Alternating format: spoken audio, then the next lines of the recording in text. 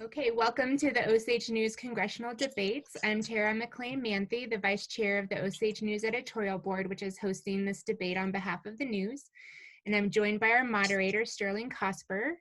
He's the Program Manager for the Native American Journalists Association. And on behalf of everyone on the board and at the Osage News, we're so grateful to all of you for your flexibility as we made this really hard decision to cancel our in-person debates and adapt to this virtual platform. We miss hosting you all in person and enjoying our beautiful Osage Nation casino facilities every day. And we also regret that we aren't able to have our live audience of Osage friends and family here with us, but we're keeping everyone as safe as possible right now. So this recording will be posted in its entirety for everyone to access after the debate tomorrow. We will invite all Osage voters to view the short video biographies of each candidate that we're posting to our YouTube channel. And of course, you can also read highlights of this debate and much more election coverage in our special edition of the Osage News that will be headed to your mailbox. So if you could all mute right now, and then we'll unmute in a second when we get started. Before we dive in, I'd like to briefly review our procedures to ensure everything goes smoothly and that all candidates have the same opportunity to share their views. So if candidates experience technical problems with their internet connection or software, your time will be paused and we'll restart when you're reconnected. We'll just add you to the end of the rotation and restart your time. And if you have trouble with video or sound or connections, please leave the meeting and come back in, and that can sometimes help reconnect you to a stronger connection. So we've divided the 15 candidates up into 3 groups of 5 by alphabetical order, and we will have each group answer a set of 5 questions that were submitted by Osage citizens and vetted by the editorial board. Introductions and responses will be 2 minutes, and rebuttals will be 1 minute. Sterling will be managing the questions and answers, and I'll give you a sign for 30 seconds and when your time's up. Within each group, the order of candidate responses will be rotated, and Sterling will be calling you, so you don't have to remember this, but just so you know the procedure for introductions. For example, candidates will answer in order of 1, 2, 3, 4, 5. And then for question 1, we'll start with the second. So 2, 3, 4, 5, 1. And then the next set, 3, 4, 5, 1, 2, etc. Each candidate in the group will answer the same question. The next group will have a different set of questions. So I posted this in the chat, but I'll also walk through it. Here are the groups. First group is 1, Michael Bristow, 2, Melissa Daly, 3, Shannon Edwards, 4, Colt Heron, 5, Billy King. Second group is 1, Michael Kidder, 2, John Maker, 3, Mary Jo Pratt, 4, Amanda Proctor, and 5, Jody Rivard. Third group is 1, Pam Shaw, 2, Joe Tillman, 3, Jim Tremblay, 4, RJ Walker, and 5, Maria Whitehorn. And so right now we're going to randomly select, the questions have been broken into 3 sets of 5 questions, so we're going to randomly select which questions to apply to each group. So I'm going to ask the first person in each group to select a random number. So we'll start with Michael Bristow. If you could unmute and select a number between 1 and 3. 2. Okay, so the second set of questions will be assigned to group 1. Michael Kidder is the first person in group 2. So if you could unmute and select either 1 or 3. How do you unmute? 3. Okay, so group 2 will have the third set of questions, and group 3 will have the first set of questions. So that's been completely randomized. So between each set of 5 candidates, we'll mute all the line, or we'll ask you to mute your line and your video, and we'll take a 5-minute break. And when your group is not answering questions, we'll also ask you to mute your audio and video so we can focus in on those who are answering in that group. So with that, I will now put you in the very capable hands of our moderator, Sterling Cosper. Thank you, Sterling. Thank you. Thank you, everyone, for having me. We'll get started with intros to the first group. So, Michael, you want to just tell us a little bit about yourself? Yeah, my name is Michael Bristow. I come from the Wahakali district. My Osage family is from the Mishunkashay and Pitts families. We're direct descendants of Ben Mashunkashay, the first drumkeeper for the Pawhuska district, and Paul Aiken, who was an interpreter for the delegation to Washington back in the 1800s. Professionally, I'm a speech language pathologist, and I deal with geriatric patients in a home health setting. That means I evaluate and diagnose like swallowing difficulties, which is dysphagia, breathing difficulties, and cognitive difficulties in geriatric patients. I use techniques designed to increase a patient's swallowing so they can do a safe swallow, so they can breathe more efficiently, and then of course to assist caregivers in helping them cope with the dementia that may be suffered by the patient. For the past 2 years, I've been on the Health Authority Board, and we have been tasked with oversight of the Osage Clinic. During my time on the board, I have authored a letter of recruitment to medical students who've been recipients of the Osage Nation Higher Education Scholarship, and this was designed to entice them to come back and work as physicians at the Osage Clinic.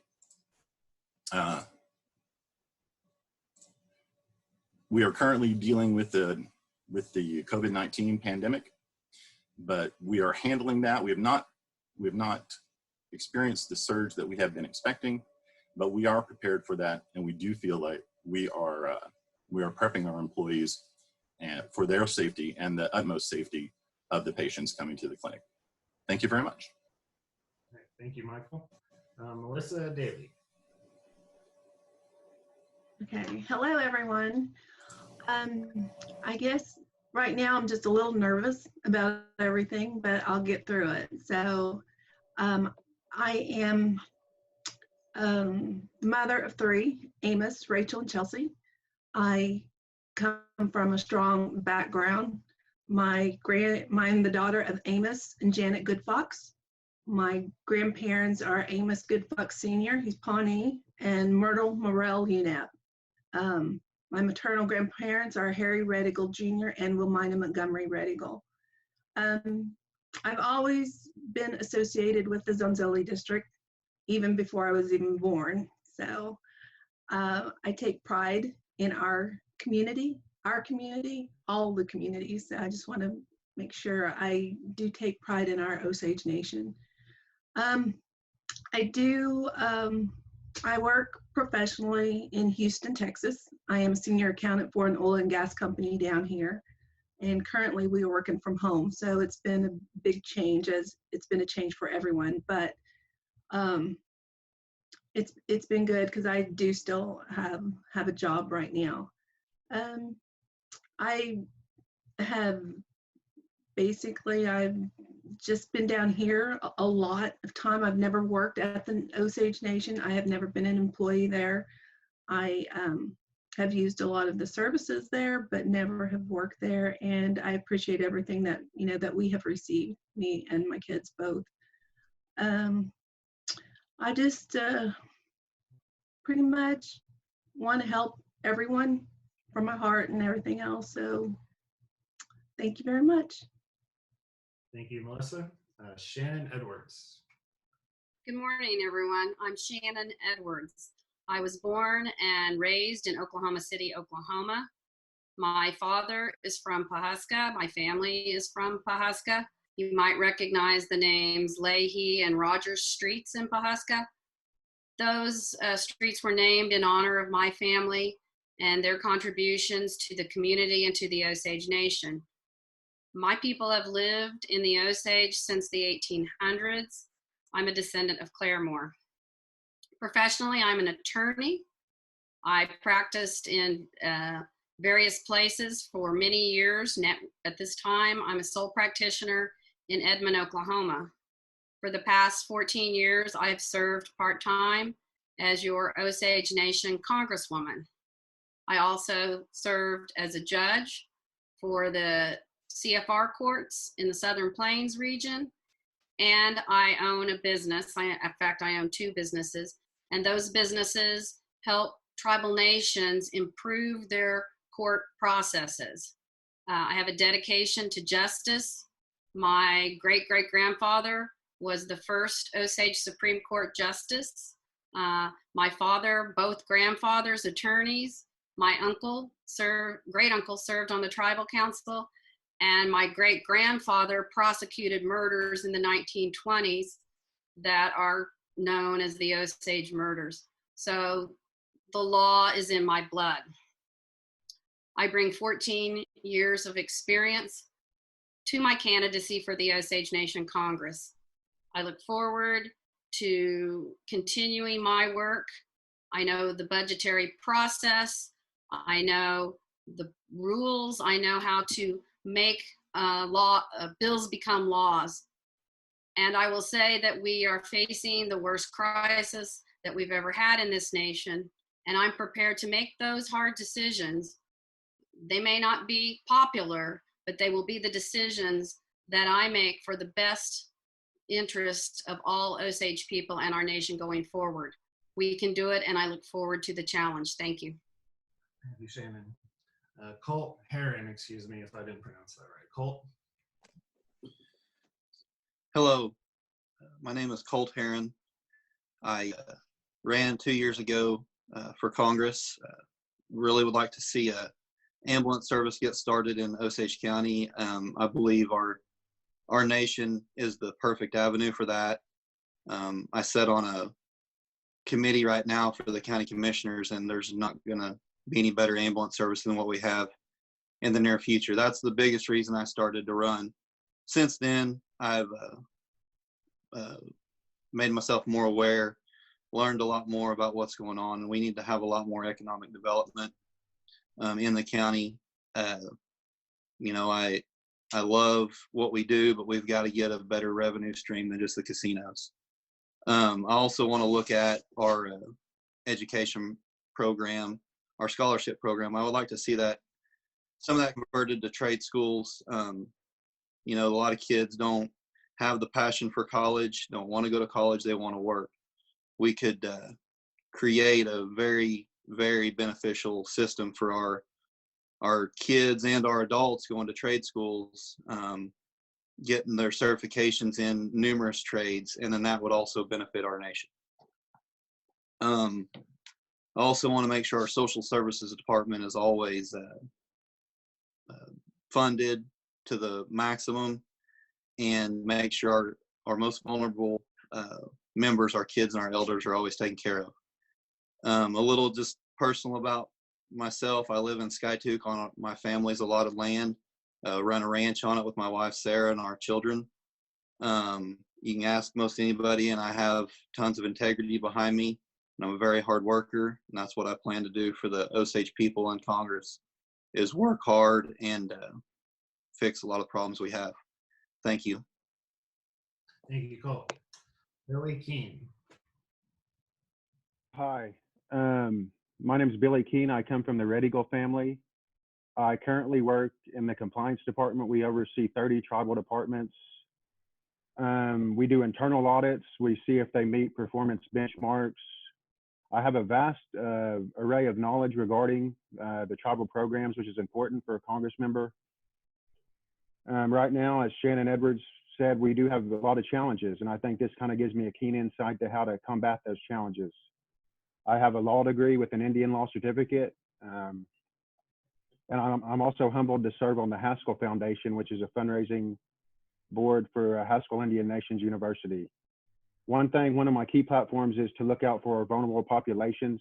I think as our casinos are closed, it's going to become even more paramount as far as where to spend the tribal dollars.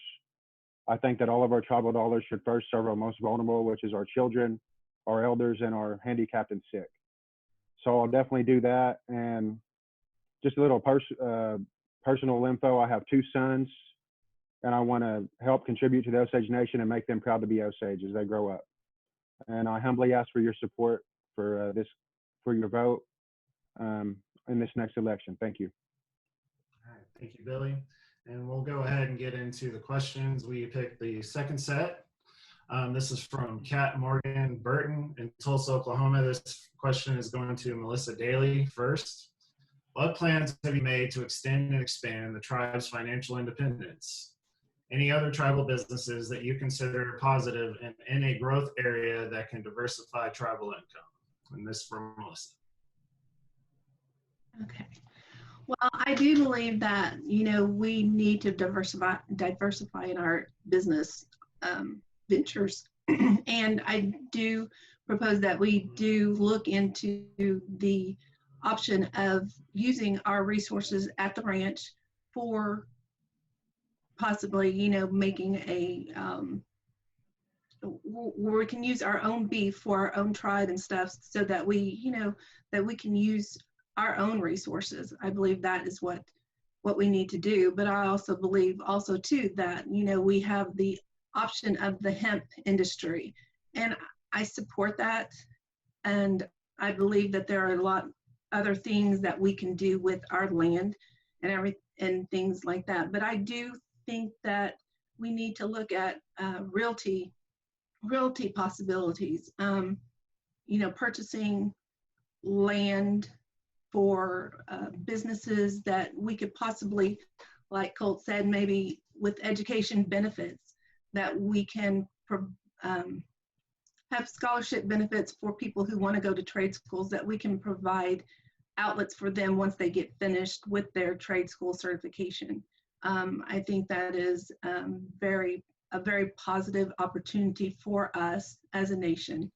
And I just think that there are a lot of things out there that we've missed opportunities on. And I believe too that we should look more into the public sector and see what we can actually come up with in the future. Thank you. Thank you, Melissa. Shannon? And let me know if I need to repeat the question. Yes, please. Okay. What plans have you made to extend and expand the tribe's financial independence? Any other tribal businesses that you consider positive and in a growth area that can diversify tribal income? Thank you for that question. Well, first off, the Osage Congress is really not the place where ideas for business expansion start.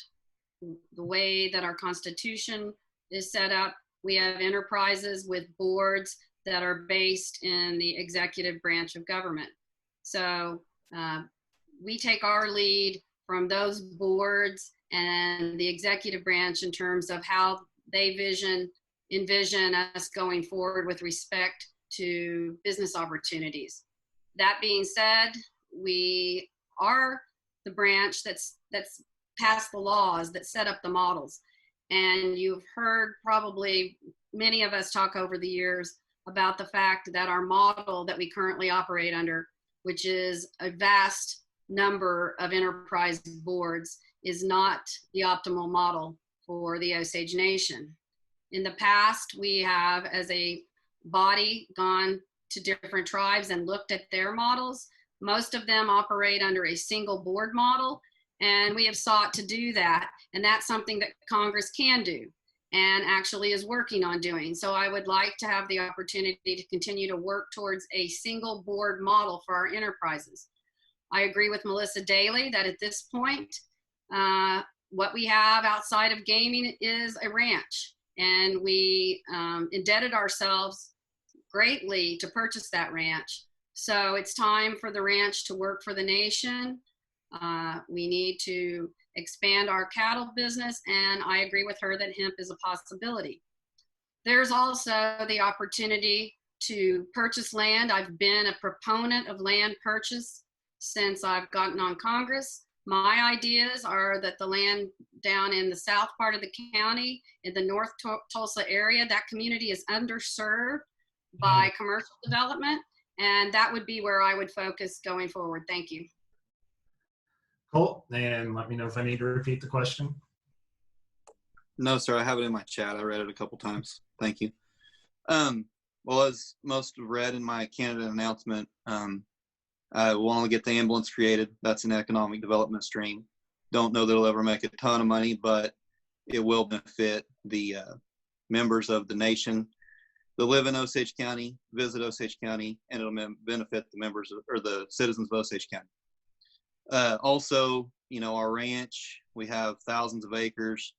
We can run hundreds of head of cattle, buffalo. We could also create a processing facility, create jobs for Osage members in Pawhuska, process our own beef, sell it, and create our own grocery stores in Osage County. There's a couple grocery stores that actually are in Osage County, and Walmart and Skytooth is one of them. And that beef, you can do some reading, it comes from other countries most of the time. So we could benefit and bless our members through grocery stores and beef. Also with the hemp, and like in my announcement, we have tons of farm ground that our members own that our realty department takes care of. We could, as the tribe, could lease that land from them and grow hemp on it. And then it's all staying in our tribe. We're not leasing it to other farmers to put chemicals in the ground, to do all these other farming practices that have made farming great today for productivity, but it's better for our ground and our people. I think, you know, we need to look at getting a hotel in Pawhuska area, Skytooth area. We've got a couple hotels in the county and we own them. There's a few little motels, but that's it. With what's going on in Pawhuska and in our county right now, you can talk to the tourism board, and we need a hotel. We need to look at getting a hotel built quickly so we can prosper off of that. If you have any questions, you can contact me through my email about AMIDIS. Thank you. Billy King. Well, no one's mentioned the elephant in the room. We need Congress to get out of that bank building. First of all, there's been a feasibility study done. The best profit is a brewery/restaurant. I don't know why we've been waiting. It's been well over 3 years now. There's thousands of people that cross that area every single day. We're sitting on prime real estate. Nothing's happening there. We need to start small. Why doesn't the tribe have smoke shops? Stuff like that. And as far as like the boards, I agree. It's largely also an executive function. But the thing is, Congress can put into law, you need to meet key performance benchmarks. That means if you don't return an X number of ROI, you don't get to stay on the board anymore. And what we've seen Congress kind of get into this just lackadaisical behavior where we just keep reappointing these board members and these LLCs aren't returning any ROI. And I don't understand that. Another one, also medical marijuana is another thing. There's medical marijuana dispensaries in Pawhuska now, downtown, that is turning a profit. That's another one. I'd also like to echo the motel. We shouldn't have to wait for the land to get into trust to expand the Pawhuska Gaming Center. We could just put a small, hotel right out there by the highway, and that would return a profit pretty quick as well.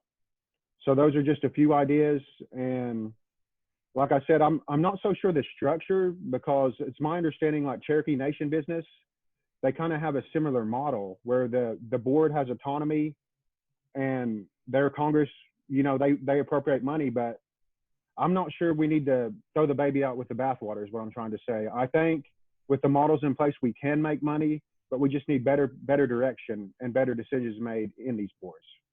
So that's all I got right now. Thank you. Thank you. And Michael.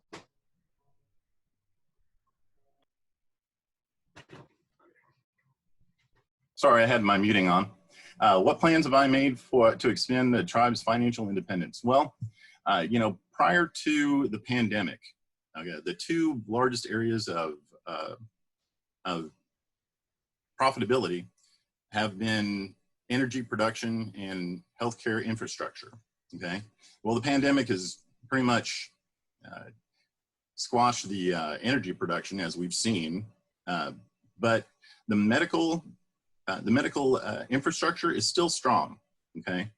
Out of the tribal entities that do turn a profit, of course, energy production, oil production is our number one. After that is gaming.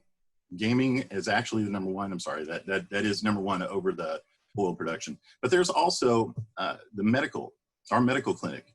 It is profitable. It is not just solvent. It is profitable. And during my time on the board, we were involved in strategic planning for the clinic. We have in the design and development phase a larger clinic which can serve more people, because right now our health clinic is bursting at the seams. If we can also open up our tribal clinic so we can accept non-native patients, that will increase our revenue several-fold. Another thing that I've seen is that the pandemic has made businesses very, very shaky at best. I think this means that the Osage Nation could benefit from a banking system or lending institution, which could assist tribal members in attaining housing and small businesses, and to allow the nation to invest in its citizens. Thank you very much. Okay, and we're going to do 1 minute rebuttals, same question, starting with Melissa.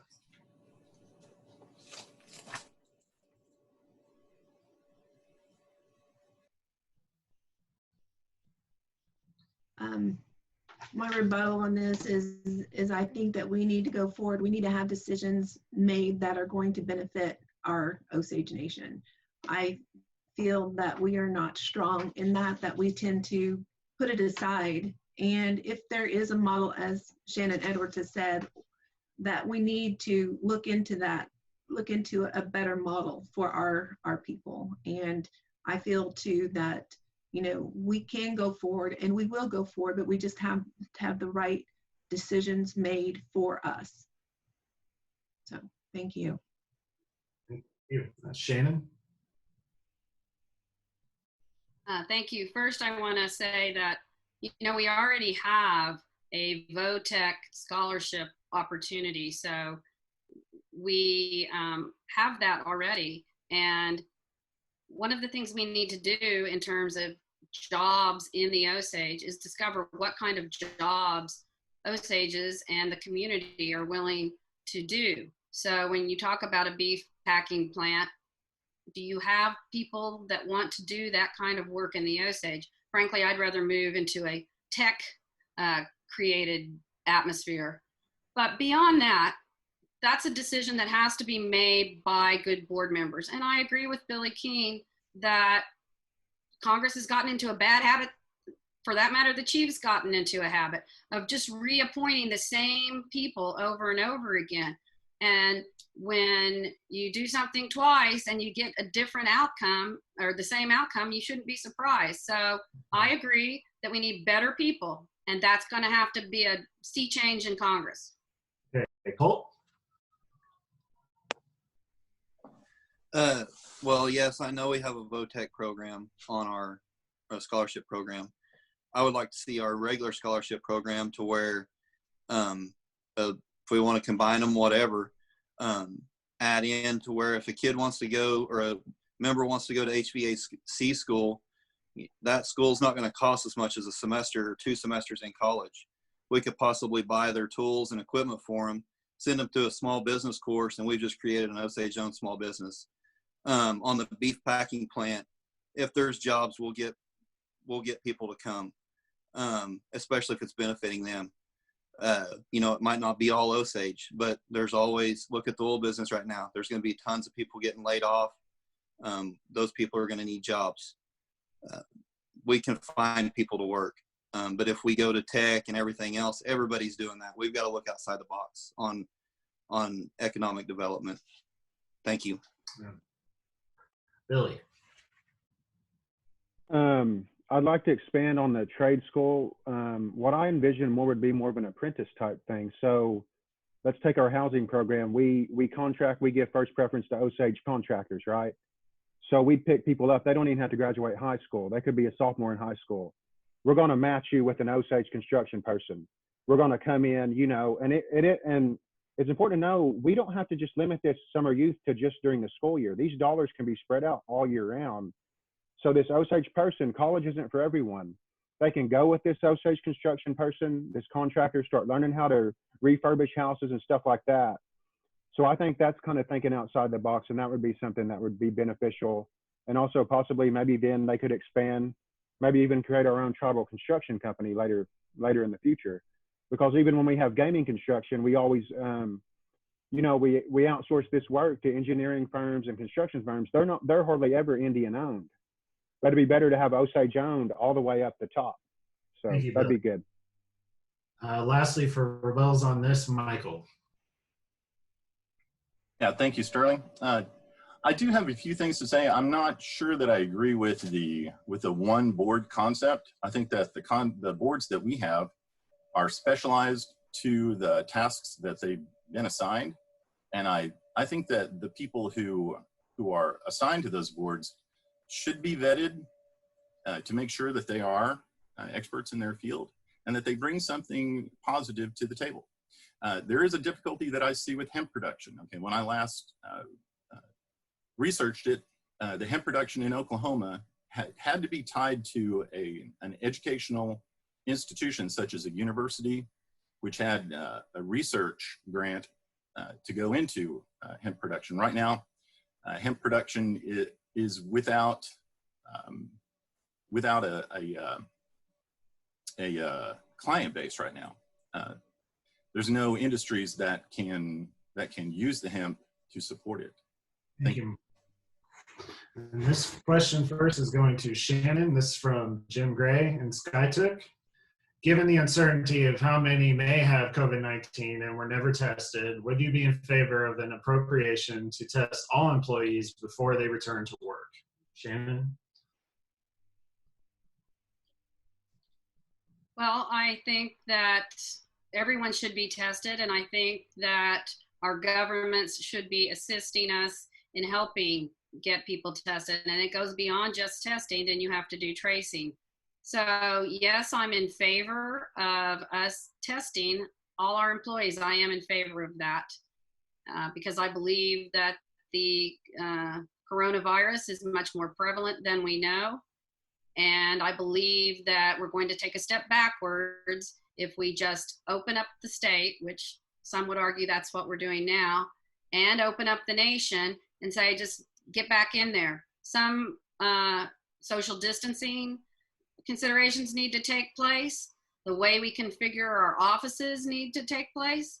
Congress has done that, but we're only one branch. There's most of our employees work for other branches. So the protocol needs to be put in place. I haven't seen a protocol since we put a protocol out. The nation put a protocol out that said once 50% of our workforce gets sick, we're going to figure out what to do. And I was appalled by that and immediately said, this is not correct. So we need written protocol. We need it followed. We need a plan. And yes, I think we need testing for all our employees. Thank you. Thank you. Cole. I agree and disagree with testing everybody. I do agree that we need to test because we don't want it to spread more. I would rather us look into the antibody testing. It's been around long enough. We've had a lot of social distancing to see if we've had members who have had it that didn't know they had it. And then go on to test them if they're showing symptoms. At the fire station, if we show symptoms, we immediately get tested. We're quarantined until our test comes back. After our test comes back, we're still quarantined for a certain amount of days, whatever our city doctor determines. I think that our employees coming back, if they have quarantined themselves and use proper social distancing as they are off work, that could be a benefit to them getting to come back to work. If they've been running around and everything else, that, there probably needs to be a test. But depending on the job also, if it's one of our employees who's off by themselves all the time and they don't feel like the test, I don't want and they're by themselves all day long. That's fine. But if they're in an office, possibly, I think that needs to be left up to the employee personally, because I don't want to force any test on anybody that doesn't want it. Thank you. Thank you. Billy. Well, I think we got to be realistic here. I think a key word here is appropriation. Well, can we afford this? That's the first thing I'd have to ask. In a perfect world, yes, we would test everyone and have them come back. But as our Congress people know now, we're running extremely tight budgets with a lot of uncertainty. So I would try to see what available resources there are, what the cost is. And also, this is a paradigm shift. perhaps some of our employees can work from home more. You know, maybe this might, I don't want to say it's going to turn the world upside down where you don't have to come in anymore, but you know, a lot of us, we have an internet connection, we can log into databases we could use at work. Maybe we could be extended out and work from home longer. I think that would be a good idea. We got to kind of use all our brain power and come up with ways. But like, I think just the question itself, like, we got to determine who's essential, when will they come back? Obviously, people around vulnerable populations or schools or elder care, if we were going to test like this, they should be the first ones to get tested. But as far as the others, if they are able to work from home and we have the resources, I think we should maybe go down that avenue. And then you'd also save in certain utility costs as well. So that's all I got. Thank you. Thank you. Michael. Okay, as far as COVID-19 testing, the Osage Clinic started doing this drive-up testing last Wednesday. It was from 8 in the morning to 1 in the afternoon. And anybody, you didn't have to have an appointment. You could come up and you could have your swab done and you could be tested. We're going to do that again on next Wednesday. The key to this is testing everyone to see where they are now, to see if they have been exposed to it. If they have been exposed, are they now immune? And to protect the people who are at the most vulnerable from coming into contact with people who have. I would be definitely for an appropriation.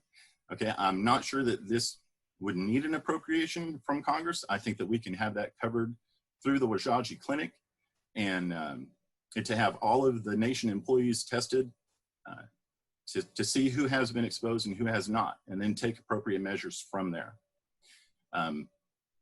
This is essential. This is essential for the health and well-being of all the Osage population. We're testing.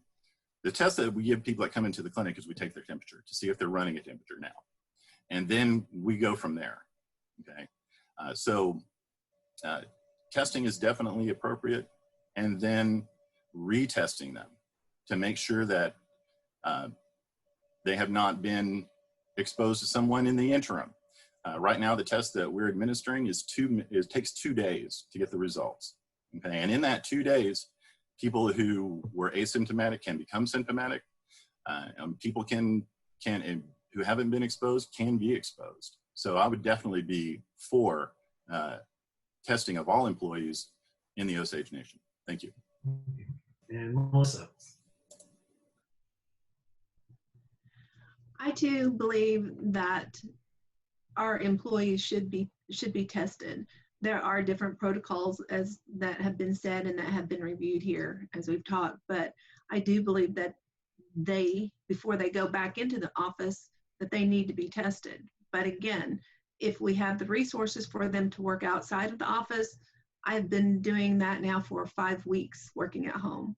So it is possible and it is needed, because I don't even go out of the house, but I know others need to. There are those workers that we have that are non-essential. And that they can continue to work. But when it comes to having an appropriation for that, do we have the resources right now for an appropriation for that? Do we know if that is even an appropriation measure that we need to take? But I do feel that all employees that go back into the office need to be tested. But again, too, I think, we need to just work on where can they work? Is it safe distancing? Is it really their position? Can it be worked from at home? So I think that, that's where we need to look at is the venues, the protocols and everything before we decide to just open up everything. So, but anyway, thank you. Thank you. And we're in 1 minute rebuttals. Shannon? Well, with respect to appropriation, I'm glad to hear Mr. Bristow say that it appears that we have the resources right now that we would need. I will always defer to our health professionals and those that are working on the front lines and telling us whether we are prepared with the equipment and the testing that we need. Secondly, with respect to an appropriation, I think you guys have identified the problem. We know that we are in a cash flow crunch, and we borrowed or took money out of the permanent fund. Congress did. I actually voted against it because I didn't think it had enough safeguards to bring the money back. It's not that I didn't want to make the cash flow available, but I thought Congress could have done a better job of writing a better bill and sending a better bill over there if we would have taken the time to do it. If you've watched our Congress session, I think you can see that we're being reactionary versus proactive. And so the sad truth is we've got problems in terms of cash flow, and the permanent fund is our source of revenue at this time. Thank you.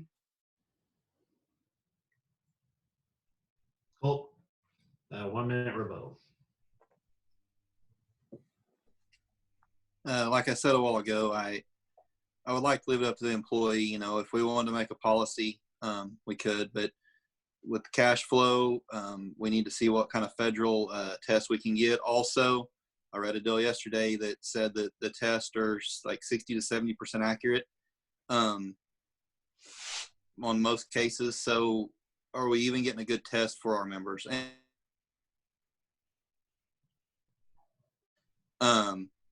you know, they're getting a lot of false positives, false negatives. That's where I think that we need to be very safe with our money and our members on testing and what we do.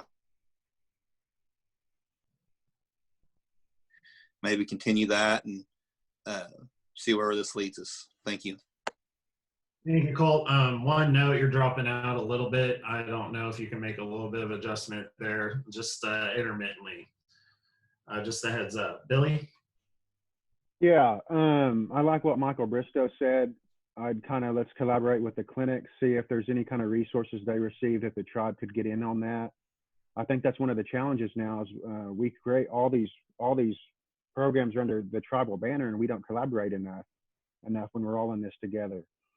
One concern I would have, I wish this question would have also been geared toward our gaming people, because obviously they're the main revenue maker, and they're actually exposed way more to the public than most of our tribal departments. So that would even be a bigger challenging question to answer there.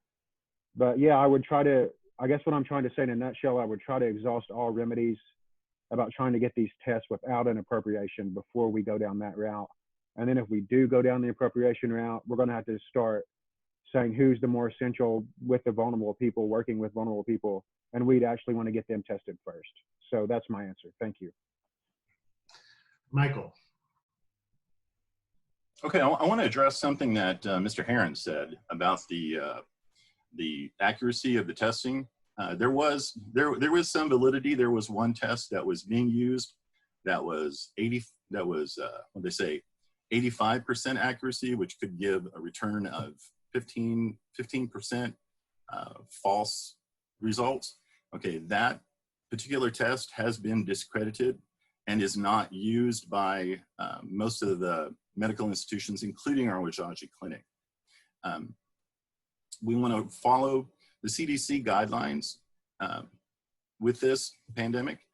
We want the state and the facilities that we have to be as free of the COVID-19 virus as we can.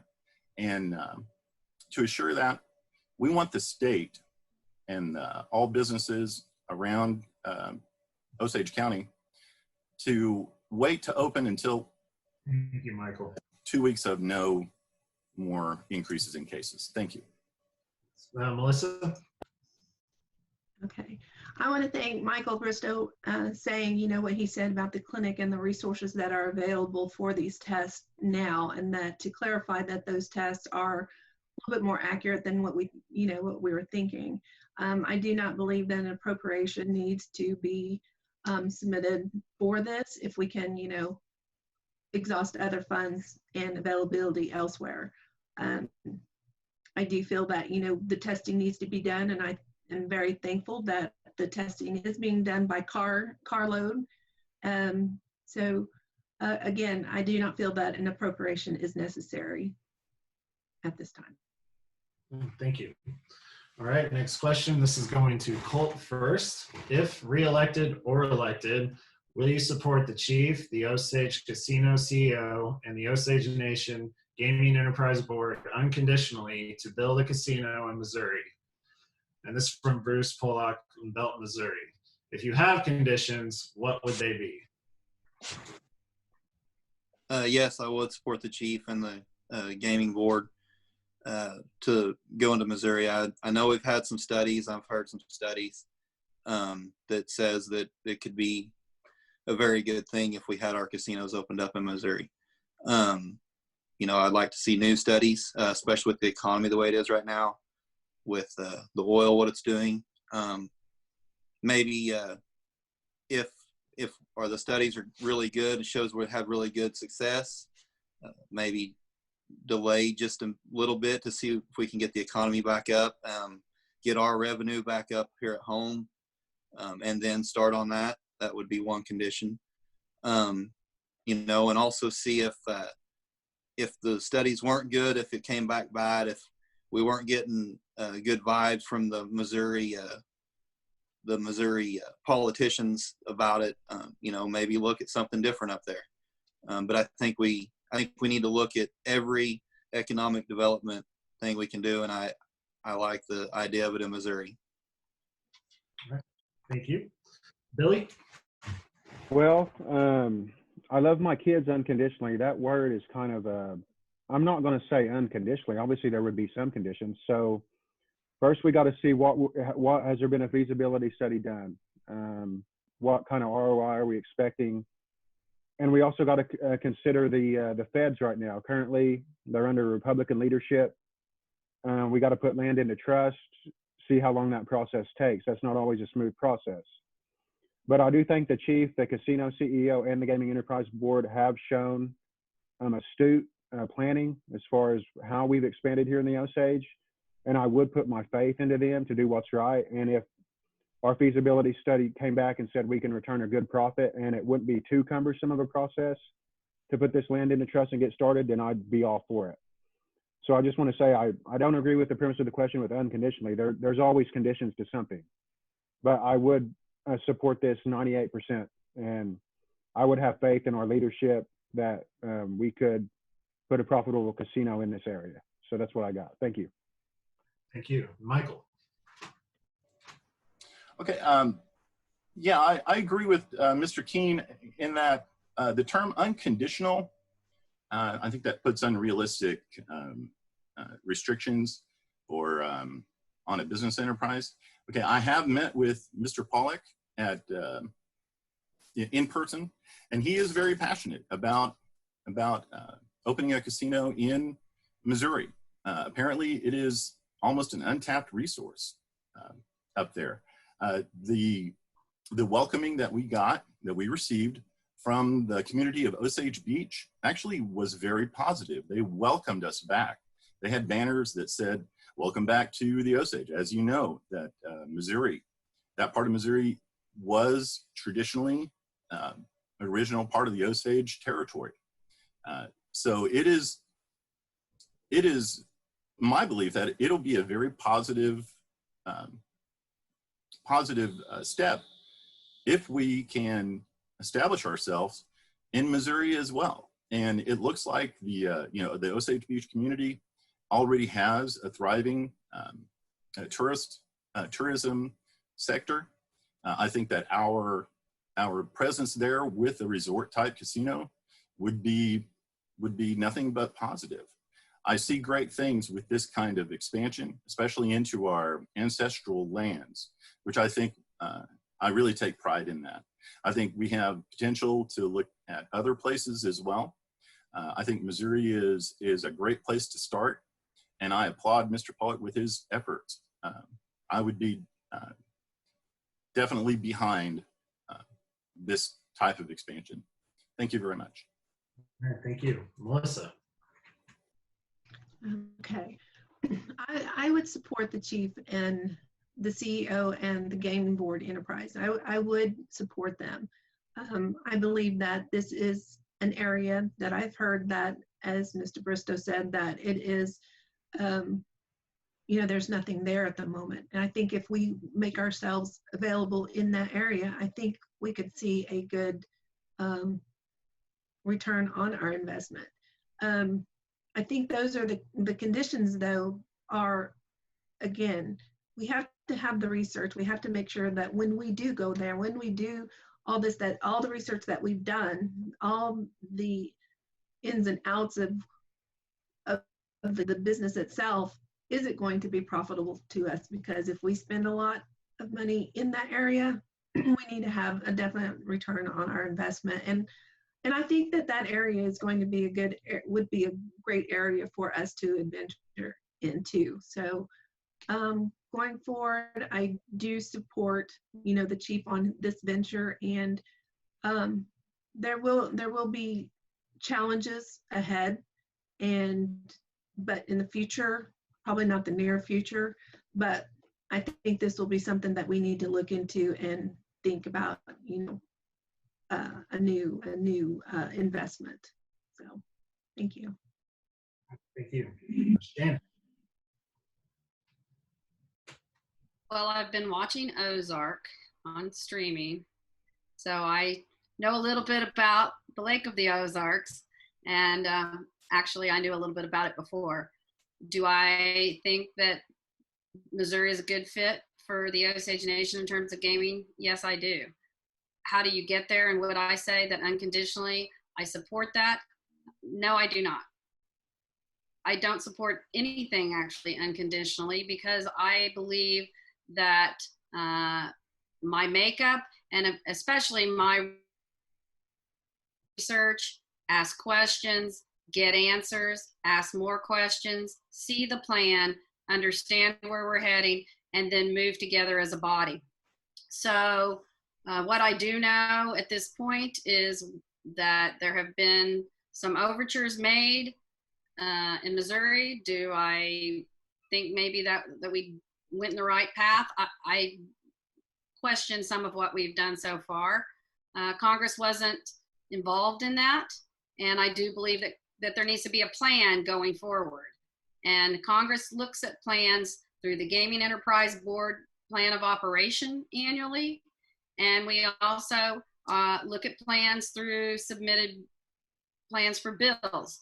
So Congress holds the purse. Congress would be appropriating money to do that, either through we would either be appropriating the money, or we'd be approving a plan of operation that allowed for the gaming enterprise to take the initiative. And I think that has to be very thought out and very thorough. I've heard several different places that were proposed, and I know we did send delegations up to some areas, and from what I heard, there were communities that thought that gaming was coming in the next 30 days to Missouri, and that's not realistic. So we're in 1 minute with Cole. Like I said, I do support the chief, the CEO, and the Gaming Enterprise Board for this. Obviously, want to make sure everything's right, like we've all said.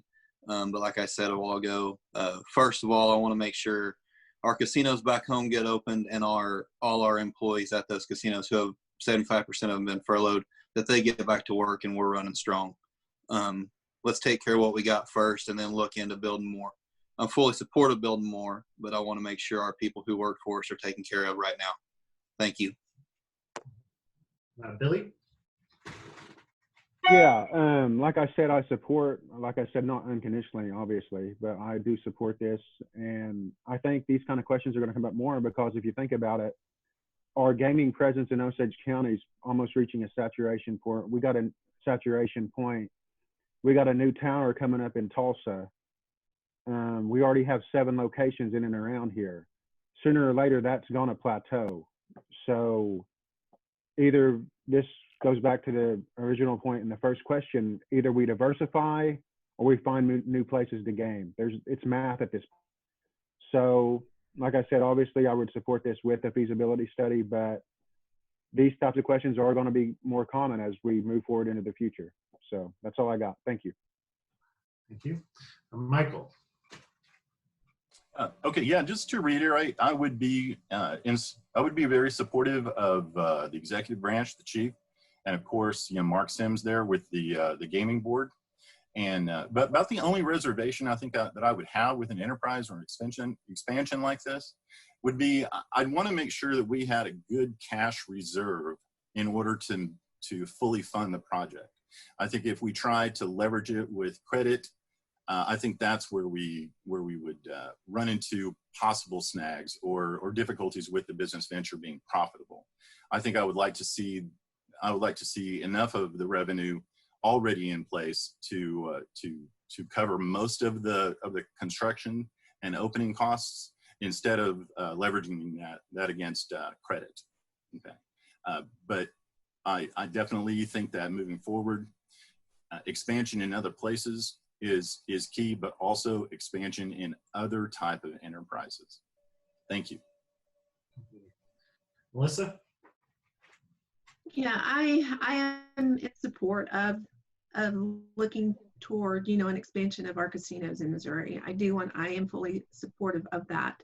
Again, it seems like the word unconditionally comes about, but no, we've already told the conditions that we feel that arise if, this comes about. We need to be able to make sure that when we do go there, what plan of action is going to happen? How are we going to get those resources? But we have to make sure that our nation is strong first financially, and possibly in the future going forward with this venture would be a good idea. I support it.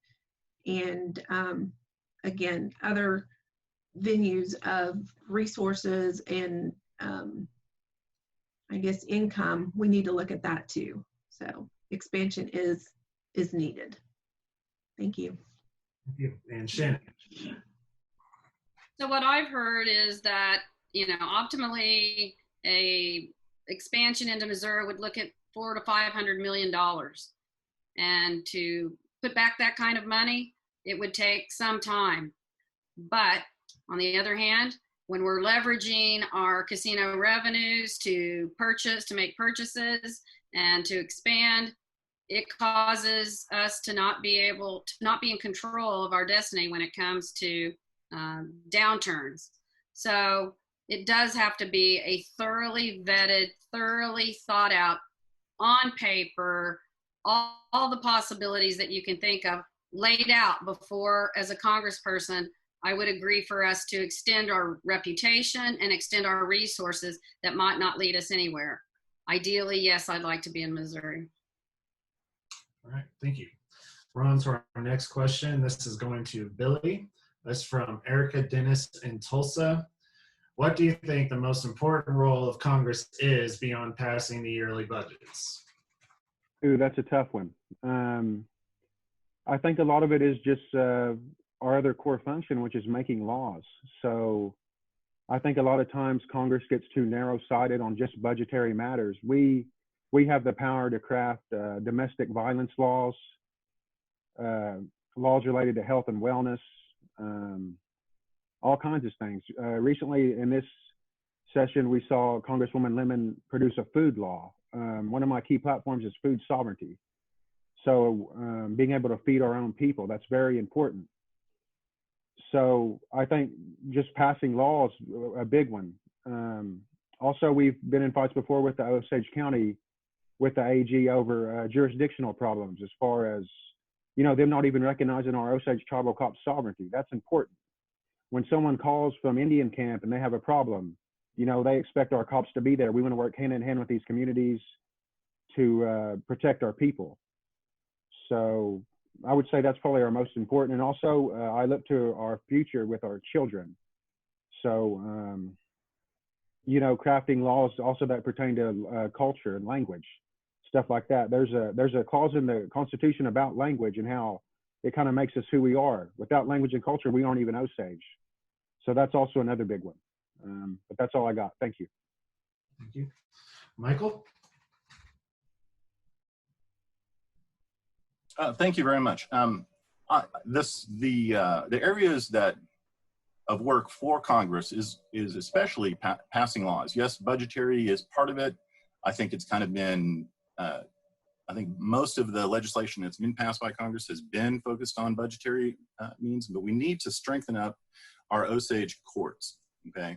What Mr. Keene talked about as far as jurisdictional disagreements with the county or the state need to be resolved, and the Congress is tasked with strengthening our Osage judiciary system so that more crimes that are committed on Osage County or within the Osage Nation Reservation are tried within our own courts so that our own Osage Nation police can enforce the judgments that are handed down by our Osage Nation judges. I think that when we do adjudicate cases through our own courts, I think a more appropriate resolution or punishment is handed down. And I think that we have the sovereignty, we have the ability to make our own laws and to enforce our own laws within our own reservation. And I think that is the task of Congress, to make laws to do that. Yeah. I would be for working toward legislation, presenting and voting on legislation that strengthens the Osage courts so that we can better protect our Osage citizens better than is being provided by the county or the state at this time. Thank you. Thank you. Melissa. Okay. I believe that the roles beyond Congress are for stronger legislation relating to protect and promote our culture, to provide stronger legislation for our elders, our children, our families, our education, and our health. I believe that Congress does a lot more than just budgetary approval. I think the most important role is that Congress is aware of the people, that they have communication with the people, that the legislation that they do promote will provide answers to the people. I feel that communication is a great tool. It needs to be stronger. I feel that, you know, the legislation, the resolutions need to be brought forth to the people, and they are, and I do know that. I do know that they are, you know, put out there for everyone to see, but sometimes people don't get to that point. And I think communication is a big key, but I think stronger legislation to promote our culture and to help our elderly, our children, our education. I believe with a passion that that's where what our legislation roles should be. So, thank you. Shannon. The two areas I believe that are responsibilities of the Osage Nation Congress and that need additional work are oversight and problem solving through legislation.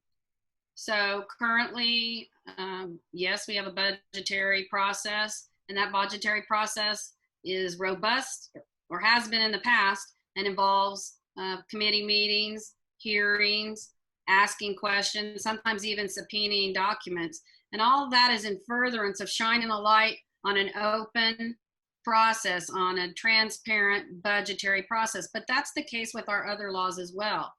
Often you'll see some of us we used to carry our books around. Now we have the code online, so that's made us carry our computers around.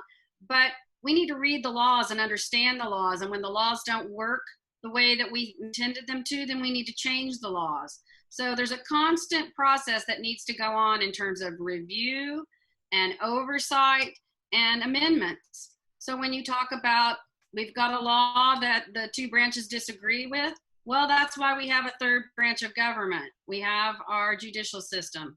So we need to take advantage of that. Believe me, we have plenty of lawyers and people that want to be lawyers in our system. So we need to go over and have our court help us resolve constitutional questions, what the laws mean, And we also need to take their suggestions in terms of strengthening laws. So it's always been my position that the courts can come to us as lawmakers and tell us when they need additional law or changes in law. And so that's one way that we interface and help solve problems. So sometimes our laws create unintended consequences that we didn't foresee when we wrote them. So then we need to go back and have the kinds of hearings and have the kinds of extensive meetings. I've never put forth a piece of substantive legislation where I said, let's just pass this out and we'll fix it later. I always agree that we should do our homework first. Your turn, sir.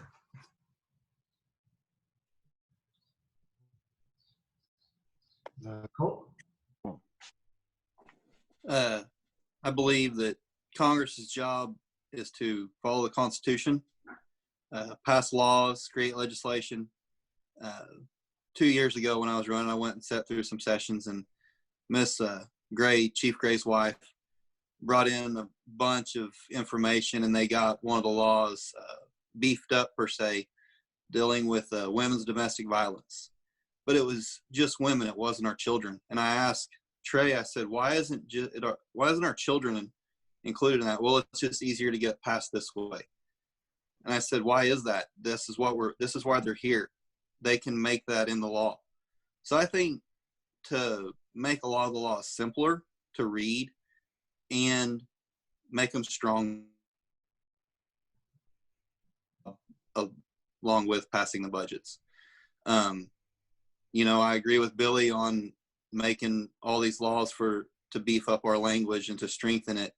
And in our culture, I think we just need to look at what we're doing and make sure we're doing a good job of it and not just arguing and fighting over money. So, thank you. We're in 1 minute rebuttals. Billy. Obviously, respecting your oath of office is a big one. And there was a bill produced in this last session where a congressperson wanted to actually put into law thermostat, the thermostat temperature ranges. This is a policy that shouldn't even be a law. So I think a lot of it is that we have some Congress members that just want to look busy, but sometimes busy isn't better. Good governance is boring sometimes. That's just one example about someone trying to put into law a thermostat range. That's policy.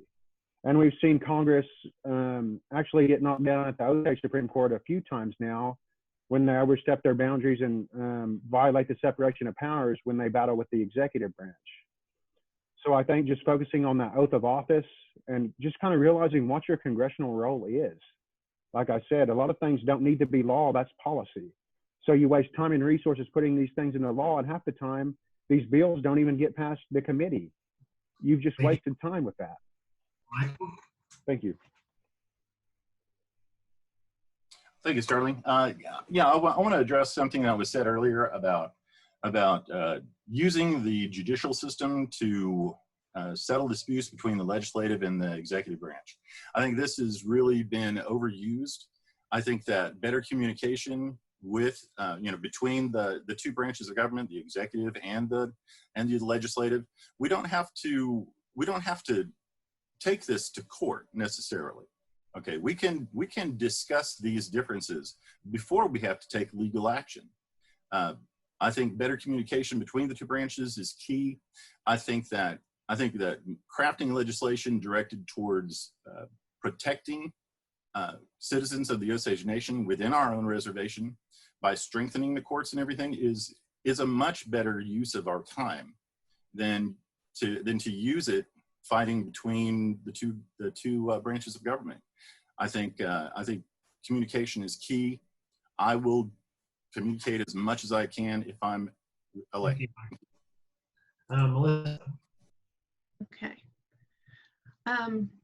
Again, I just want to say I'm on board with Michael about, communication. I think communication between the different branches of government are very much needed and need to be stronger. With legislation that goes through our Congress, there needs to be research done on these. I think, policies and procedures, as Billy Keene had said, you know, those don't need to go through and waste the time of Congress looking at those things. I believe that strong legislation should be researched thoroughly and provided to our constituents. I know sometimes that's going to be hard, but I believe communication to our people is key, and communication between the branches of government is very, very important. So again, I think, you know, legislation. Thank you, Melissa. Mm-hmm. Shannon? Well, first of all, I think that if someone has taken the time as a congressperson to do their job and write a bill that they believe is important to them, and they wrote the bill and they understand it, that it should always be given consideration on the floor of Congress. Matter of fact, at one point Congress had a law that the committee could kill a bill.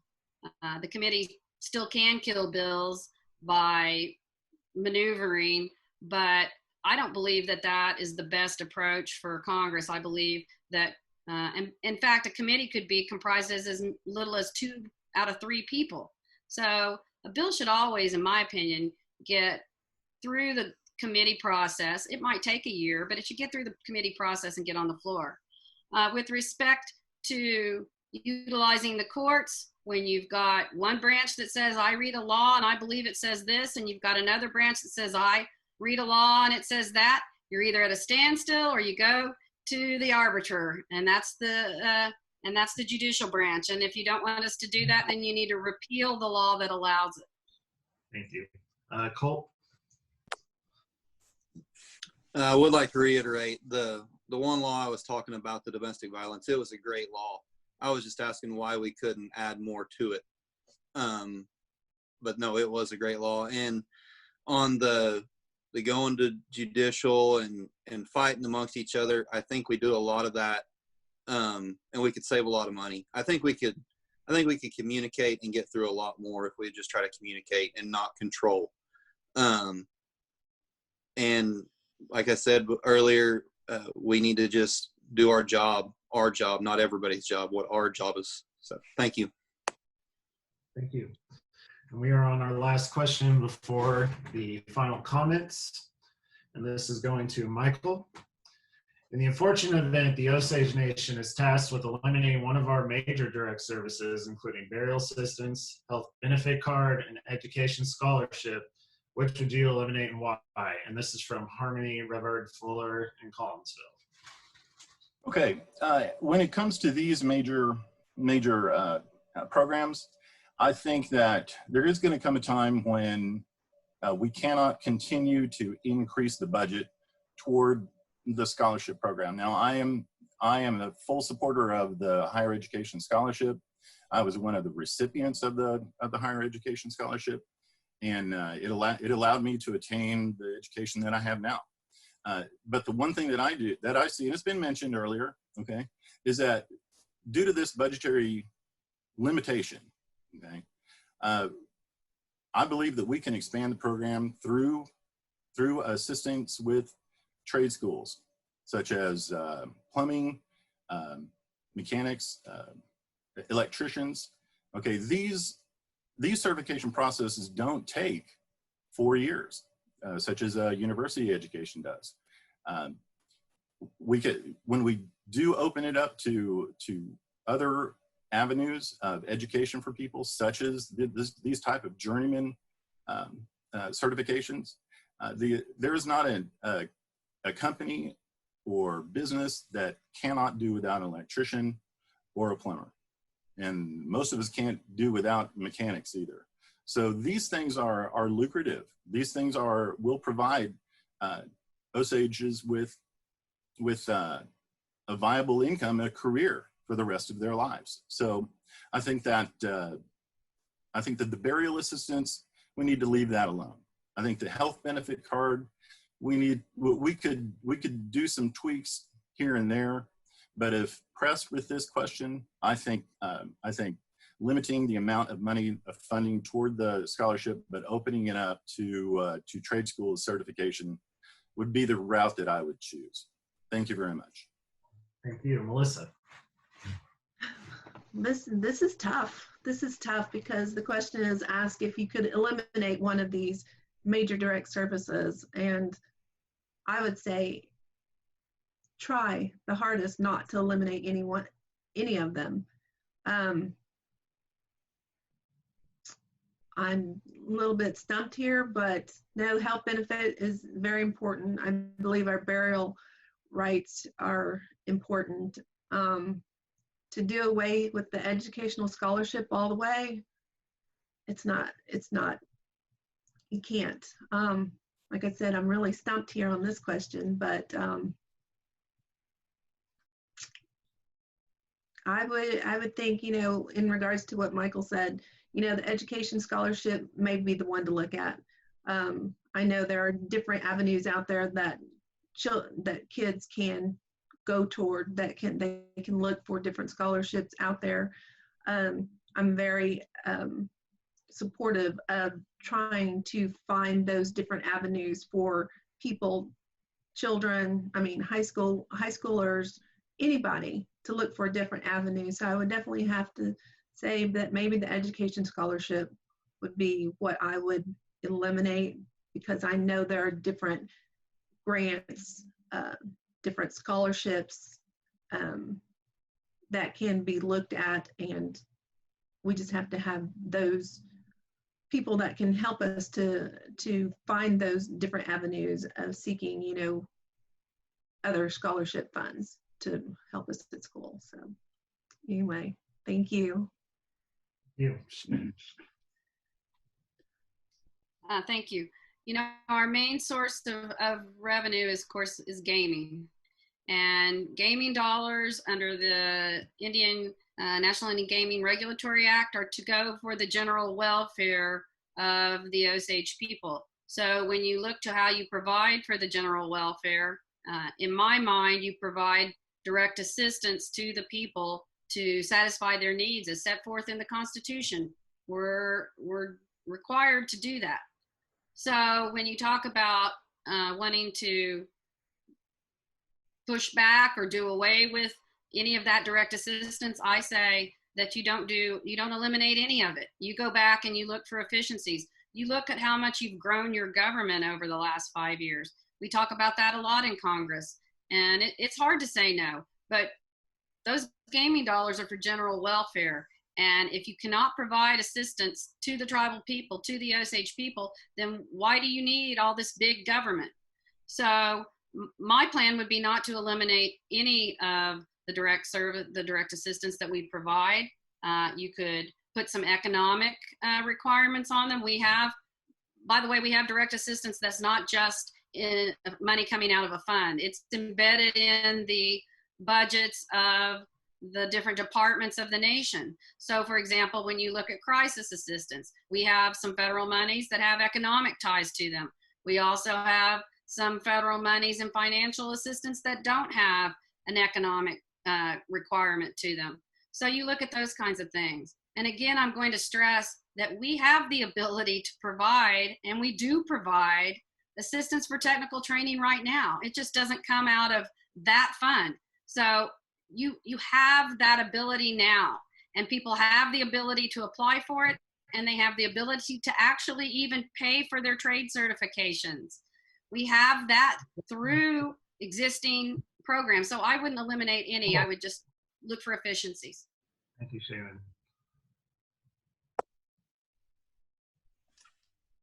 Am I up? Yeah. Well, as Michael asked me this question 2 years ago in the debate, who do I want to make mad today? And last time I said burial. I've done a lot more research on everything, on all three. I would have to say if I had to eliminate one right now, it would be education. There is avenues out there for kids to get, and adults, I hate to say it, student loans, to get an education. With the health costs that we have today, I know of a lot of members of the tribe who depend on that health benefit card every year.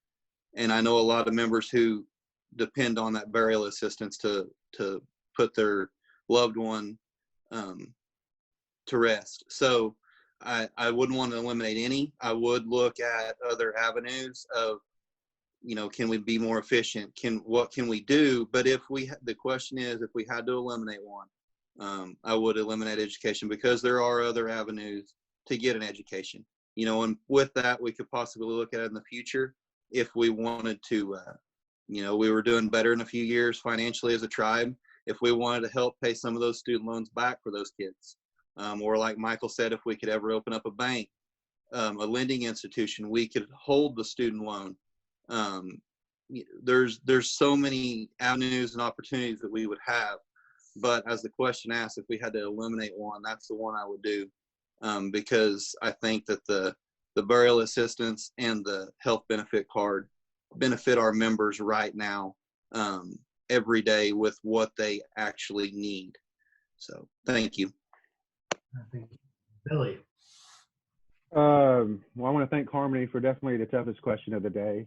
And I want people to take note of who actually answered the question. So it asked, would you eliminate one? Yeah, I'd eliminate the education scholarship, because as others noted, there's other funding opportunities out there for people to get an education paid for via grants. I understand I'm sounding hypocritical, because I actually went to law school and I benefited from the education scholarship along with a lot of federal funds.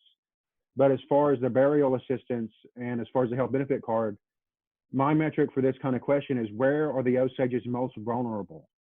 The burial assistance is huge. I mean, it's a lifesaver for people. They've just lost someone, they're grieving. And the health benefit, there's nothing more important than your health.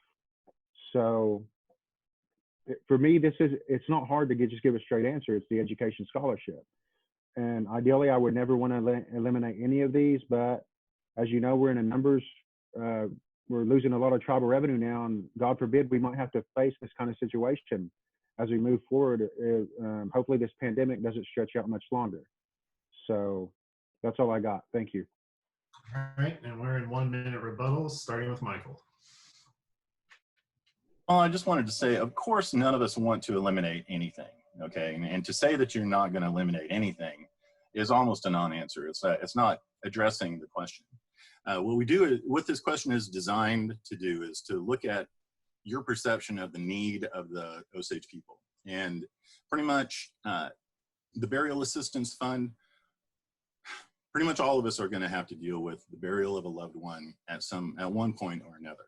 Okay, and the challenges facing people with that unfortunate event is huge. Okay, the health benefit card, most health insurances are provided through an employer.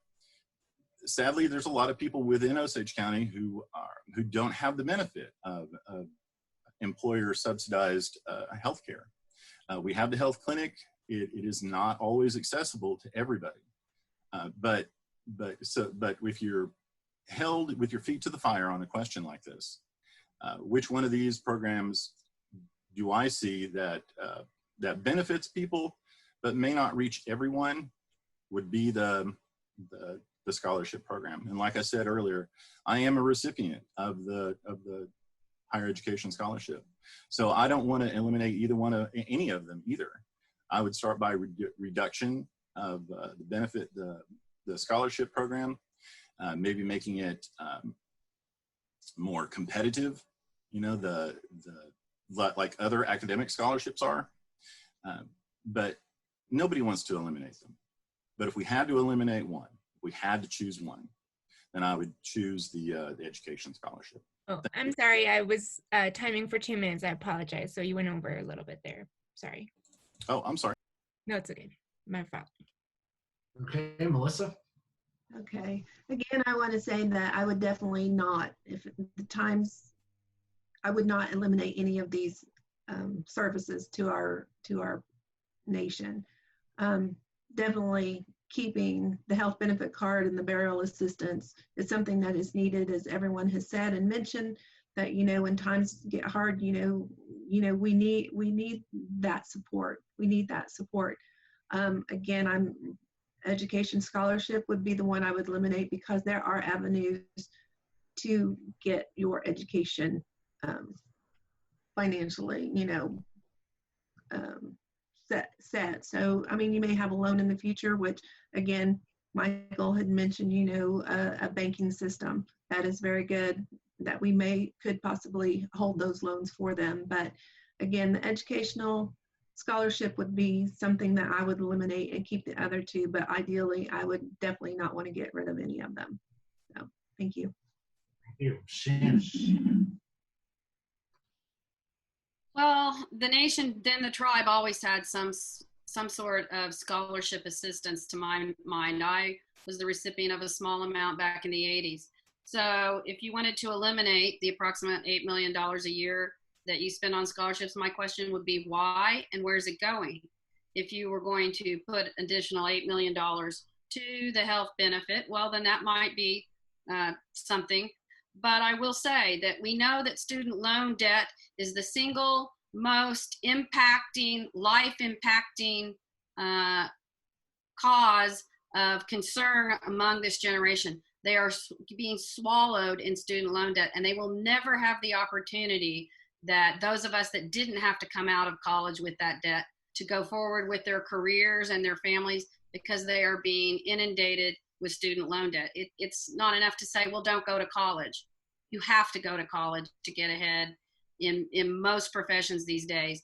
So if you're going to eliminate something, I'd have to ask the question, why and what are you going to do with the monies that you eliminate? Colt? First off, I would have to disagree with Ms. Edwards. You don't have to go to college to get ahead in life. There are tons of trade school jobs that you can get plenty far ahead, especially if you have your own company. I love Billy's idea of a apprenticeship. You know, Broken Arrow Schools just partnered with, I believe it was Mullen Plumbing last year. They're letting kids go to Mullen Plumbing, and they're actually paying those kids while they're working on an apprenticeship to become a journeyman plumber. So right there, you just created a job, and you're letting a kid learn a trade that they'll be able to do the rest of their life. I think, like I said earlier, education is what I would cut if I had to eliminate one, but I would look at where the money's going.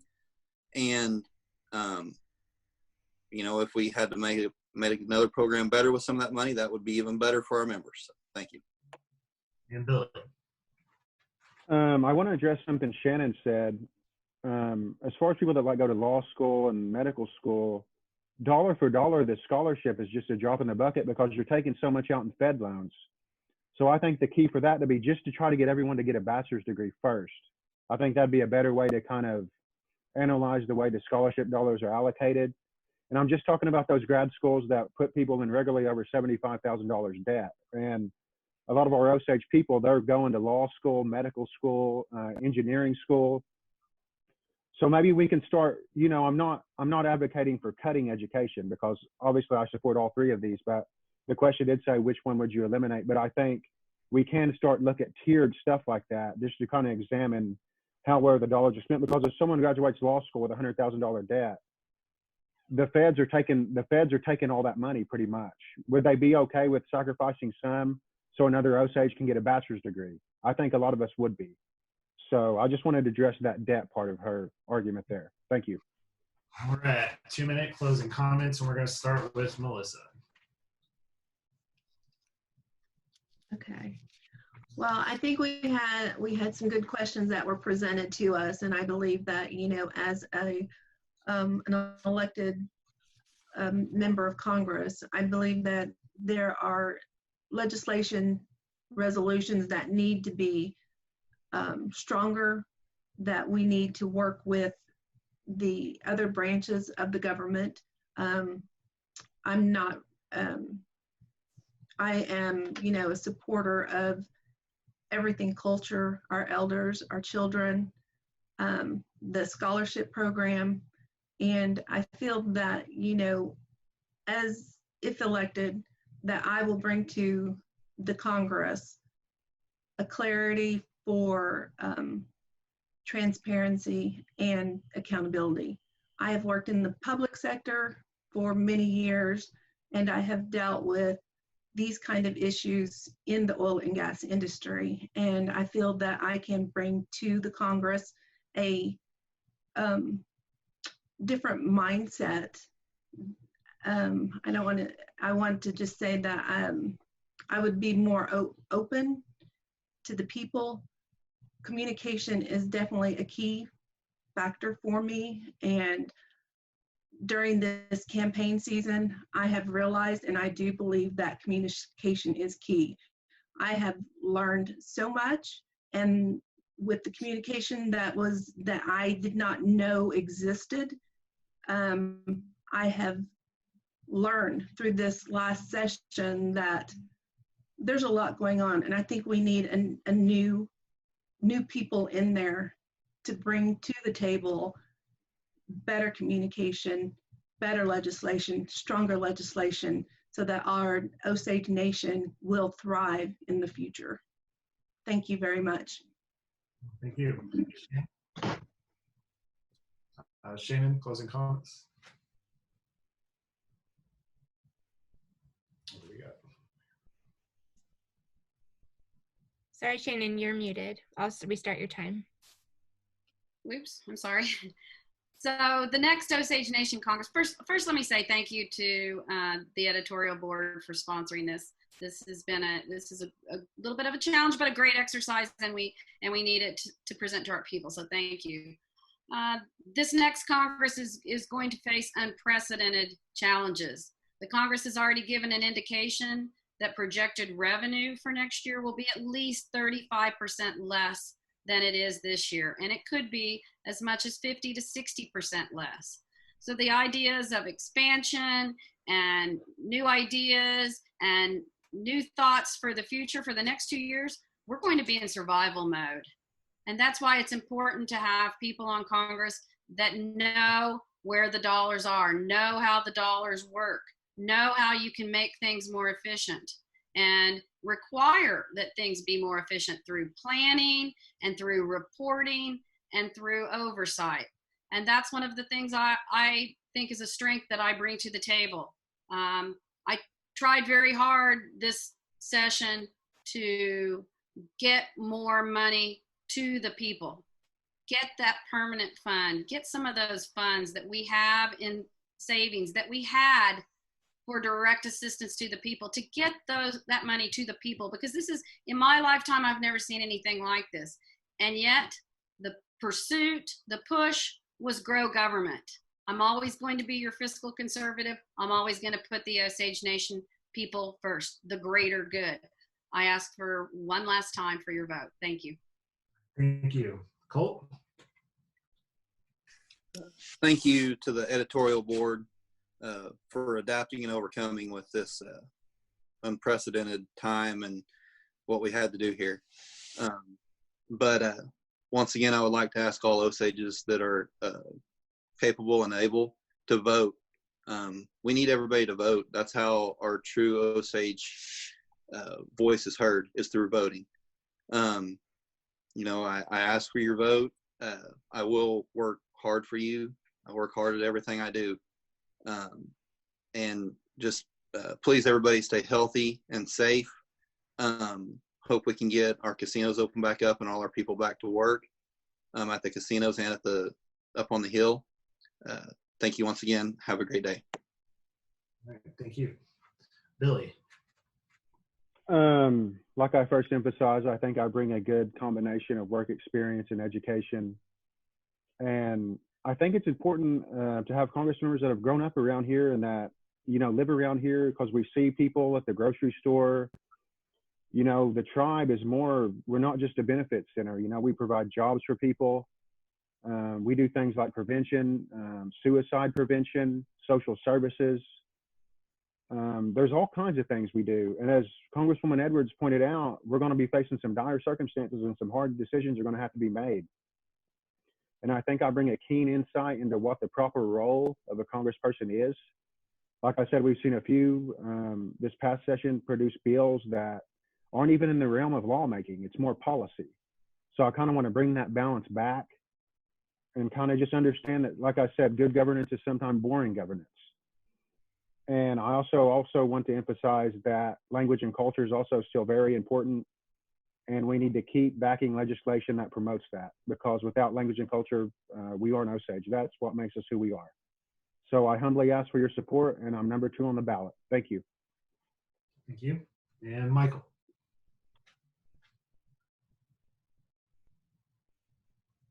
Oh, microphone, Michael. Okay, I just wanted to take the time and thank all of the individuals who submitted these questions. They were some really great questions. They touched upon financial independence for the tribe's reaction, or the nation's reaction to the COVID-19 pandemic. They talked about, they were asking about expansion, and gave me an opportunity to talk about how I would like to strengthen our Osage Nation courts to better protect our citizens. And then, of course, the choices that we have in budgeting. Budgeting is an important part of our job as congressmen, but also crafting legislation. When we come out of this pandemic, we're going to look a lot different than we are now. And we need people who are in a position who can adapt to those types of changes. If you elect me as congressman, I will be present at all of the sessions, unless there is some kind of emergency or the gravely ill. I know there are congressmen in the past, congress members in the past, who have not attended every session. I think that's very irresponsible. I think if you're elected to the office, that you owe it to the constituency to show up, to be present in the room, and to be prepared to present and vote on legislation that better protects the Osage people and strengthens our government. Okay, our government is not a benefit center. That's not all it is. Okay, we do provide services, but we do so through a means that benefits not only the people receiving them, but also the people who are administering those services. And I ask for your vote. Michael Bristow, thank you very much. All right, thank you, Michael. And I believe that wraps it up for our first group, and we're going to take a 5-minute break before moving on to our next.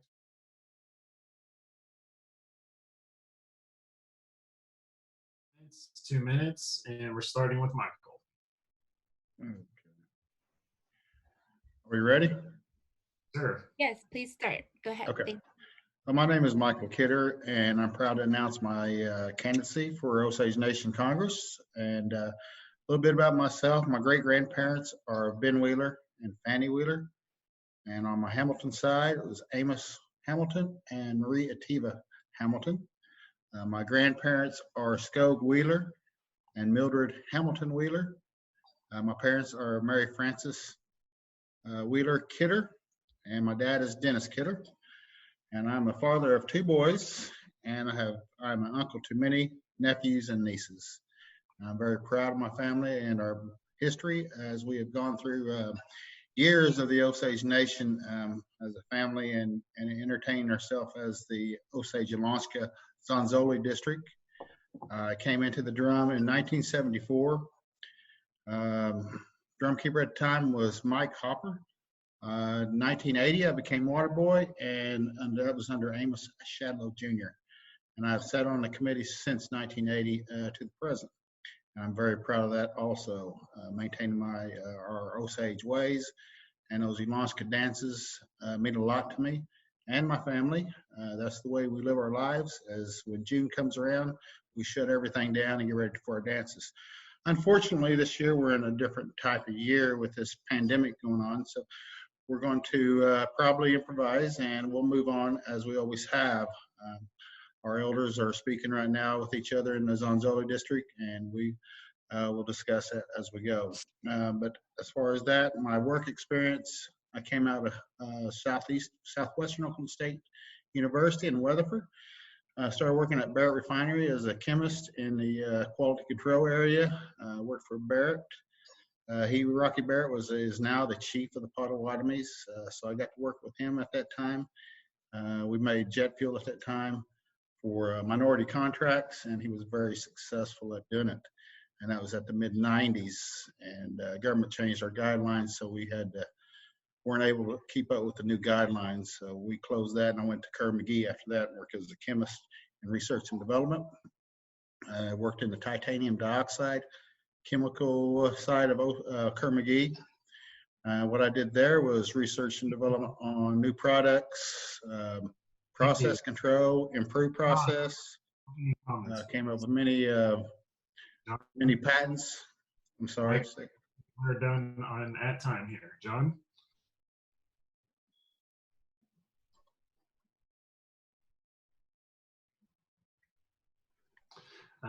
Please turn on your microphone, John. I missed the time. Can you hear me now? Yes, yes. Okay, I'll start your time. Okay. First, I'd like to say, Hawaii, Wajaji Nikashi. My name is John Maker. I'm 3/4 Osage Indian. I'm a landowner, a head right owner, and a veteran of the United States Army. I'm running for a seat on the Osage Congress. I'm seeking re-election.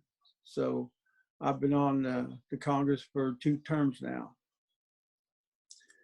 And what I bring to the table is dedication, integrity, and experience. And I would like to say that whatever we face in the future, I'm right beside you, with you and your families, as I've been for the past 8 years. And a little bit more about myself. I'm from Hominy, Oklahoma, and I have a bachelor's degree from Bacone College. I'm working on my master's degree right now with Kansas State University. So I just bring a lot of experience, knowledge, and dedication. But my main thing, I think, is experience being on the Congress the past 8 years, because we have faced a lot of challenges, and we've done a lot for the tribe in the last few years that I've been on here. And I just think that we face a lot of challenges, and with this pandemic going on, we are facing the hardest, roughest time we've ever had since we moved out of Kansas and moved down here to Oklahoma. When we came down here, our people, they came down here with just a few wagons, and they didn't have any. Larry? Thank you. Thank you. Mary, opening comments?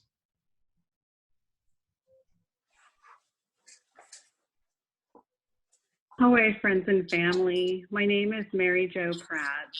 My work and my education is the reason why I'm running for a seat on the Osage Nation Congress. I come from the Warishi family.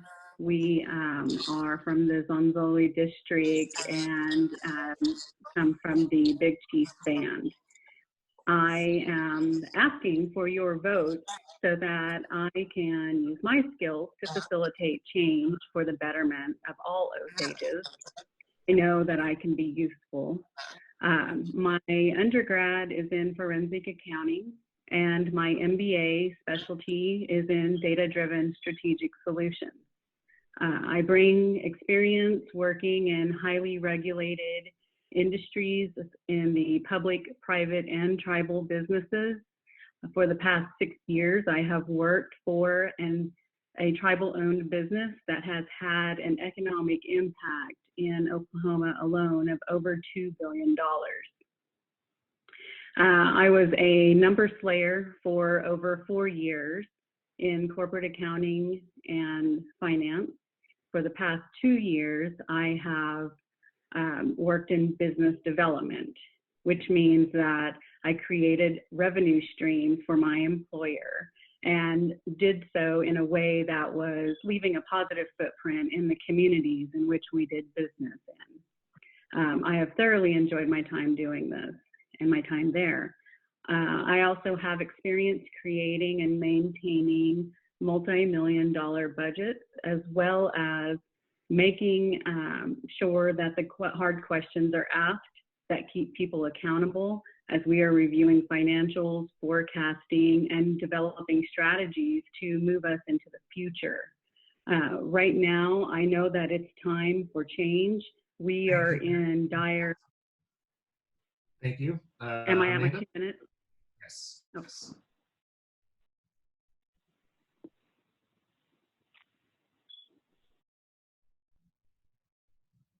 Amanda, opening comments.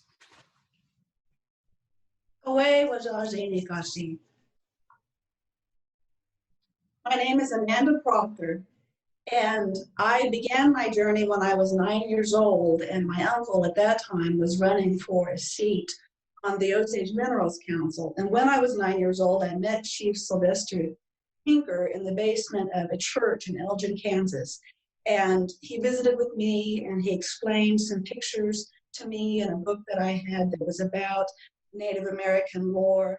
And I thought he was the most interesting man in the world. And at that time, my ambition and my vision solidified that I wanted to be like him and to lead and to serve my Osage people. That path has taken me down a road where I have gained experience, education, all of which that I knew I would use someday to serve my people. I have a degree from Harvard University.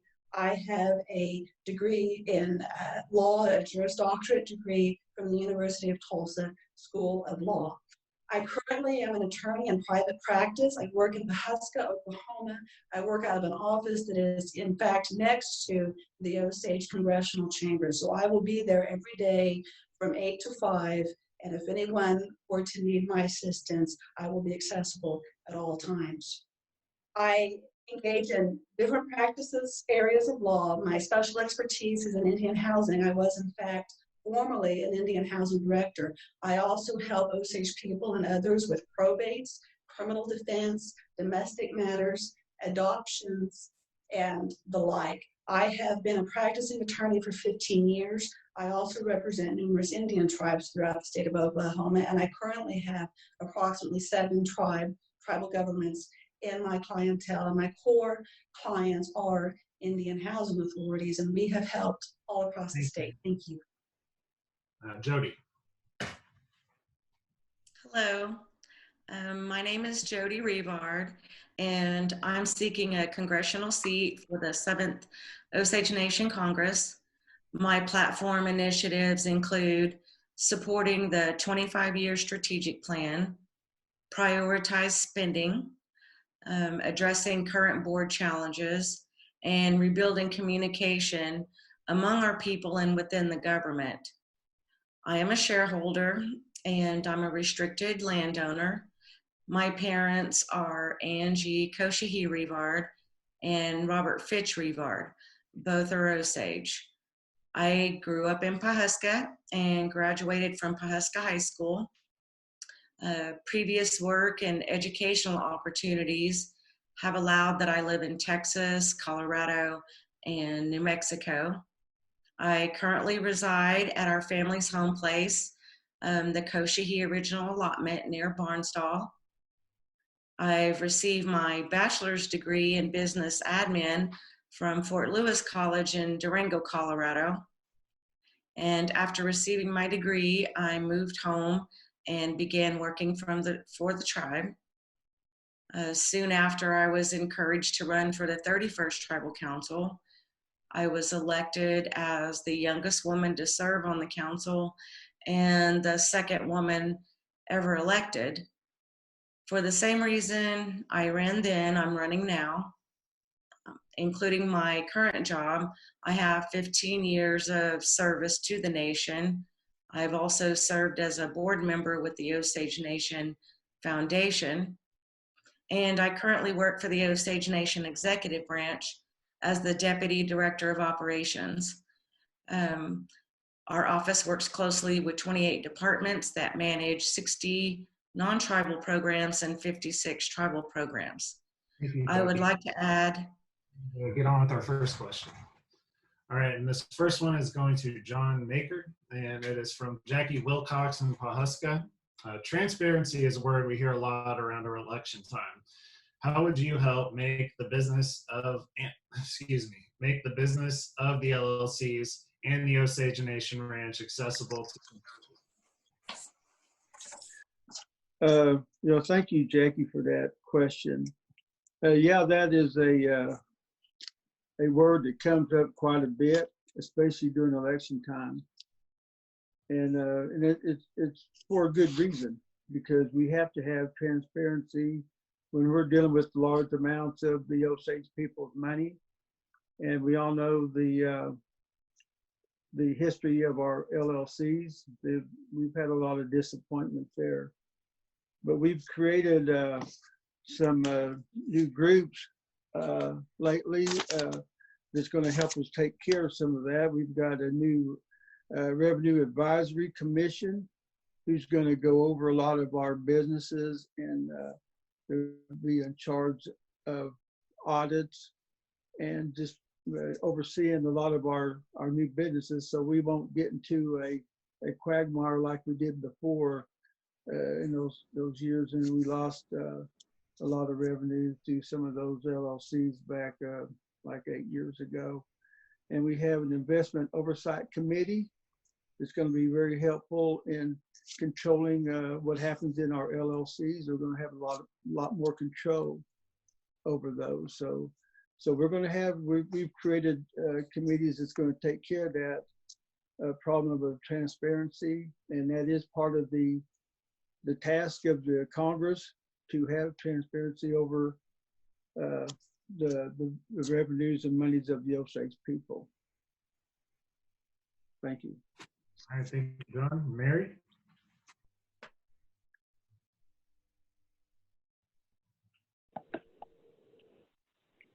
Good afternoon. I do like the fact that we are answering a question to a constituent about transparency. And yes, it is something that we hear a lot around election time.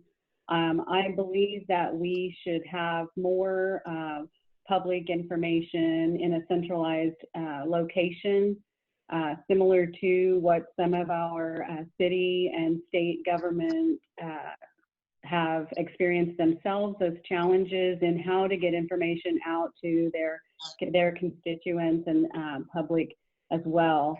And so I would like to see also for some type of, for the information to be posted in some type of centralized public location so that it is accessible to everybody, that we can know and stay in the know of what is going on and see the strategies being used and so forth.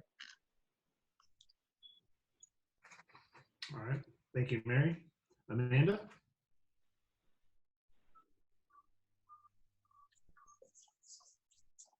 I would begin by asking, what is there to know and to be transparent about? We all know what's going on with the LLCs. They're given large appropriations from Congress. They're given in-kind contributions. They're given capital assets such as buildings, and they sell off all of those assets. They spend all that money mainly on salaries and on consultants. They come back, they say, we have new consultants, we have new accountants, we have new information, we have, everything's going to be different now. They come back a year later, and lo and behold, all those consultants and accountants have left, but they have new ones, and same song, different dance. So that's what's going on with the LLCs. I drafted legislation, which I actually posted to my Facebook page, that creates an Office of Economic Development Commissioner, which would be one person who would be like our gaming commissioner, who would be accountable for all of these different business boards other than the gaming board, which falls under the purview of the gaming commission. But that person would collect information, would report out that information, and that commissioner, importantly, would have the power to dissolve any of these entities and to put them into a receivership in the Osage Tribal Court, where their assets could be sold off and marshaled and their contracts wound down, That needs to happen. And if no one on this Congress has the chutzpah to make that happen, then that economic development commissioner needs to make that happen. It is a position not unlike the United States Securities and Exchange Commission has, and these quasi-judicial liquidating receiverships that the Securities and Exchange Commission implements. It needs to happen. The LLCs need to be made to account. Thank you. Thank you, Amanda. Jody. So thank you. I think that's a great question, Jackie. And I believe by now you've heard that I've been talking about a sovereignty week, and that one of those days would allow Osages to actually meet some of these boards and speak with them. I hear this quite often that we have 16 boards currently, and a lot of our people, we're not even certain as to who is serving on the boards. We understand that Congress establishes those boards.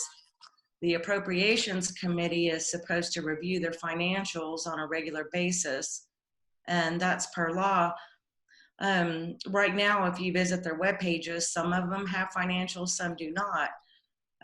I think that it's time. It's, again, a white elephant in the room, and I would like to propose that we at least meet with the boards regularly. If elected to Congress, I will definitely fight for that. But as a constituent, I think that we need to be able to meet with these boards, find out what it is that their plans are. I think Congress should actually approve their plans as they do the gaming boards. And I think this is a great question. And I think that Jackie is not the only Osage that is concerned about the transparency of the boards. And for all we know, the boards may want to be transparent. It's unfortunate that they don't have an avenue to do so. Thank you. Thank you. Michael. Microphone, Michael.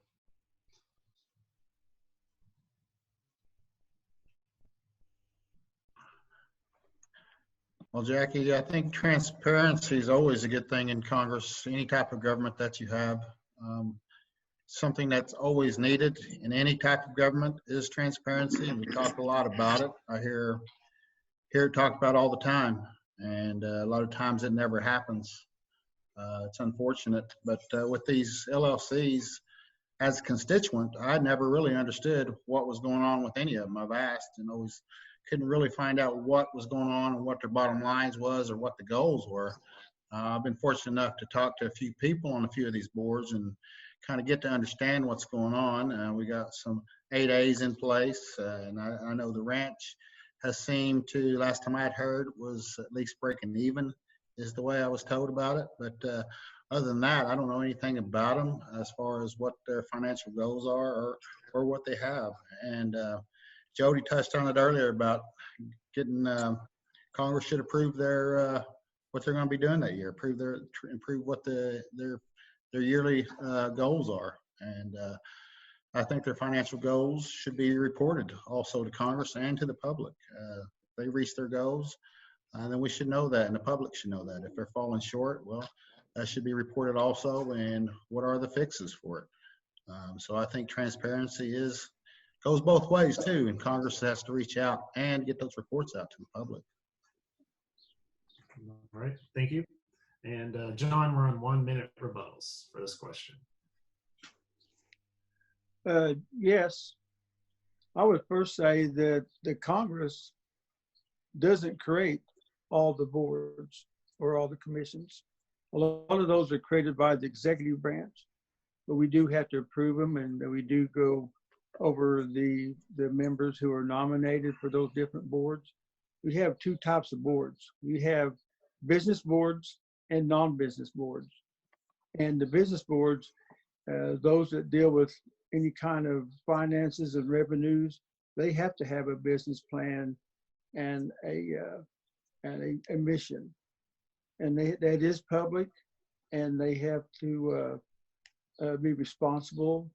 As I said before, the LLC that lost the money, they were given too much freedom.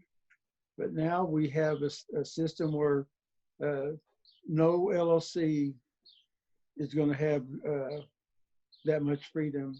So they're going to have a lot of oversight and transparency. Thank you.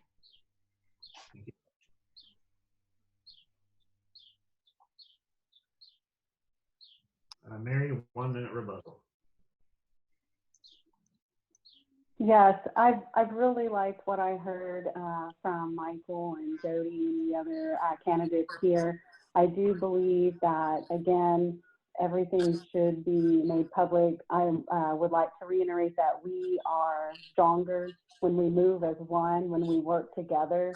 And on the subject of the boards, we have continuously heard about the boards are doing this or that, but it does need to be made more public so that we understand, because collectively we are stronger as one, and we are a very unique nation with lots and lots of talent from all over and all walks of life, and collectively we should bring that together and use that as our strength. Thank you. Thank you. Amanda. About 3 years ago, I was hired by the tribe to commence an investigation of the Osage LLC, and that investigation resulted in the filing of multiple lawsuits. It resulted in a referral for prosecution to the United States Securities and Exchange Commission, which resulted in a successful prosecution of certain entities and individuals who had defrauded our nation. And it resulted in the return of a substantial amount of the funds that were pilfered. So if anyone knows how these LLCs function, I would submit that it is me. I would disagree with some of the statements that were made by my colleagues. It's not Congress's position to monitor these agencies. The internal controls are already there. These agencies, when they were created in 2010, were told by the Congress at that time that they, it was 2008, they were required to implement policies for travel and training and procurement and personnel, and they never did.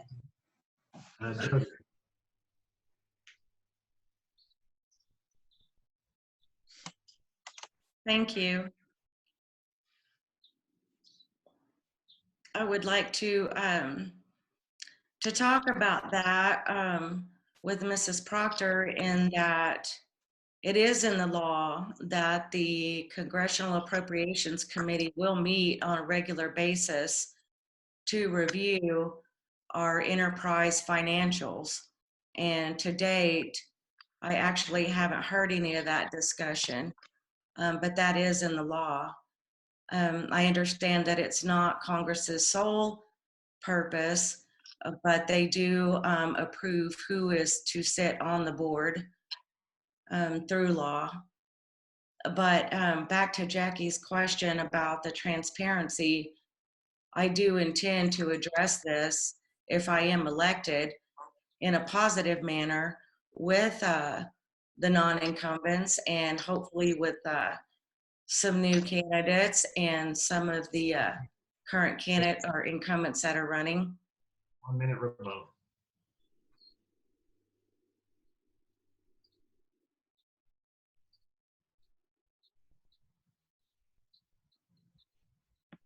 Who's up?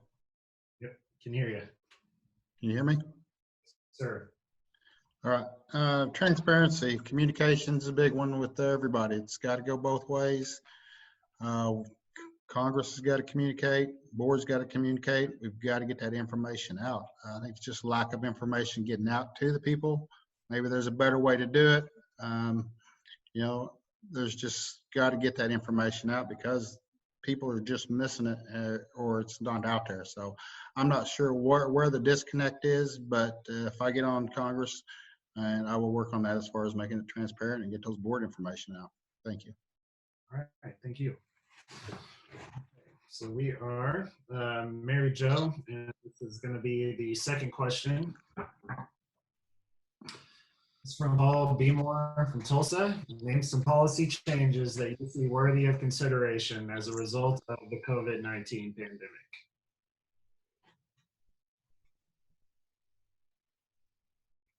Great question. Thank you so much, Mr. Paul.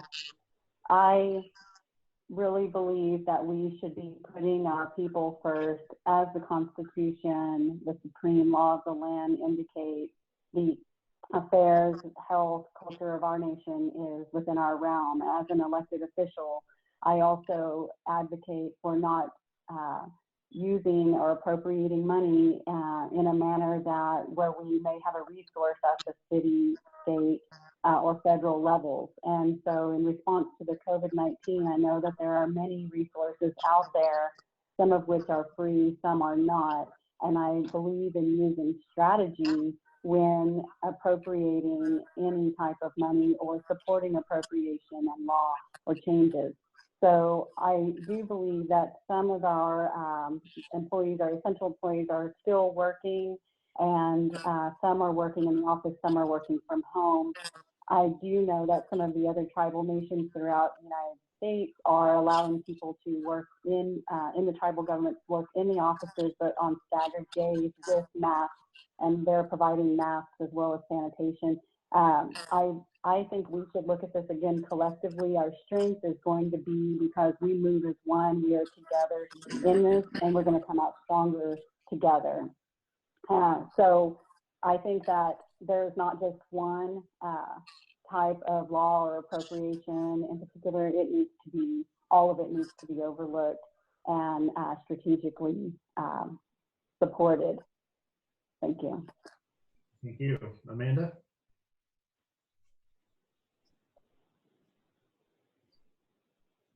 Well, I'm working on addressing these sorts of questions as we speak for other tribes. Certainly, personnel policies will have to be revisited. The United States Congress has implemented many laws that change the way in which personnel are handled. The Family Medical Leave Act is one of the federal laws which arguably does apply to tribes. I tell all my tribal clients to assume that it's the best practice and to follow it, even though amongst some circuits and courts it's considered a gray area. The Family Medical Leave Act is expanded upon by the United States Congress in view of the COVID-19 pandemic. Employees have more protections, they have more leave that they may not take to take care of children who are home from school, take care of sick relatives, or to quarantine, or to take time for themselves. The casinos will have to have new policies dealing with social distancing and interaction with the public. I realize that that's not all within the purview of the Congress, but those certainly are some policy changes that will be in the works within the nation. I have a special emphasis in housing. As I said before, when I was a housing director in Michigan, I helped a tribe purchase an assisted living center that was converted into an adult foster care facility. I'm helping tribes do things of that nature at this point for quarantine housing, where elders and people in high-risk populations can be isolated, can be taken care of, and have some degree of medical monitoring. Even with our law enforcement of the Osage Nation, the certain law enforcement officers could be given more equipment, more training, and the responsibility of doing some degree of medical monitoring. So much that can be done in the housing arena as far as helping to take care of our people. So it's a challenging time, but it's also a time when I think there will be some new and beneficial policy changes that I look forward to. Thank you. Jody.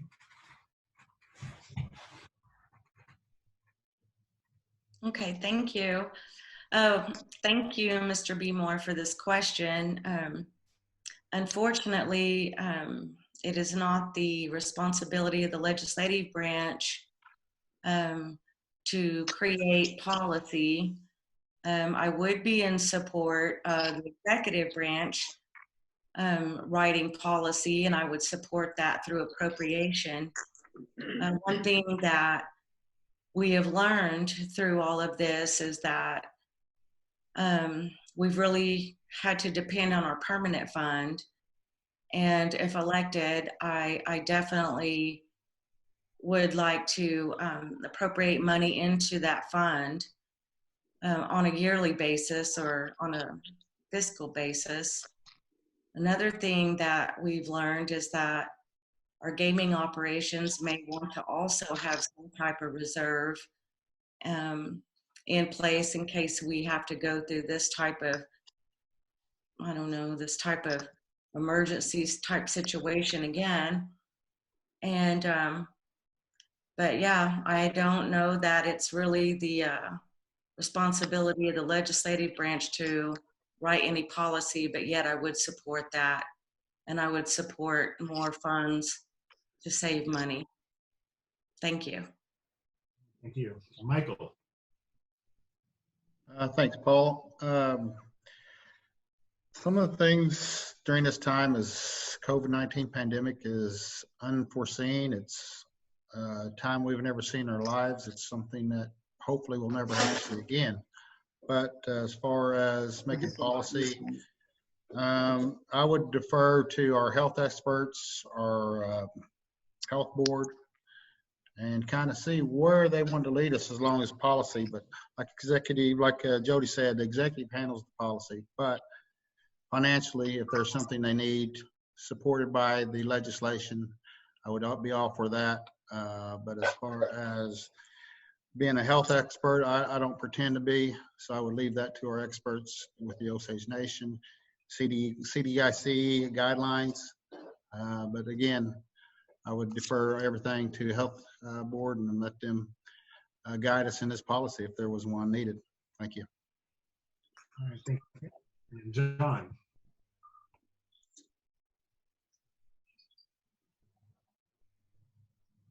John? Yes, can you hear me okay? Sure. Yes.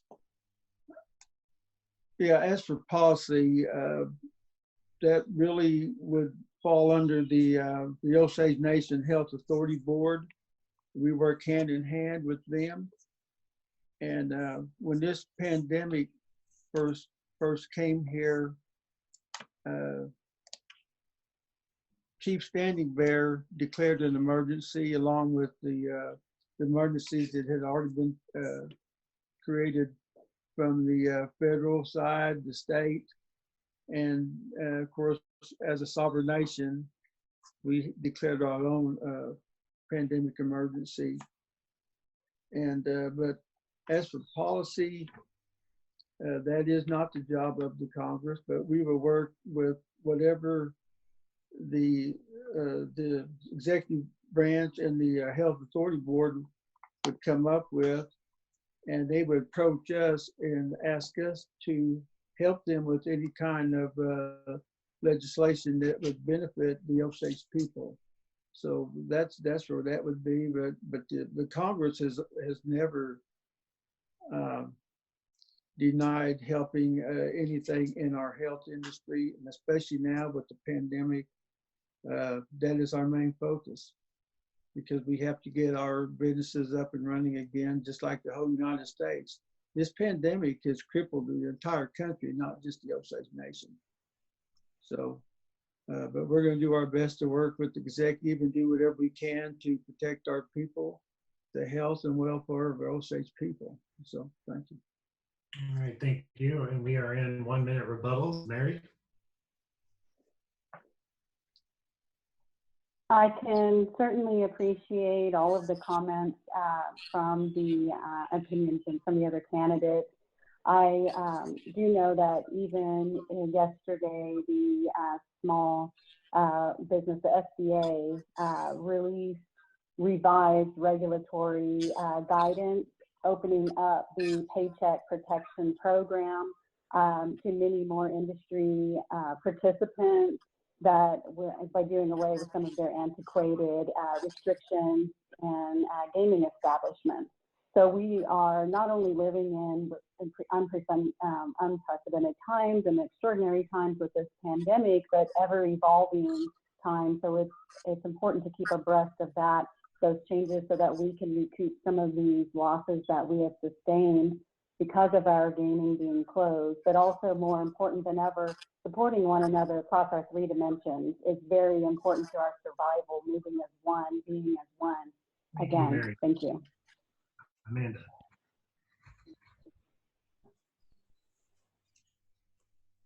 Well, I would respectfully disagree. with some of the candidates who spoke today in so far as to say that it's not Congress's job to write policies, but it is Congress's job to draft legislation. That's a distinction without a difference. We have an old rule in the practice of law that it doesn't matter what you call a document, courts will look at the body or the substance of the document to discern what it is in fact. There was mention earlier of Congressman Levin and some legislation that she proposed dealing with food sovereignty and agriculture. You can call that legislation, or you can call that a policy. Either way, these are rules and laws that this Congress is making, and it is Congress's primary job to draft and develop and consider and implement policies. We are the policy-making body of this government, and this is what I do. Thank you so much. Jody. Thank you. Well, I appreciate your comments, Mrs. Proctor, but currently that's how the Osage Nation operates. In fact, we've had 2 Supreme Court rulings stating otherwise, and unfortunately, they've had to step in to tell us what each branch's role is. And so, but back to the closing and the question. Again, thank you, Paul. These were very trying times and very humbling, and I think that each branch and of course the gaming board and their operations, we've all learned a lot about this, and I think it's affected a lot of our people, not just Osages, but our Native people throughout. And it's been unfortunate, and again, it's been very humbling, and I believe we could all learn from this.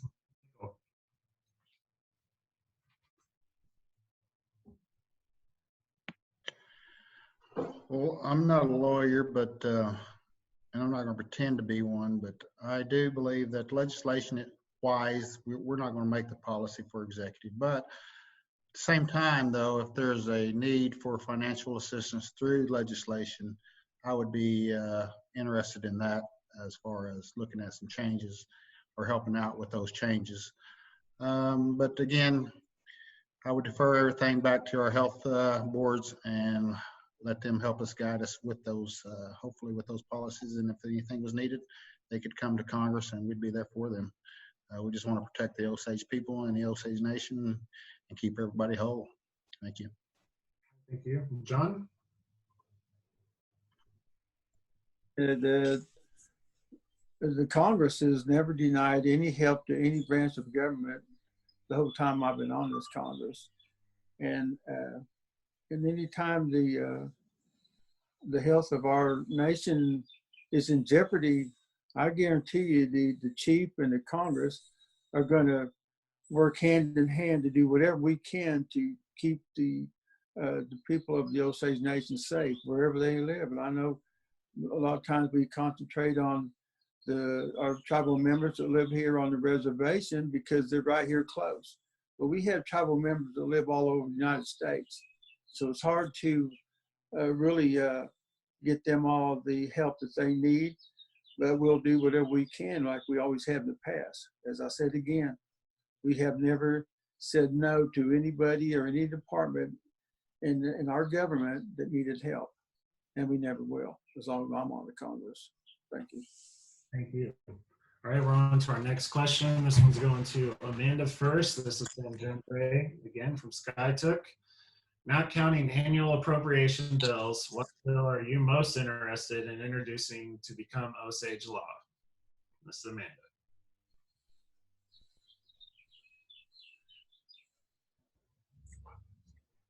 Well, I appreciate the question.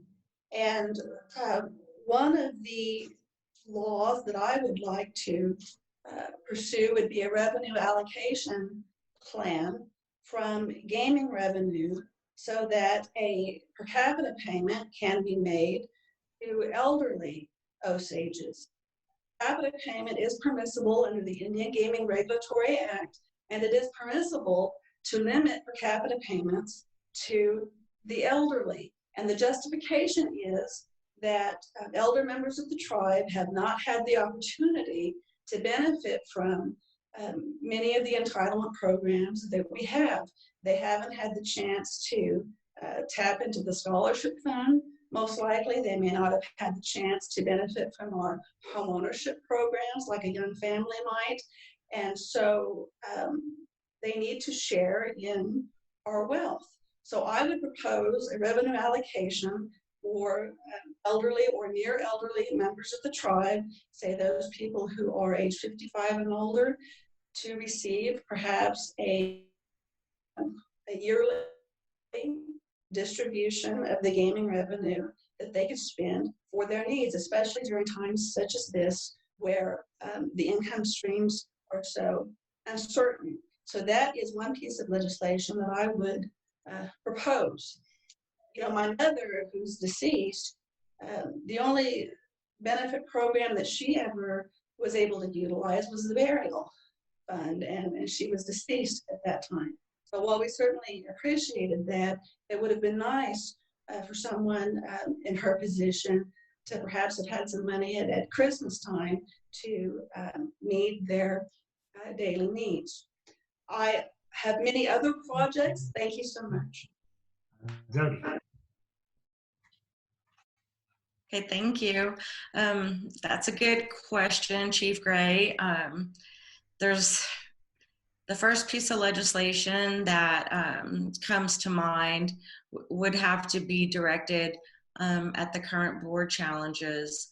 And I would like to revisit maybe working with the boards to discuss benchmarking and maybe meeting quotas to ensure that we get a return on investment.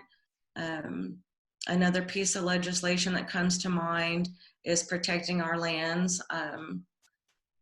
As a restricted landowner, I know that there's times when other landowners have told me, and I've been subjected to it with regards to trespassing.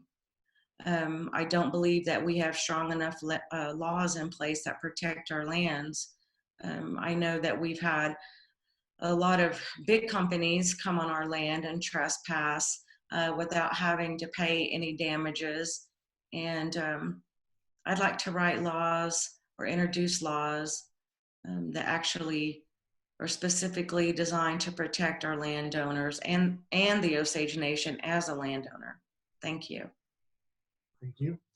Michael? Thank you, Chief Gray.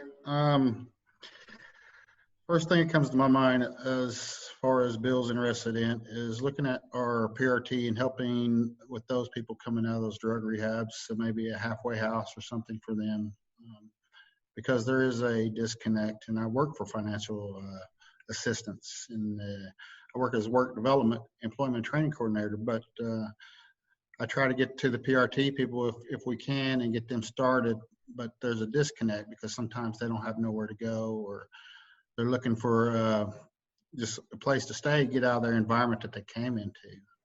So they don't fall back into those same ways that they had before the PRT, and they come out clean, and we can take them into these programs because we do drug testing and we monitor them, and they've maintained the sweats, which is good. But there are things that we could do to help our Osage people coming out of these programs and to help them be successful. There is a gap in there, I believe, that we've got to look at, helping those come out, getting them a job. We started a new on-the-job training contract through our program, and it's reaching out to private businesses as far as helping get employment. We pay 75% of the wages reimbursed to those employers. So those are a few things there that I'm passionate about too, because I've seen it in my family, and it's something that has affected us as a group. And I see it throughout the Osage Nation. So I appreciate again, Chief Gray, for that question. Thank you, Michael. John? Chief Gray, that is a great question.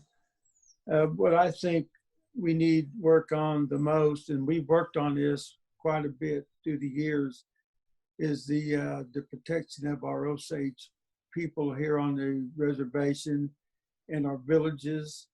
We need to strengthen our sovereignty with better help, with working together with federal and state and the local law enforcement agencies. We have a problem here on the reservation when there's a crimes committed to an Osage member by a non-Osage. That's a big problem. As you can see, we've had a lot of crimes committed here in the last 5 years. And we've always ran up into the problem of jurisdiction. And a lot of times the FBI, when we're called in, they'll say, well, we've turned that over to the Osage Nation. They respond to very few of our calls anymore. And as for like the over in our main biggest casino in Tulsa there, it's right there on the reservation. So Tulsa City Police sometimes refuse to come over there. If something incident happens, we've got to call our Osage Nation Police Department to respond to those calls. And as for the Oklahoma High Patrol, they'll get you for a speeding ticket, but they won't come up over here and help us in our villages if there's a crime committed there. So I would say that's our main problem right there with law enforcement.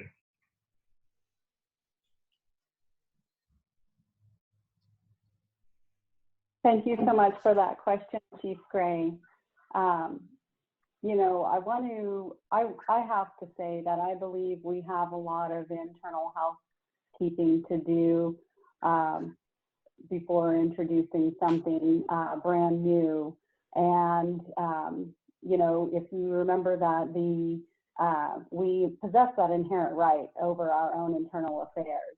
And so we very much people look to us as elected officials to protect the health, welfare, economic interests. And that's what all of those appropriations are for. That's what all of, you know, our main goal is, to work with the other branches. So I am hearing a consensus between the other candidates also that we're needing to strengthen our sovereignty in regards to whether it be land or our police department. And so I believe that we have a lot of internal, cleaning to do for that. And that's really what I would be looking at. And when looking at each of those problems and challenges and addressing them with so forth appropriation in relation to the challenge that our people are having. And, you know, if we remember anything in history, there was a time when the U.S. Congress diminished 6 tribes. And as years went by, people forget the history of why Congress makes U.S. Congress makes those decisions. And U.S. Congress looks forward to people forgetting about that. So we must remain strong in our sovereign inherent rights of taking care of our people. Thank you so much. Thank you. And we're in 1 minute rebuttal, starting with Amanda.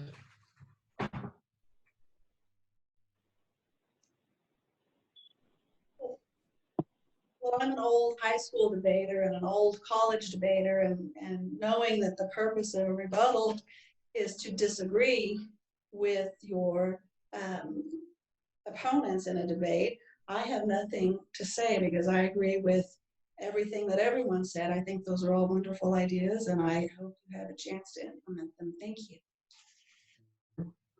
Jody? Thank you.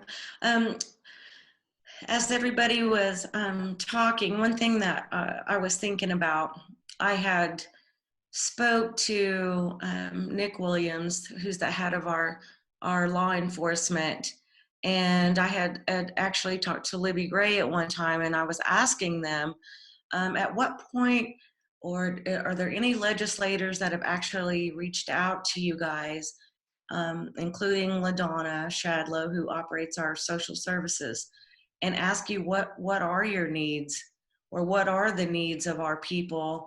Now, this is, of course, exclusive to our historical boundaries in Osage County. And at that time, nobody had actually seeked out to speak to them about what our needs are. And I think that might be something that I would definitely look into doing, is reach out to the people that actually are may have some issues they need to be addressed. Michael? Jody, you get that perfect. That's right. As a legislator, we need to reach out to these programs and find out what's going on. Find out what are their needs. What laws can we do to help them out? Because I think there may be a disconnect there too. It's communications on one side and not quite knowing as a legislator what these programs do. So that is a great idea, that they do need to come out and speak with these program directors and find out what is needed within their programs, because they are very important programs that help people in the Osage County, people that are needing help at that time. And it's sometimes it's heartbreaking sometimes seeing where I'm at in my position. I get to see some of these people, and they're in need, and sometimes we fall short, unfortunately. As much as we try so hard to help, it just sometimes doesn't happen. But there may be a few things, reaching out to those program directors to find out what is needed. Thank you. John? Well, I'll just say again that I think working with law enforcement is one of the hardest issues that we face, because you got to understand, we're working with federal law enforcement, state law enforcement, local law enforcement, and their own tribal law enforcement. And so a lot of times they don't work hand in hand, and you go up against a brick wall when you're trying to arrest somebody, like if you see cattle rustling or some oil field burglary. There's just a lot of issues that we have right now in the law enforcement. Thank you. Thank you. And Mary? I just want to say, I know many of us folks still do our best learning and our best work by listening. It's a fundamental teaching of our culture, and I really like what I'm hearing from everyone else. Like Amanda, I am not disagreeing with any of the other candidates on anything that should be improved or put over others. I do just agree that we should just continue to support each other and go above and beyond to listen to each other, to the needs and challenges of the other branches, as well as our people across the nation. Thank you. Thank you. We're on to our next question. This is going to Jody first. This is from Erica Dennis in Tulsa, Oklahoma. The Osage Nation Supreme Court has had several important rulings in recent years. Which one is the most important, and how will it shape your time on Congress? Well, I'm probably most familiar with the most current, which was Standing Bear versus Whitehorn. And, I wish we wouldn't have had to go to court either time, but I think it was also important with the new, with our new government, because as probably Ms. Proctor will understand as a lawyer, there's a lot of different ways you can interpret a law. And I guess it depends on who's reading it and what the end goal is. But we definitely needed some clarity as far as the Budget and Control Act or things of that nature, like line item shifting. At what point can Congress get into the executive branch and try to operate, which we found out that they cannot do. And I think that, it did provide some clarity. I feel like working in the executive branch and close with the legislature that I've learned the difference. So it's kind of like a lawyer. You always say, who's got jurisdiction? Who has jurisdiction? Is that the legislative branch or is it executive? And once you can clarify who has jurisdiction, then you've laid out a clear road to make good decisions. Thank you. Thank you. Michael? Thank you. Thank you, Erica. The Osage Nation Supreme Court plays a very important vital role within legislation. When you have these types branches, the executive, legislative, and the judicial. So they balance everything out in what each branch tries to do. And if we overstep our bounds, they're there and they're to use in those cases. So as far as myself, I'm not sure how to respond to this, but I do believe in the three branches and that the Supreme Court has that final say. And that's it for me. Thanks. Thank you. John? Yeah, that's a good question. Thank you, Erica. As far as the most important case, I would probably have to say that it has been whenever we had a disagreement with executive over budget issues and who had the jurisdiction over the spending and revenues. And as we know, that is one of the main things of the Congress, the purse strings of the Osage Nation's people. And it also is the big responsibility of executive.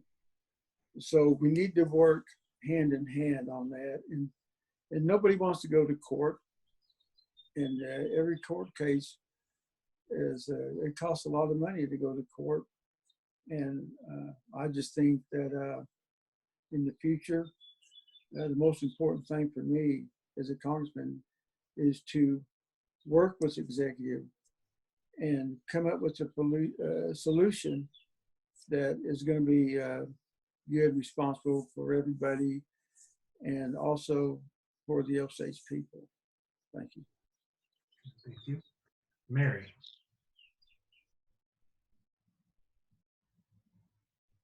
Thank you, Erica, for this great question.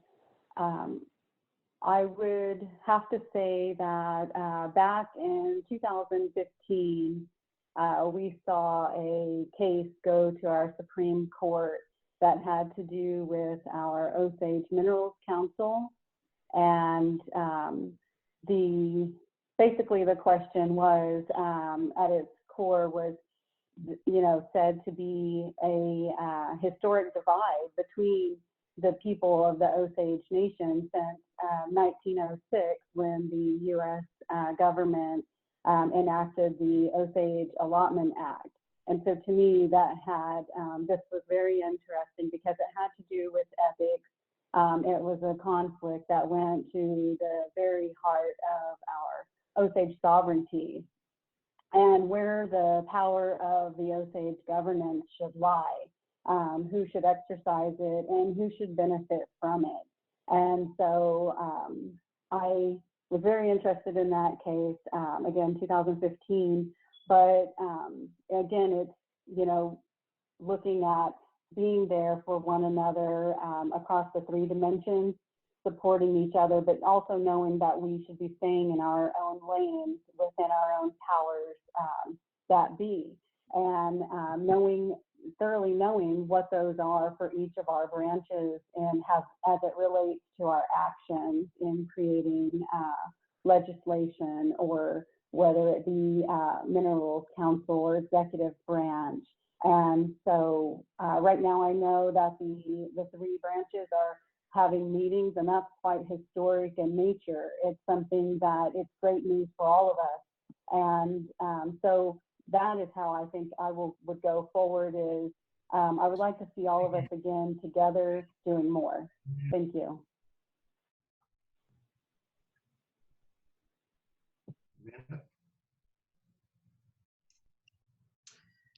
Well, the Osage Nation Supreme Court has only had 11, I believe it is, reported cases in their existence, and that's since they were formed under the new government in 2006.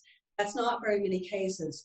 The most recent opinion that they issued was in the case of Timbrell versus Kennedy, and that opinion was just issued, I believe, in February of 2020, and that is a case that I was at one point an attorney of record.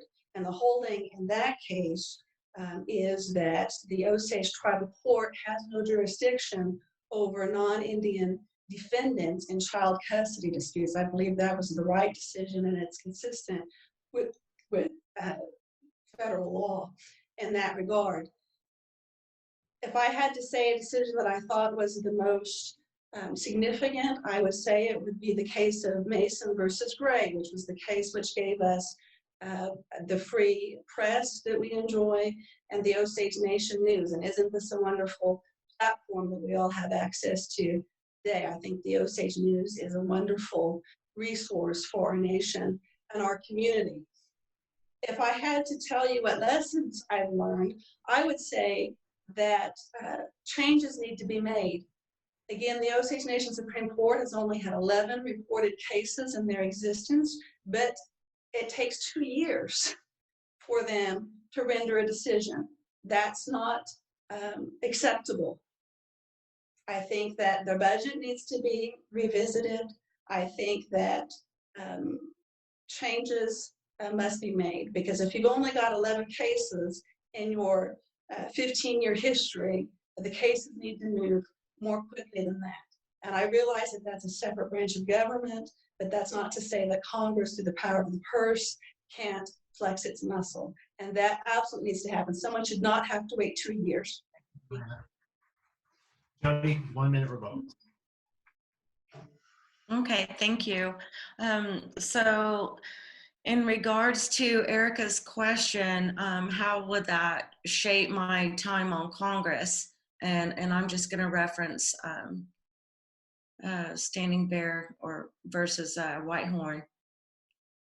I think the way that it would probably shape the way that I would work as a congressperson,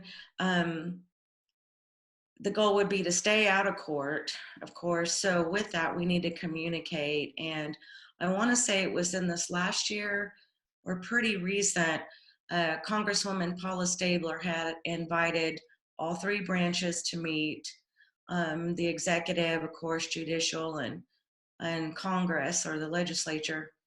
And we met and we had a great discussion, and we talked about the pros and cons and the issues that we were experiencing as a government.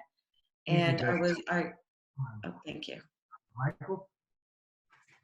Okay, Erica, tough question. I'll give that one to you for the toughest of the day. Just saying, I've listened to John a few times too. Also, he's said some good things about the sovereignty, strengthen our laws, given that our courts some strength to it, and providing that support for that department and making sure they have the needs or the support from legislation as far as we go. And again, thanks, Erica. All right. John. Well, I think everybody's had some good responses on this one, and I just like to say that when you're on this Congress, you have to look at a lot of different issues. We have water rights, we have the wind farm issues, our sovereignty is always an issue.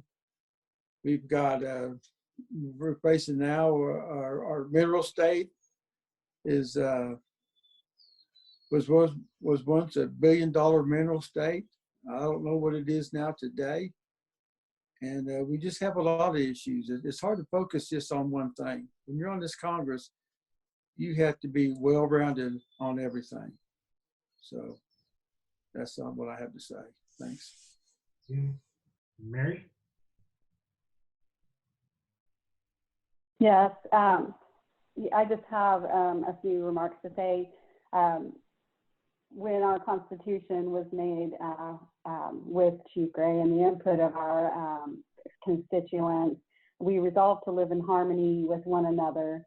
That was one of the importances, to come together and unite as a nation and move as a people. And I really think that I'm hearing a lot of good things from the other candidates. Again, I know that together we do more, and that's how this shapes my time if elected on Congress, doing more, supporting each other. We should not be so divided. We are no stranger to adversity, and we're going to, if we stay together, we're going to come out of this stronger together. Thank you. Thank you. And Amanda.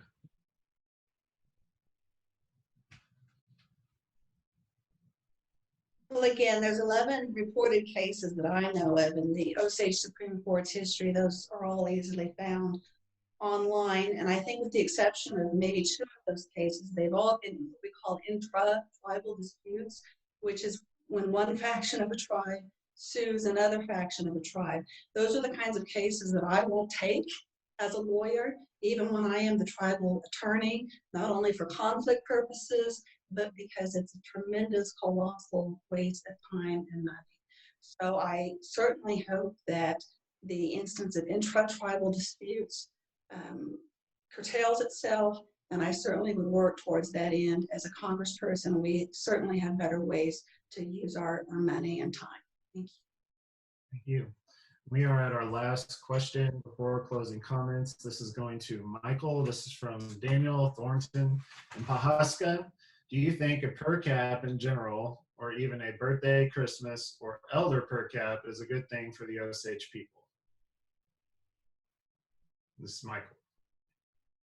Great question, Daniel. But the per caps, not quite sure. We've got our health cards, and then again, we're in this year, it's a pandemic with our incomes being down this year.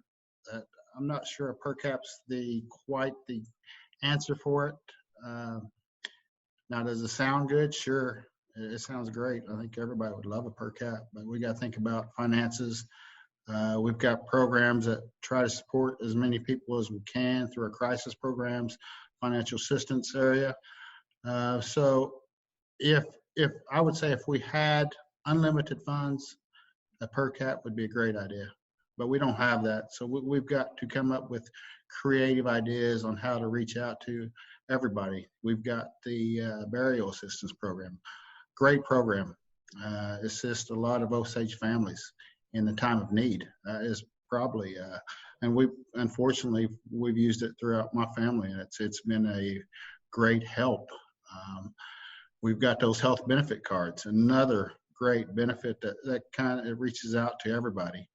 And it's not just in the Osage Nation area, in Osage County, that reaches out to everybody. Same with the burial assistance. So we've got to watch our financial cash flow, I guess, is what I'm trying to say, is that sometimes we just don't have all this money to give out for the per caps. But the other programs that we do have, and I would just have all Osages go to our Osage website and look at our financial assistance area if you need help right now. We've got several programs there. So just be aware of other programs that we do have and that you can benefit from because they're out there. Sometimes we don't do a good job as far as getting the word out. So thank you. Thank you. John? Yes, that per cap talk and issue has been around for a long time. And you hear from about other tribes, like there's some tribes out in California that you hear about have a per cap, and they're getting like $20,000 or $30,000 a year. That's only because they have about maybe 300 tribal members or low membership. And here for our people, as Michael said, we've done pretty good with our resources through the years. Of course, that doesn't count with right now what's going on because of the pandemic. That's really hurt us. But when times were good, we come up with the permanent fund. We put $30 million in there. for emergencies, mainly for direct services. And then we have the constituent services that take care of a lot of things. But right now, per cap is totally out of the question for our nation.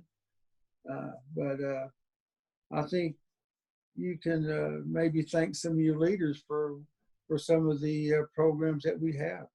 Sadly, my family has had to use the burial assistance through the last years from losing family members, and we're thankful for it. And our scholarship fund is open to nationwide to anybody who wants to get an education. And I had a lady out in California come up to me once. We were out there at a meeting, and she said, "Thank you very much to the nation." She said, "My children probably couldn't have been educated had it been for the Osage Scholarship Fund." So believe it or not, the Congress does do some good things. And sure. So thank you.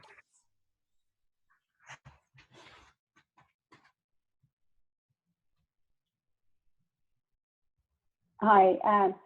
You know, I think we need to reiterate the fact that we have sustained great injury from our, when you look at our financial side, this crisis that we are currently in, we do not yet see the light at the end of the tunnel.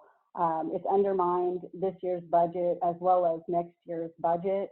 So I believe the right way, the responsible way to really move forward is not going to be talking about per cap, birthday money, elder per cap, Mr. Thornton, as you say, as you put it.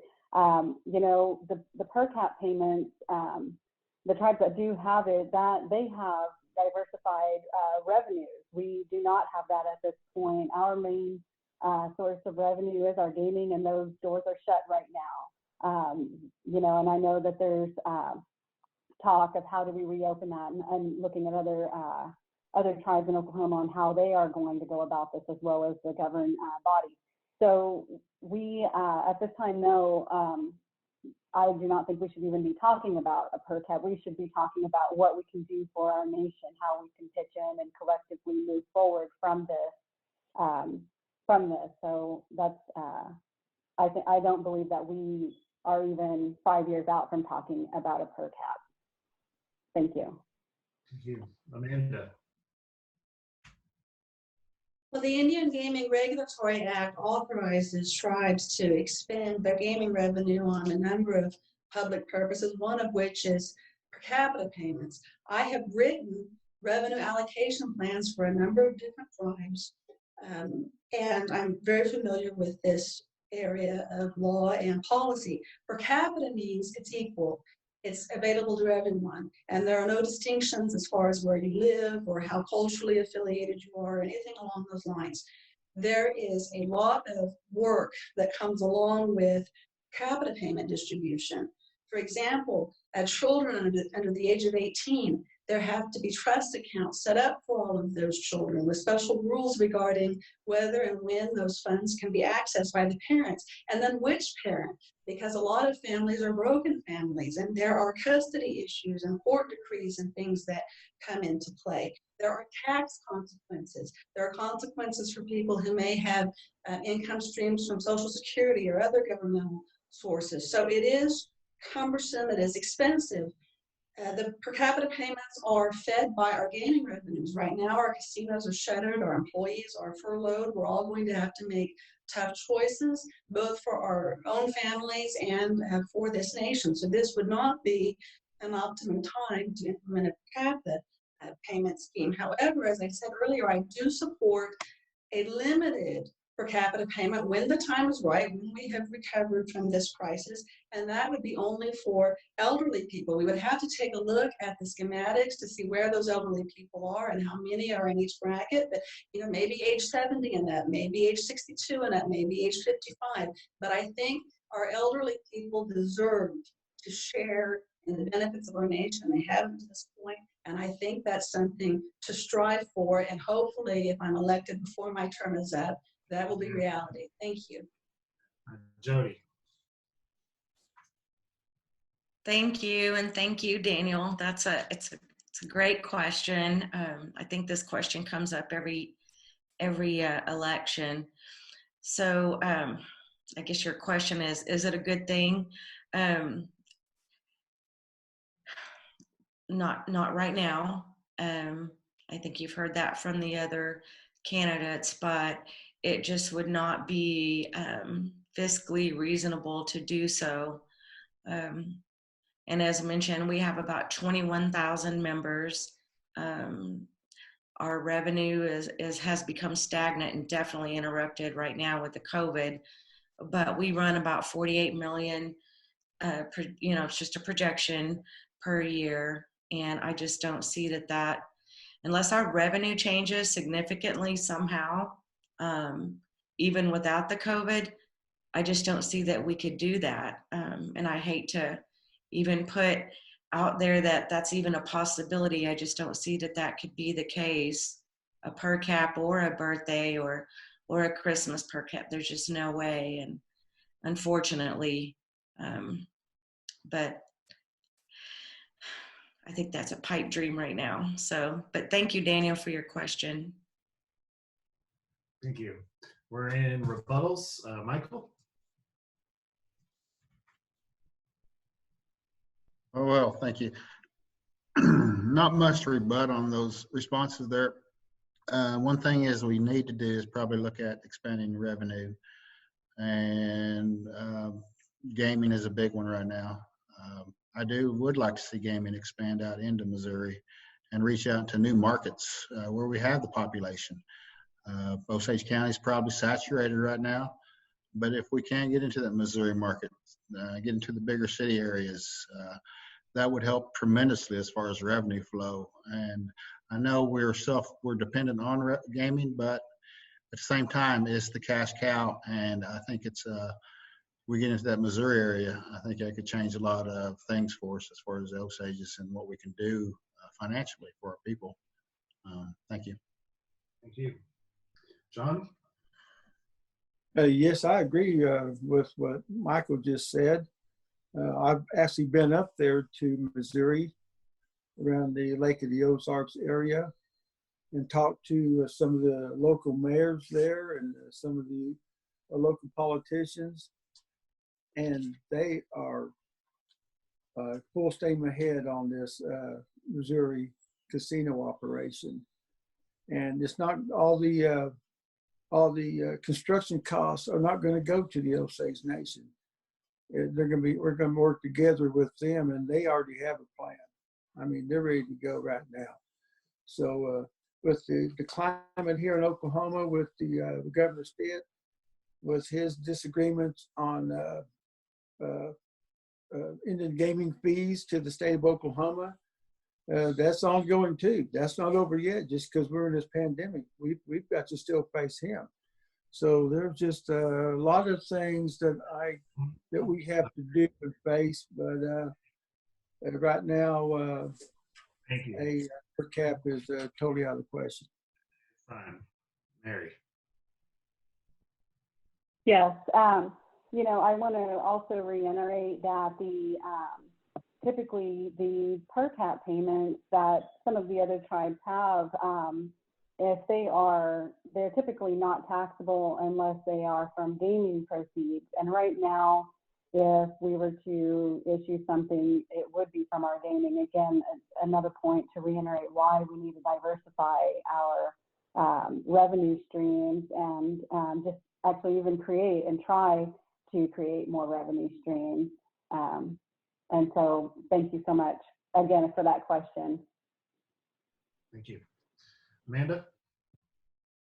Well, I would just respectfully disagree with anyone who thinks that it's not possible or practicable. If it were targeted per capita payment to the elderly, as I mentioned, it would be limited in scope. You would not have to administer any minor trust accounts because these are all elderly people, not minors, and minors are when a lot of these administrative burdens come into effect.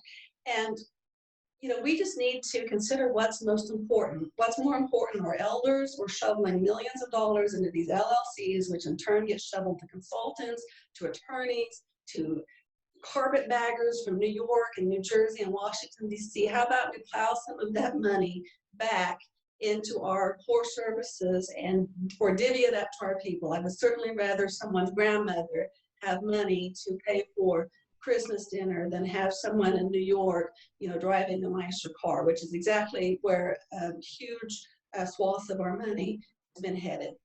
Thank you very much. Jody. Okay, thank you.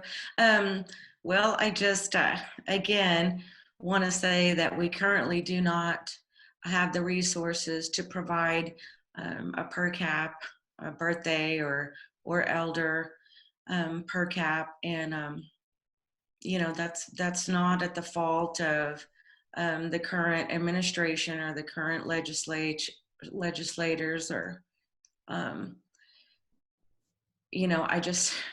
it's unfortunate, but that's where we are because of the COVID. And again, Congressman Maker made a good point. We still have to deal with Governor Stitt, and we just cannot financially handle that right now. And that is the truth of the matter, and it's unfortunate. Thank you. Thank you. We're now at 2-minute closing comments. We're going to start with John. Yeah, thank you. First, I'd like to say thank you for the Osage Editorial Board and Shannon for putting this debate together. Under the circumstances, we all had to do it at home. It would have been nice if we could have had one all up on the stage together. I think it would have been a lot more fun. But under the circumstances, we're just doing the best we can. And I will say this, the Osage people, we are a resilient people. All through the centuries, we've had hard times. We've come now from our old chiefs brought us here. We're here in Oklahoma now. And we're in a tough situation. But I guarantee you that as your congressman right now, a veteran, and I am a warrior. And we have a great road ahead of us. And I think we have a lot of opportunity when all this pandemic passes. I think we have a great future for all of our people here of the Osage people. And I like to say, Iaka Shena Kakona. Thank you. Mary? Yes. Friends and family, I'd like to leave you with this. My background in forensic accounting, my undergrad and my MBA I hold has enabled me to create a great work experience in the past 6.5 years. I was able to do so and get that education because of the Osage Nation Scholarship Fund. This is my way of wanting to give back. And I know that at this moment, this pivotal time in our history, it is a time when I can be very, very useful by sitting on Congress and utilizing the experience and the education that I've obtained from all of the industries that I've worked, as well as my education. Not only the maintaining and creating the multi-million-dollar budgets, but also asking the hard questions that also keep people accountable and being able to strategize on how we can make our money work for us. Whereas right now we're working very hard for the money that we have, and we don't have much of it. Make no doubt, we are in dire financial situation as a nation, whether you live in Oklahoma or not. If you're Osage, you're in the same boat with me. So in closing, I would like to say that not a day goes by that I don't think about what our work does for the next 7 generations. The decisions we make today decide their future for my children, your children, our grandchildren, and future generations.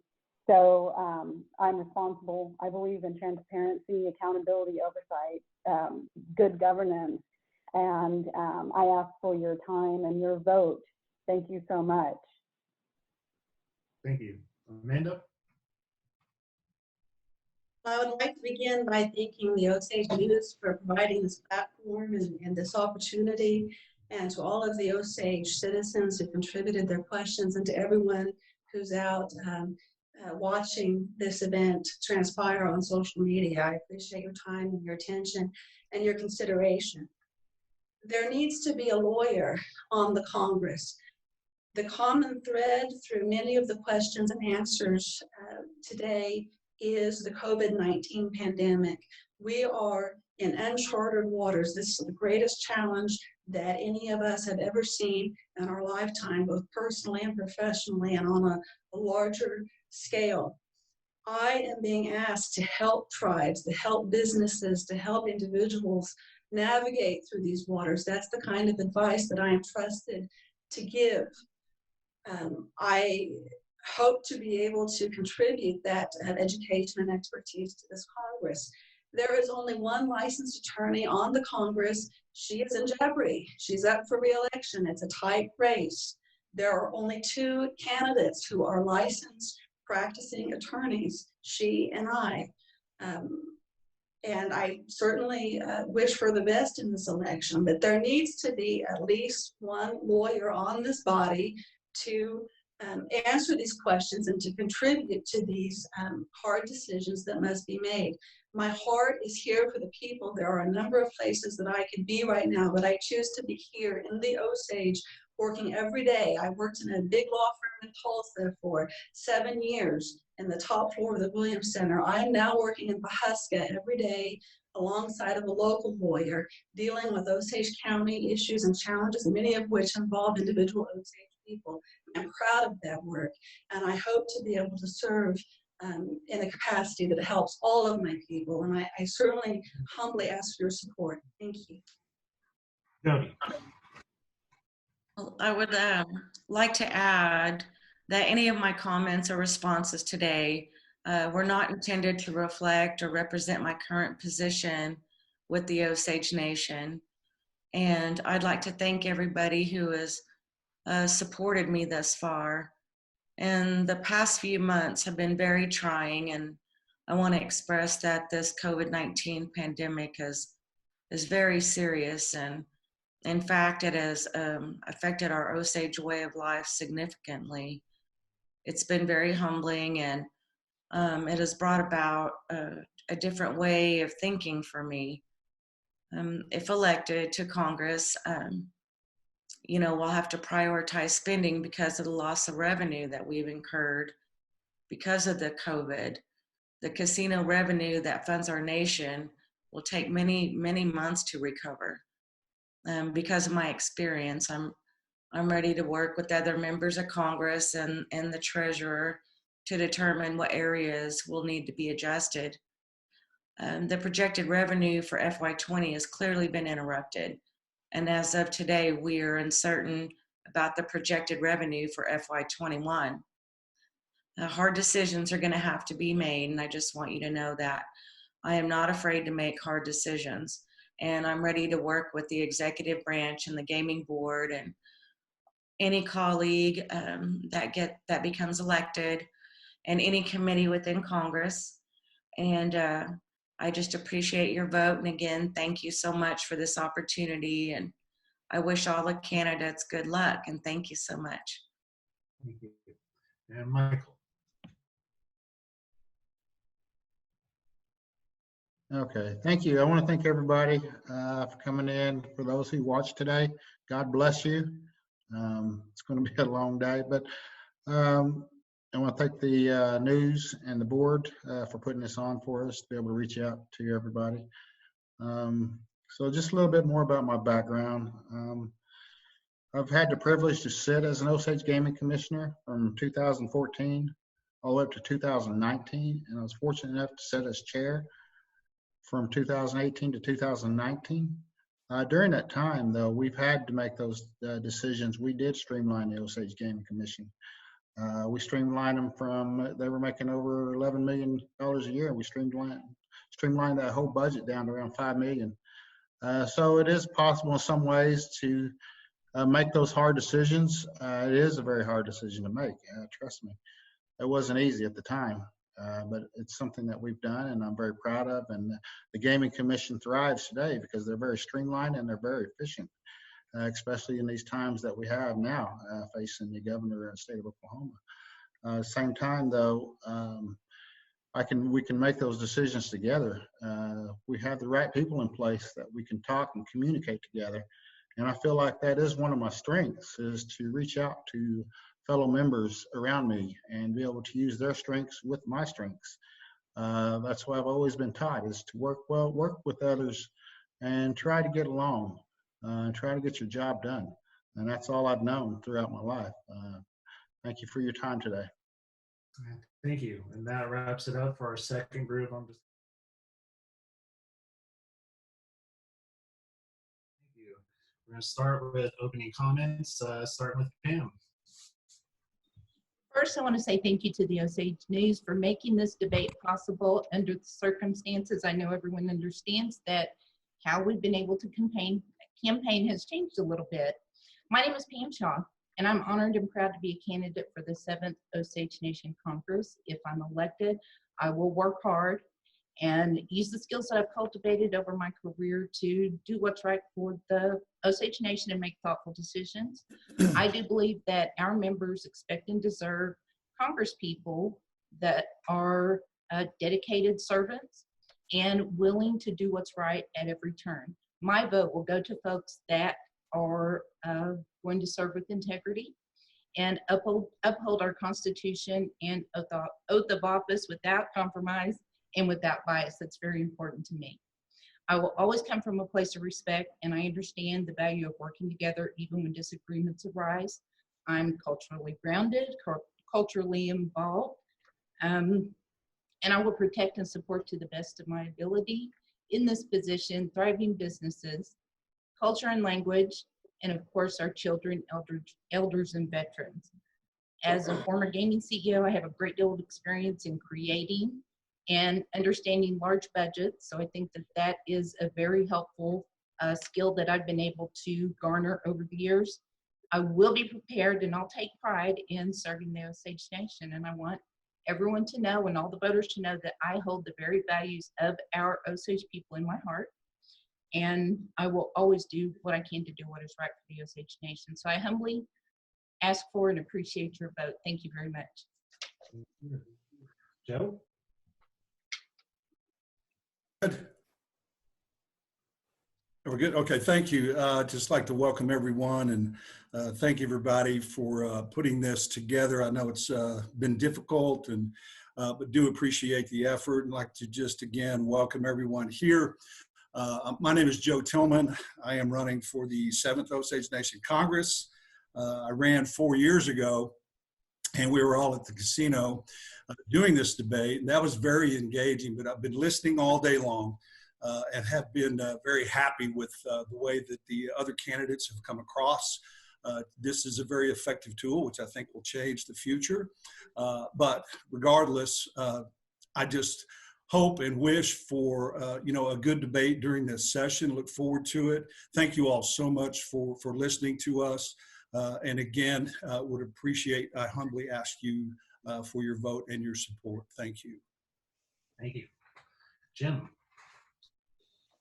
Howie, thank you for this opportunity to address the Osage people directly. I want to thank specifically the Osage News staff and editorial board, as well as the Native American Journalists Association for hosting this event.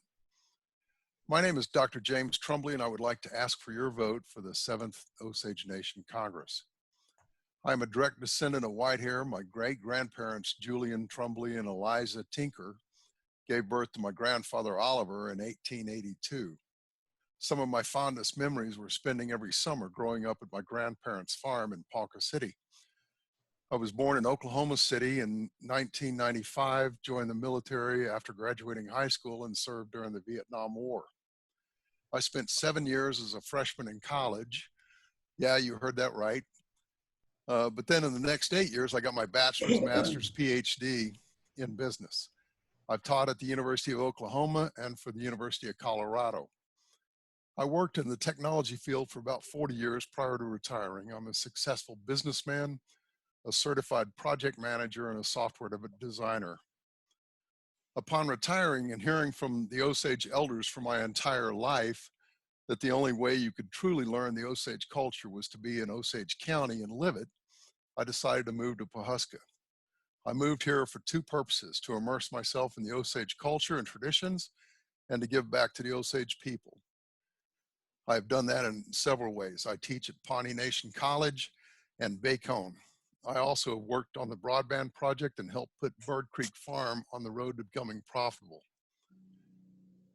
I will bring to the Osage Nation Congress a vast amount of experience and critical thinking. I will be a new voice, a business voice in the Osage Nation Congress. But most importantly, I will be your voice. Thank you. Thank you. RJ.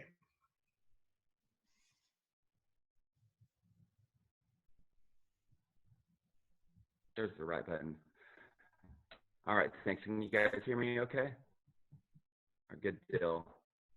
Yeah, I'd like to start out by thanking Shannon and the Osage News staff and Tara and editorial board staff or you and your board members for putting this together. Yeah, this is working. It's just kind of like our session has been working for the last month or so. Speaker Tillman, I want to commend you and our staff for that. It's been surprisingly effective. It's not been perfect, but it has been effective. So a little bit more about myself. My name's RJ Walker, obviously. I'm running for my third term. It's been a humbling experience to be able to be on the last two congresses.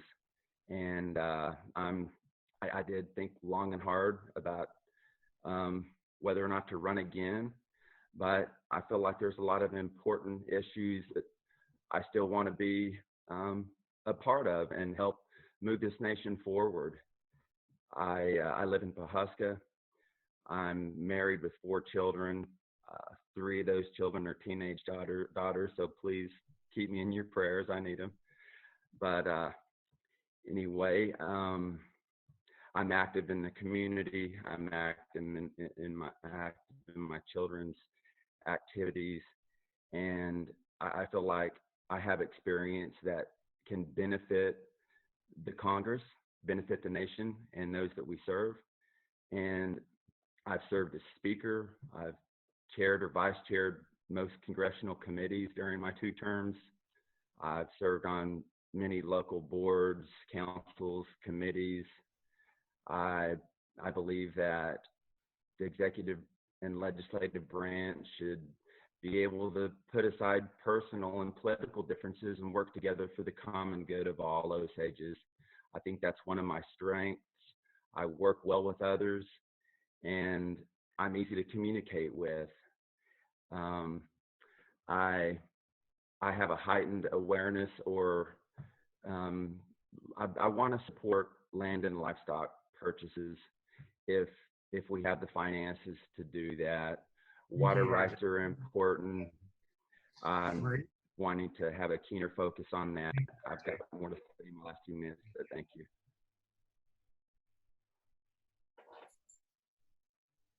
Maria? Thank you. I'd like to thank the Osage News Editorial Board and the staff that have worked hard to put this on. As everybody said, we're in a different space right now with having some isolation issues and trying to keep social distancing. So I'm very pleased that they came up with this plan for us. And thank you, Mr. Cosper, for being here and being our moderator.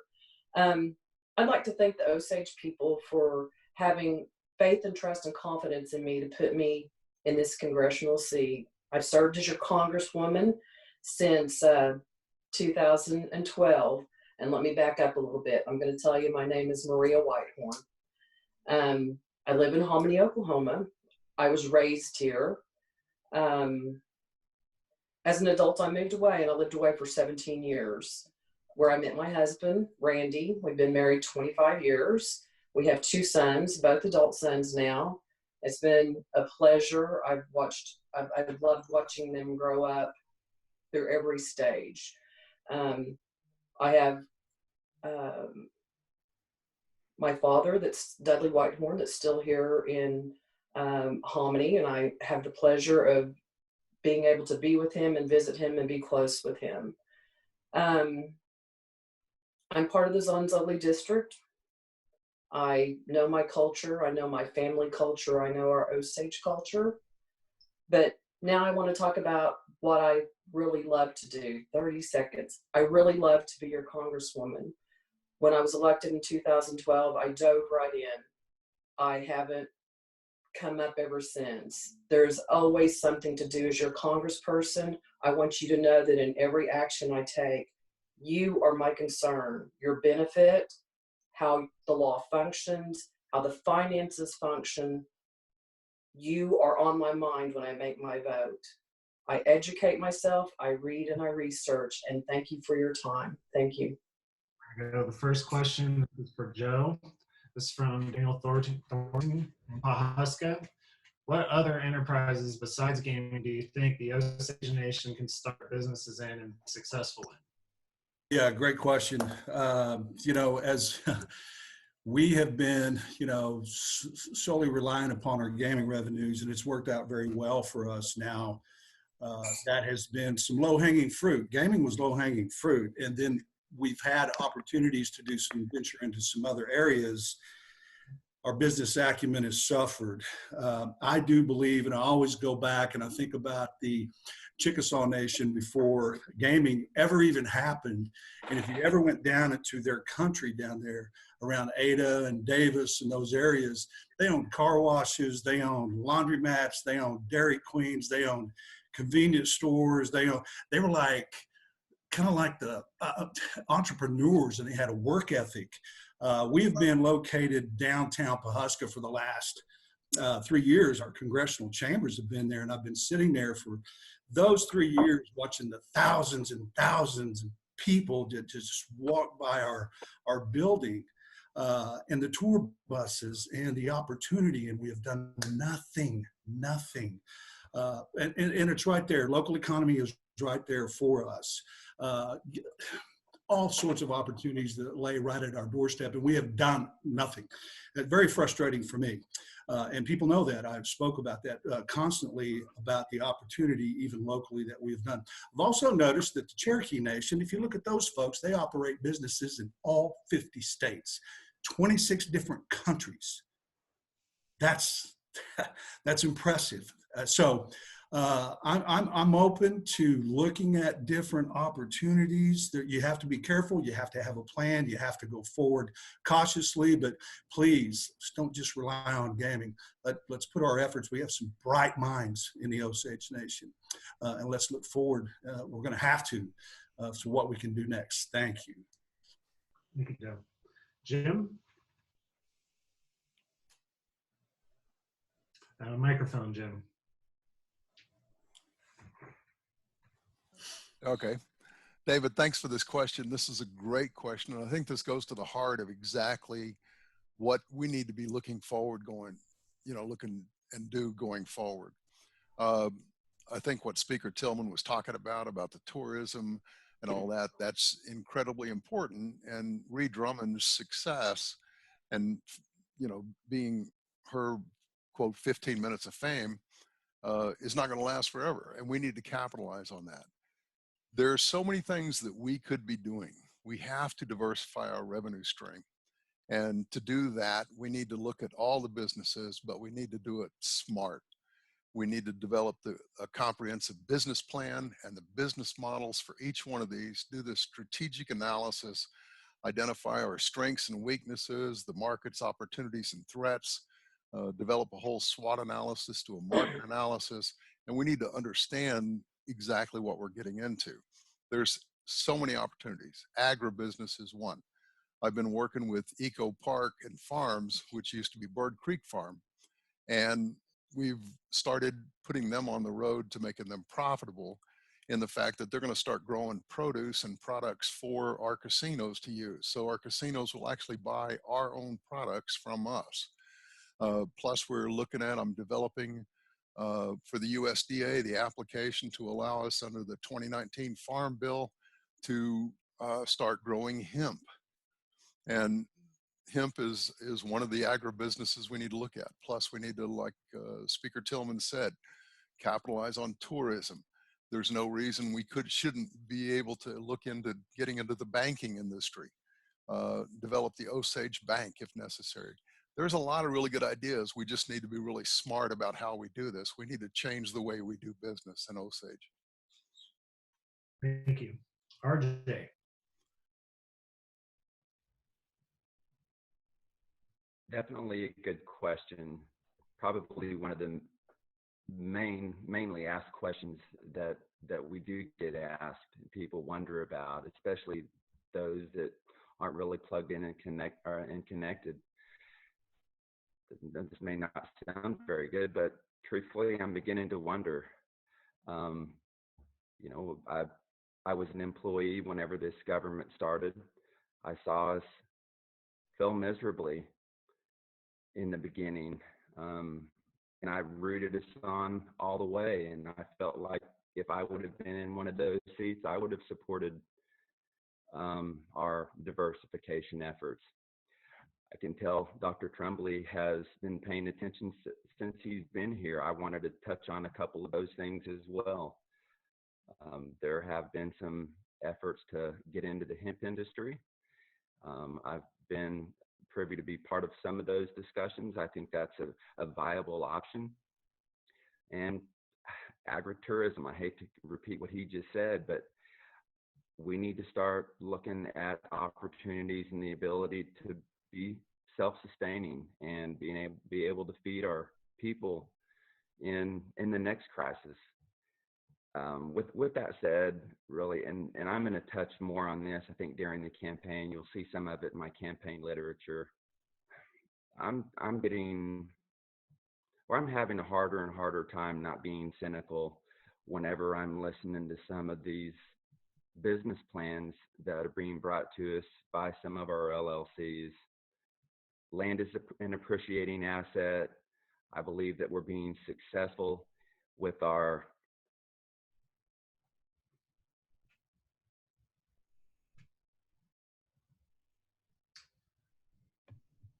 RJ, your audio has dropped off on us. RJ, we can't hear you. We'll come back. If you could try to leave the meeting and come back in if we can't hear you on the next round. Well, you had about 10 seconds left, so.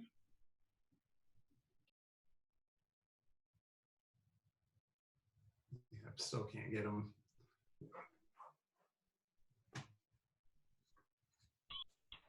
Tara, was that directed at me? It sounds like it might be a connection situation. For me? Yeah. RJ. Yeah. Can you Okay. hear me now? Yes. Okay. We'll move on to the next one. Okay. Maria? Thank you. Danielle, it's a great question. Question that I have been focused on for quite some time as your Congresswoman. Economic development of the nation, to me, is the most number one important issue right now. Our people have needs, our government has needs, the employees have needs. And right now we have a limited supply of revenue that we spread around throughout the government and distribute to benefit the people. They've touched on local economic development. I've always supported Bird Creek Farms. I've always supported funding our ranch, both of which I believe Bird Creek Farms is on the path to success. Our ranch, in my view, has always been successful. Of course, we've injected some money in there. So that's local economic development. Right now, it's been my effort to consolidate the LLCs under one board. We have legislation that we'll be voting on Monday, and my hope is that it'll pass. It'll have one parent company where we have 3 companies with 8A capabilities. The question is, the answer to you is, I believe Osages can be successful in any business that we put our minds to. As Dr. Tremblay referred to, planning is the key. That's been my battle cry, that the Congress needs to at least do the planning that we can do as far as funding is concerned. I try to put money in an economic development fund every year. I have not been successful this past year to get dollars put in it. But I know that when opportunity comes, if the dollars aren't there, those opportunities are going to fly right by us. We have $0 in our economic development fund right now. So that being said, I think I see manufacturing coming back to the United States. If we have 8A companies that could partner with the companies that are manufacturing back, do mentor protege, we have to have a plan. Also, in the LLC Act, it says that the businesses are to follow the economic development plan. Thank you, There Maria. is not one. Thank you. Right, we're on to Pam.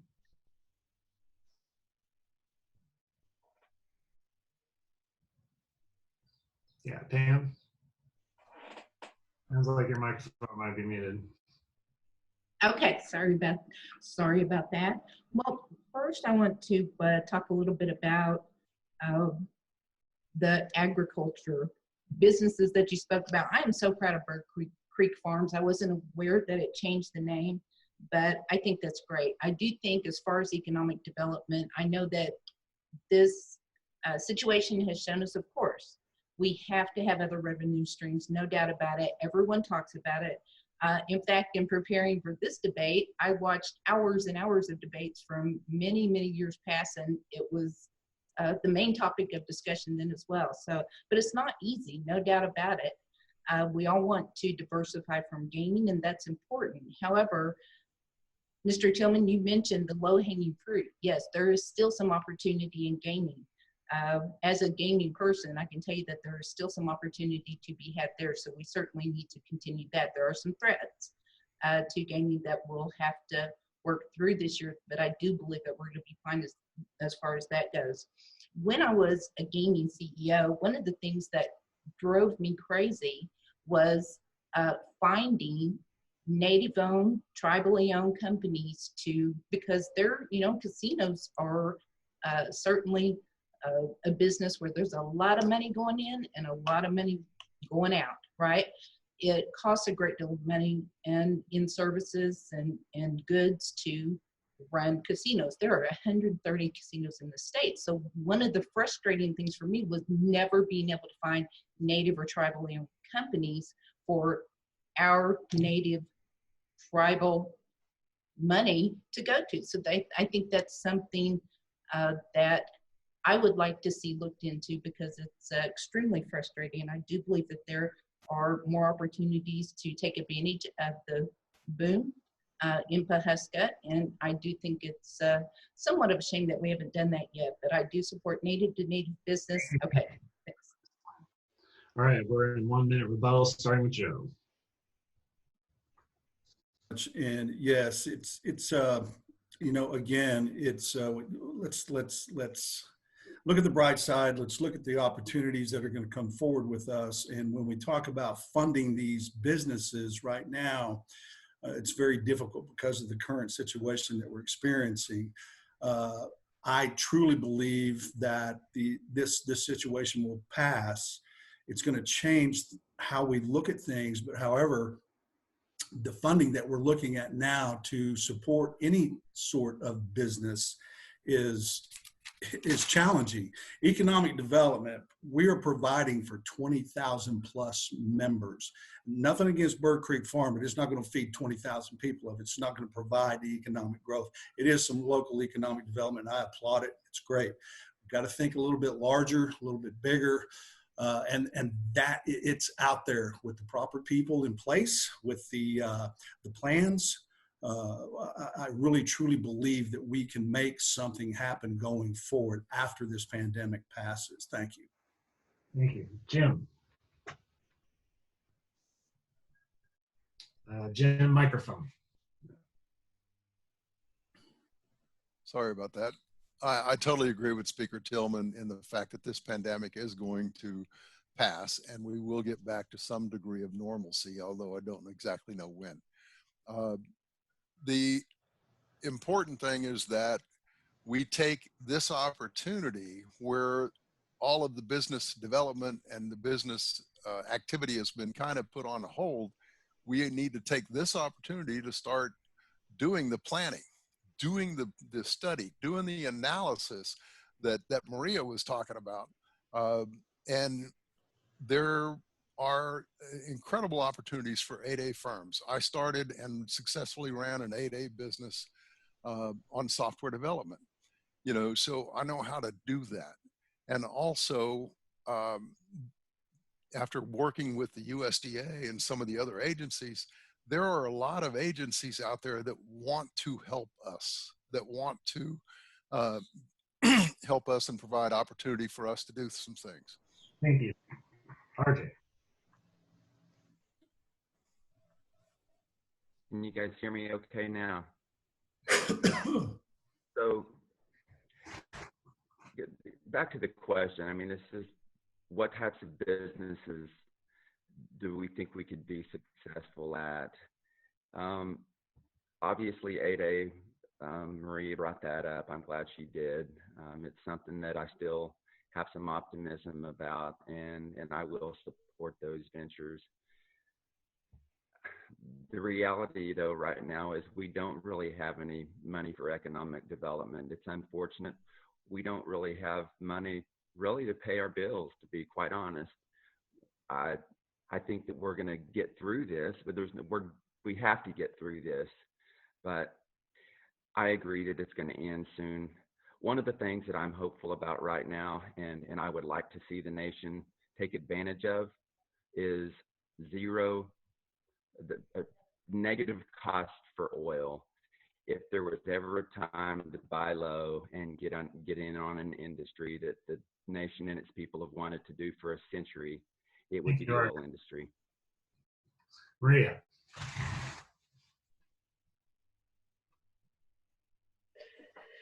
Thank you. I too know we'll come through this time also. And when we do come through this time, I hope that it will be in everybody that's sitting in a congressional seat, it'll be on their mind that these times do come. And if we aren't being fiscally responsible and putting money back into rainy day funds, permanent funds, economic development funds, if we would have had money in an economic development fund, we could have released that to be used for our needs as a tribe to serve our people. So when we come out on the other side, I hope that we come out with a conservative view, kind of like the people that went through the Dust Bowl days. My husband's grandmother, she went through that, and she was very old when I met her, but she saved things because she lived through that time. So I hope that this body, this nation, will realize the importance of thinking to the future in those ways. Thank you. Yeah.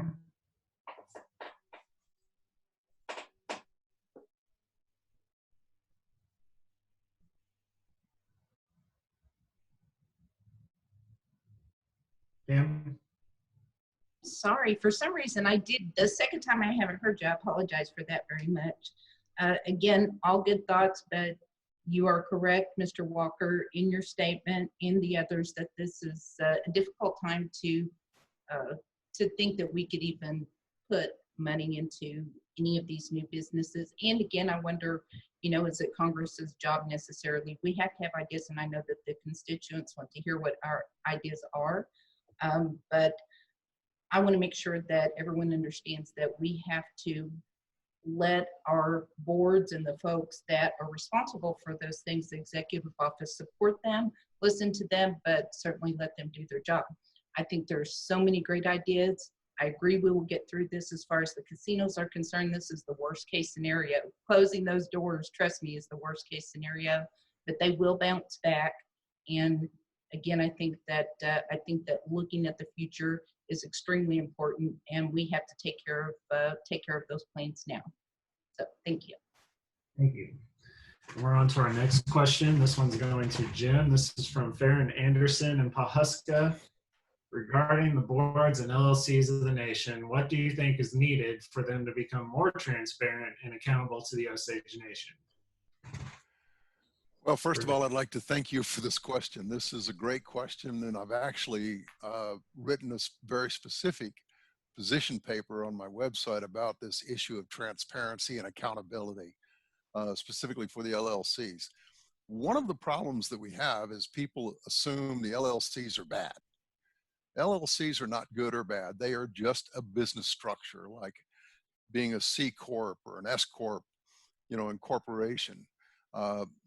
It's the people in positions that have to be transparent and held accountable. And I kind of like what Maria was proposing with the single board, but I would like to take it a step further, because these LLCs, these business entities, have to have a certain degree of autonomy so that they can react to changes in the business environment, but that cannot be absolute. So what they have to do is we have to have a scenario where we have the best business people in the industry on the boards, and then they have to provide provide them with oversight from an overall board. And I would say that we need to have that board appointed by Congress, executive branch, and a non-political body, whether it's the elders or somebody like that, and then they do the hiring and firing.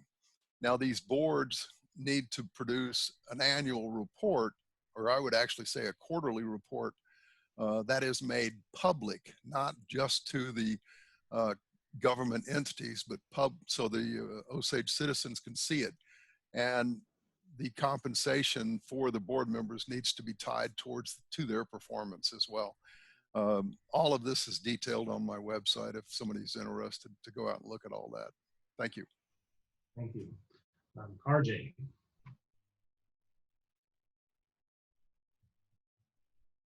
RJ, you're up next. Okay, gotcha. Hope you guys can hear me. Well, the truth of the matter is these boards and LLCs fall under the executive branch. I think the executive branch needs to dedicate more effort on having somebody monitor what's going on a little bit more and report what's going on the website, better reporting. I'm not just going to take a shot at the executive branch. I don't think the Congress has done a very good job about attending meetings. And I'm not just talking about individual members of Congress, as far as dedicating staff or hiring somebody, or even our Office of Fiscal Performance and Review. I remember the previous staff member we had, Mr. Corbin. He was good about attending their meetings, and he reported to Congress on a regular basis. We've missed that. But truth of the matter, to answer the question directly, I think the executive branch needs to dedicate somebody and keep the nation apprised on what's going on with their boards and LLCs. All right, thank you. Maria.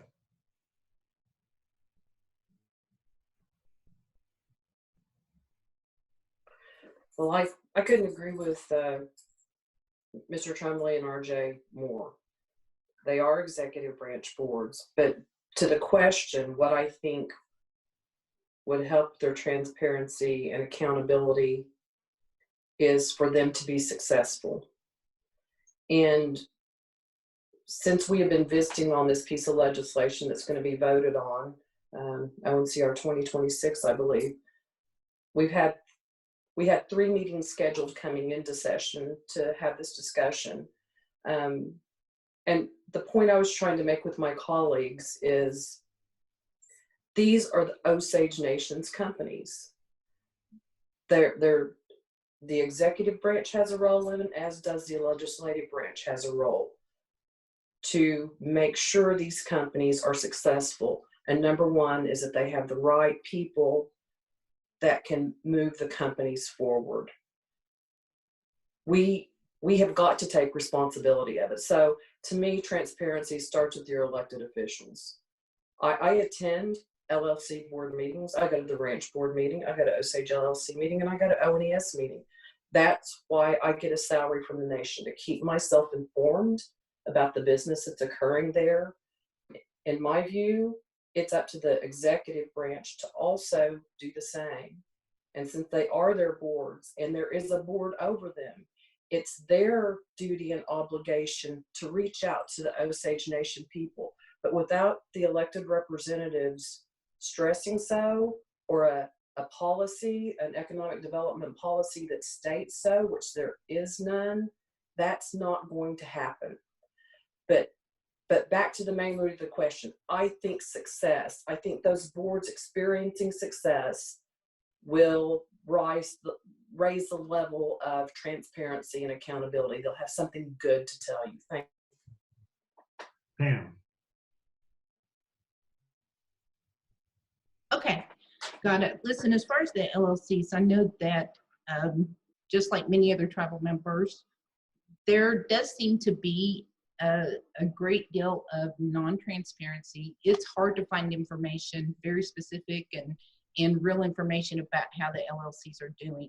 I feel like the way for those, and I agree with you, Maria, be successful. It's easier to tell good news than it is bad news. But we need to know, when you look at the businesses that our LLCs are currently in, construction, IT, energy, they should be successful, right? So my question, just as a tribal member from the outside looking in, is why? We need to be able to get that information. And even though it's hard to deliver the bad news, we should, the board should be required. I don't know if it's necessary for them to have one person to watch all the boards. Shouldn't the boards be accountable? Shouldn't the boards be providing that information? Shouldn't they be given reports? And shouldn't our elected officials be involved in at least knowing what's going on? So thank you. Thank you. Joe? Transparent accountability. That's it. We throw those terms out there quite a bit recently and in the past. It's, these LLCs, as I heard a previous candidate we were talking about, we've thrown millions and millions of dollars at these boards, and they, the end production has been less than zero. And it's been very, it's tough for us to sit back and say, yes, we've put millions of dollars into these boards to go after these contracts and make us successful, and they have failed. So I go back to vetting the boards better. The chief recommends the individuals who sit on the boards in the Congress. Yeah, we have to do a better job. The chief, the executive branch has to do a better job. We put some people in position to fail, and why they come, and they're good people. There's nothing wrong with those folks, but they are put in a position to fail. These are businesses that you have to have a business acumen. You have to have the finesse of economics to be able to contribute to a board to be successful. Our boards were handed a mess, a disaster. The ones that are there now, right now, have been handed a disaster, a complete mess. And they're trying to figure it all out, solve their debt problems, pay their bills. And that's not looking forward. They're having to clean up for what happened in the past. So I just want us to be careful going forward with what we do. It's a different time. It's a different place right now. But I think vetting the board members better and putting people in position to be successful is critical for the nation to go forward. Thanks. Thank you. All right, we're in 1 minute rebuttals, starting with Jim.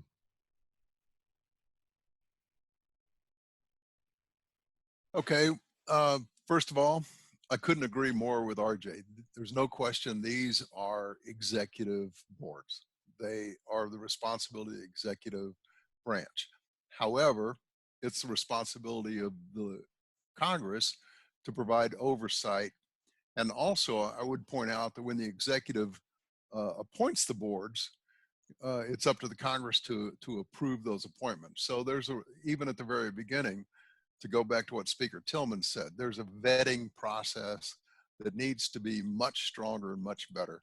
We need to hire the best we can get in the business area, and they need to not be, political favors or paybacks or anything like that. They need to be the best we can get so that we're successful. And like Maria said, that's what we need to focus on is we need to make these LLCs successful, because we don't have enough resources to just blow it away. Thank you. RJ, you're next. 1 minute rebuttal.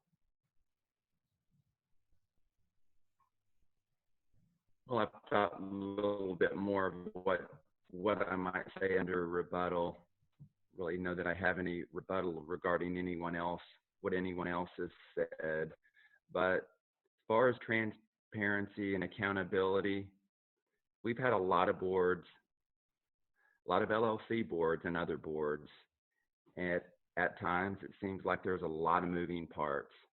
Guess really after 8 years of participating in it, I am very, very close to the point to where we need to narrow our boards down, have a keener focus, communicate with less people, have moving parts. That way there can be a minimization of finger pointing. So, and I'm going to try to answer these questions directly and to the point as I can. So I guess my best narrowed, less people involved. Thanks. Maria.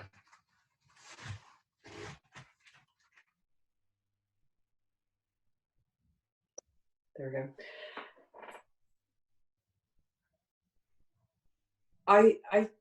I think that we have things stripped back to the bare bones. Millions have gone to those LLCs, although I will say as a Congress member, I think that just the last appropriation we made to save those 8 companies is all I've ever appropriated to our LLCs, except for the ranch, which everything's sitting out there on a ranch is an asset. If they sold everything that they purchased, we'd have more money in our pocket than we did more money than what we appropriated to them. It's a cyclical business. But I believe that these LLCs are stripped back. I believe that Congress has no will to throw money that way. At this point, there is no money. So I think that having one board and having board training, I think that our OFPR department he's been doing a high level audit, but one of the things he said is they aren't trained, no orientation. We need to do that. Thank you.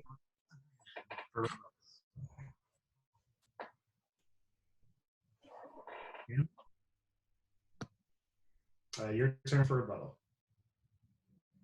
Is it Pam again? By the time we finish, I promise I'll get the hang of this. So I so apologize. So accountability and transparency, I'm surprised that these boards are not required to provide this information to our members in a useful manner. So I think that is important. I think it's important that Congress is involved in the board meetings. Thank you to those that say that they go, that I have heard from a couple of folks that hasn't always been the case. So hopefully we'll be able to get these straightened out, because again, the amount of money that's been placed into the LLCs is disturbing to most of us. And I think I'm not for just throwing them out and ending them. I want to know why they're not working. So thank you. Thank you. And Joe. Microphone, Joe. It comes down to vetting. We have a tremendous amount of highly educated Osage members out there who qualify to sit on these boards and have a work ethic. And so you have to go to them and they have to want to give back. And you have got to communicate with them and convince them that we need you to come back and help us going forward with whatever board it may be. And it's leadership, but a lot of quality in some individual Osage members out there that we need to tap into. And that's a resource that's out there waiting for us going forward. Thank you. All right, thank you. We're on to our next question. This one's going to RJ first. This is from Avis Ballard and Skytook. What is your stance on the future of Dapsoka, Angpodapi, the Osage Nation School?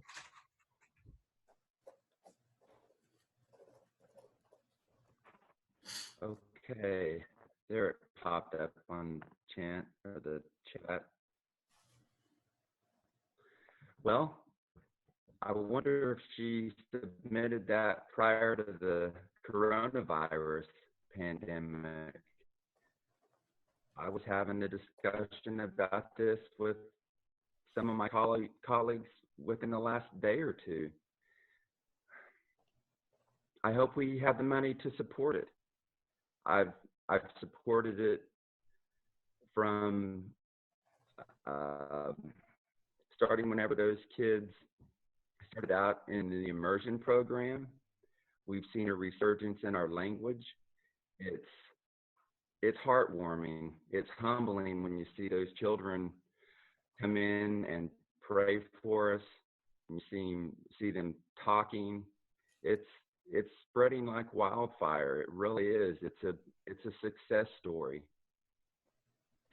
If this question would have been asked prior to the financial straits that we're experiencing now, I would have said I support it. I don't know how sustainable a 12-year school is or was going to be. I expressed, at one point openly that I thought that getting them up to 6th grade may be the only realistic thing we had going for us as far as our school, unless we saw a dramatic increase in gaming or other revenue. As far as my stance on the future of the school. Thank you, RJ. That is time. Maria.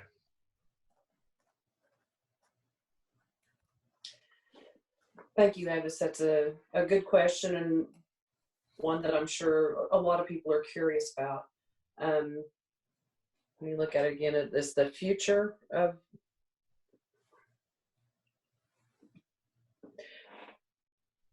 we're going to have money issues, as we all know. I have always supported our culture and language. I've always supported the concept of immersion.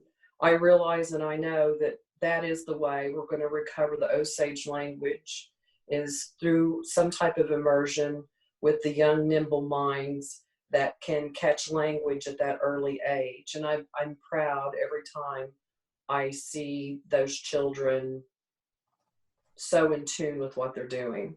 So I do support and have always supported the concept. Now, as far as, and it wasn't, when the planning began, it wasn't completely planned out as an immersion school. It was planned out as an academy where our language would be taught. Just like with anything else, with our LLCs, with our Economic Development Fund, if we don't have plans in place as legislators, then we can't prioritize the dollars that we have. So my whole take on this is I've supported it and I want to support it, but I want to be able to see where it's going to take us, the dollars that it's going to take for us to be successful, because we're dealing with the young minds of children and families. And if we're going to start down that road of expectation, we need to know what it's going to do. So right now we might have to see some shrinkage just back to early child care because some of those programs are federally funded, but that is the choice of the executive branch. And I hope to see what we're going to do. Thank you. Yeah.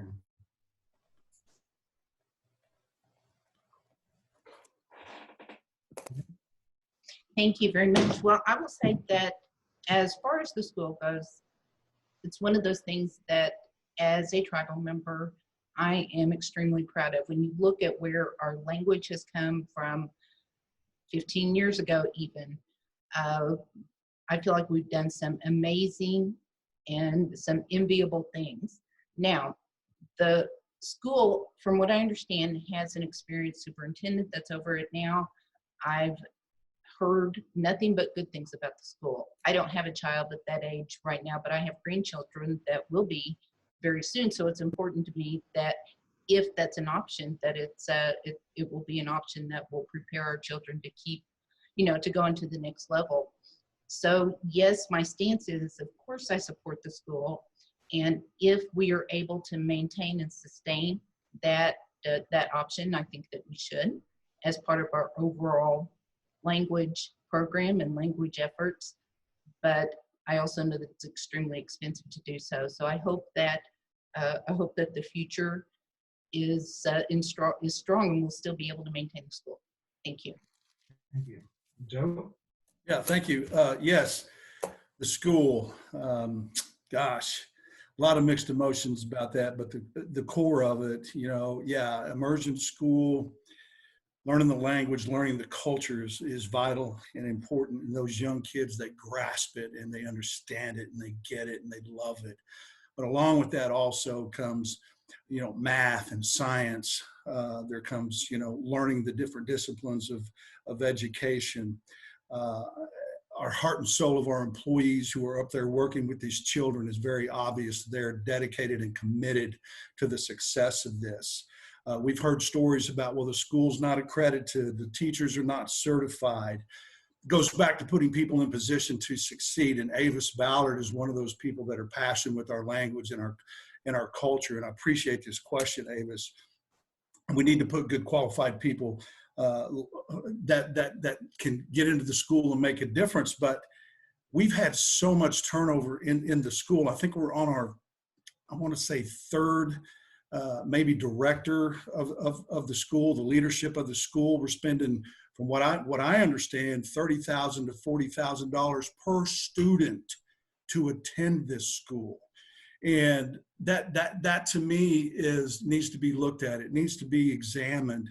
And, the school, yes, was there a plan going forward? Was this something that was just a impulsive decision to do this? I think we kind of dropped the ball and didn't plan properly to do this. And yes, I agree with other members' comments. Having the funding to go forward, it's not there. So in our Constitution states that we look at public schools as an option, and we support that in our Constitution to work with them. And a lot of our Osage students are in the schools of Pawhuska, Hominy, and Gray Horse. So great question, and a lot of mixed emotions about this. And God bless, my heart goes out to all the people who are working very hard to try to make that school a success. Thanks. And Jim. Okay, well, obviously you don't get a PhD if you don't have a passion for education. So having said that, my emotions probably aren't quite as mixed. Now, I am a realist in the fact that, there's no question that there's going to be, resource issues and things like that. And there's also no question that the COVID-19 has changed and altered what we can and cannot do. We do need to keep in mind that to be a federally recognized tribe, we have to have a solid language base. So I think it's really important just for us, if nothing else, just to keep our federally recognized tribal status. So the school needs to work with the nation's governments, whether they, not only the legislative branch, but primarily the executive branch, to make sure that they've developed a modified strategic plan that will outline their goals and objectives, where they want to be a year from now, 3 years from now, 5 years, even 10 years, maybe 25 years from now. And they need to lay that out. They need to develop the plan on how to become certified and accredited so that we can get that. Now, we can't, it's going to be way easier to take somebody that's fluent in the Osage language and cross-train them to get them certified as an educator, rather than take an educator and get them to learn the Osage language. That's going to be a much more difficult lift. So we need to put in place a program to allow that transition to happen. And again, it goes back to vetting the right people and putting the right people in place. Thank you. Thank you. Before we get into rebuttals, I just want to thank you for your patience with my pronunciation on this one. RJ, rebuttals, 1 minute. Okay, so that question kind of struck near and dear to my heart, truthfully. Speaking of former leadership, I have a close family member that used to be part of the leadership in that. So I've heard the good and the bad. I chose in my opening remarks to concentrate on the good, and that is the language. Some positive things have transpired. I'm not going to get down in the weeds. I'm going to choose not to do that, but we are spending too much per child. And under the current circumstances, it's not sustainable. I pray that things change and we can use these kids that are coming up through there right now as a case study and see how they integrate in our public schools and go on and hopefully become successful college students. Thank you. All right, Maria.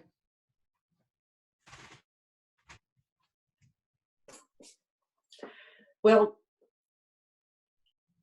I'm still going back to immersion is the way to learn a language and to teach it like it's your first language. Some problems have been brought up about not having the certified teaching staff that is dedicated to be full-time teachers at the school.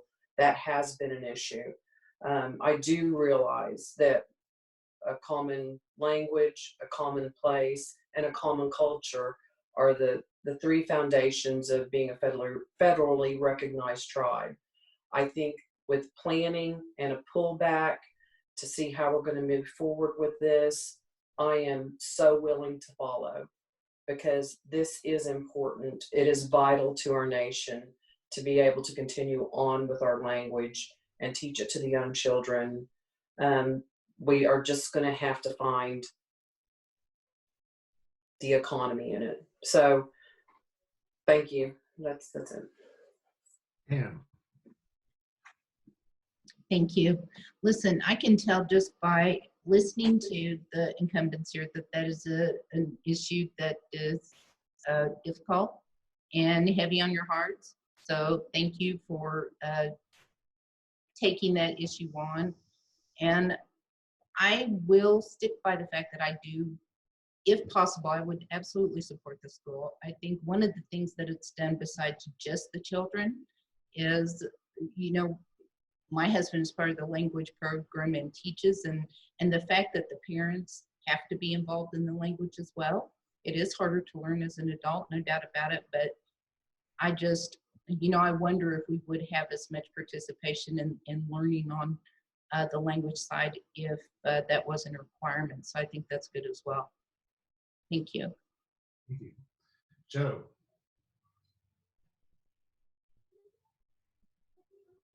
It costs us a lot of money to support the school. Yeah, if we had it, you know, if we had that big piggy bank to support this,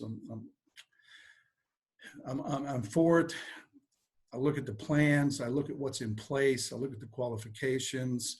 I understand that to me, in my heart and my soul, are supporters in our nation of this language and our culture. But I go back to these children that need to understand the math, that need to understand the science. And the changes in the leadership of this program changes the goals and objectives every time we make a change.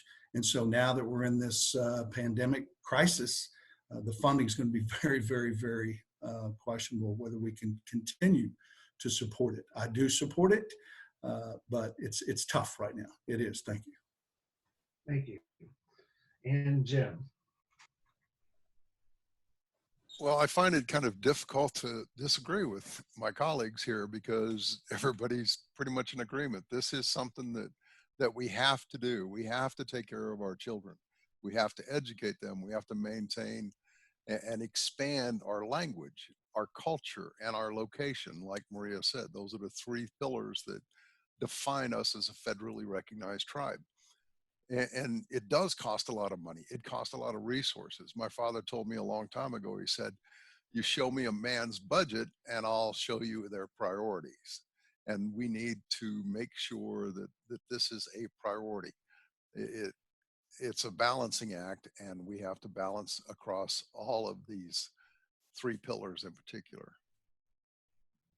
All right, thank you. We're on to our next question. This is going to Maria first. It's kind of a long one. This is from Scott Manzer from Bakersfield, California. A decimating result of COVID-19 will be lost revenues from gaming. Low estimates are in the 20% range, though the number could be much higher. When normalcy returns and casinos open, revenues will not return to form immediately. How will Congress address the revenue shortfalls, including priority spending? This is from Maria first. Thank you for the question, Mr. Manzer.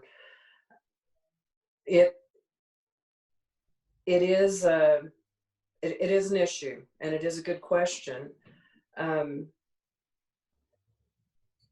We've already appropriated the funds for 20, so the cutbacks that you're going to see in the executive branch are theirs. They're theirs to make.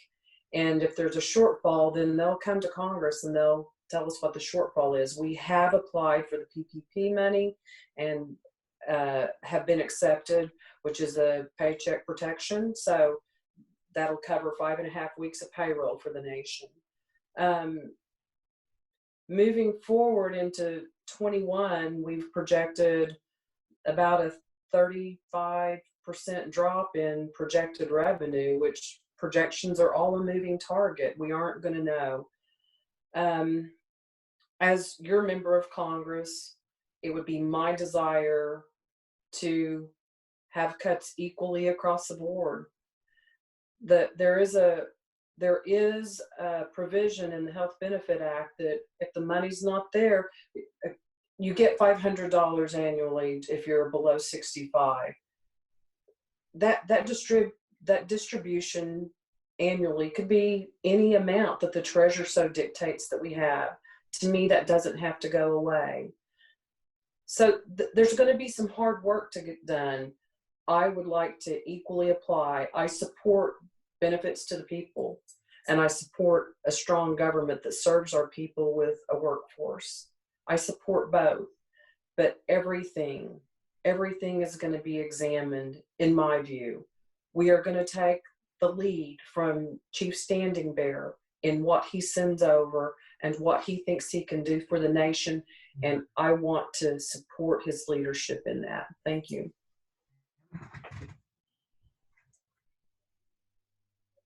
Kim?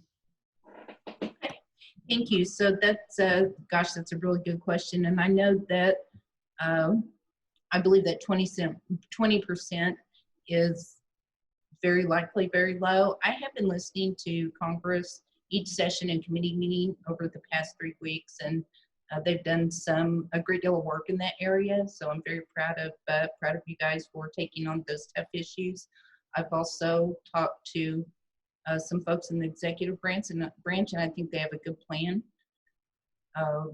to fund some of these things. I personally think, as a gaming person, that it's going to take a good year to recover and be back where we were. Okay, so there definitely will need to be some cuts, and I do agree that each department, each branch will have to take a look at their expenses, including Congress, and do what they can to help meet those lower revenue projections. Thank you. Thank you. Joe? When normalcy returns, if it ever returns, I don't think it'll ever go back to normal. Realistically looking at it right now, the economy, people, they're not working. We're trying to ease back into it.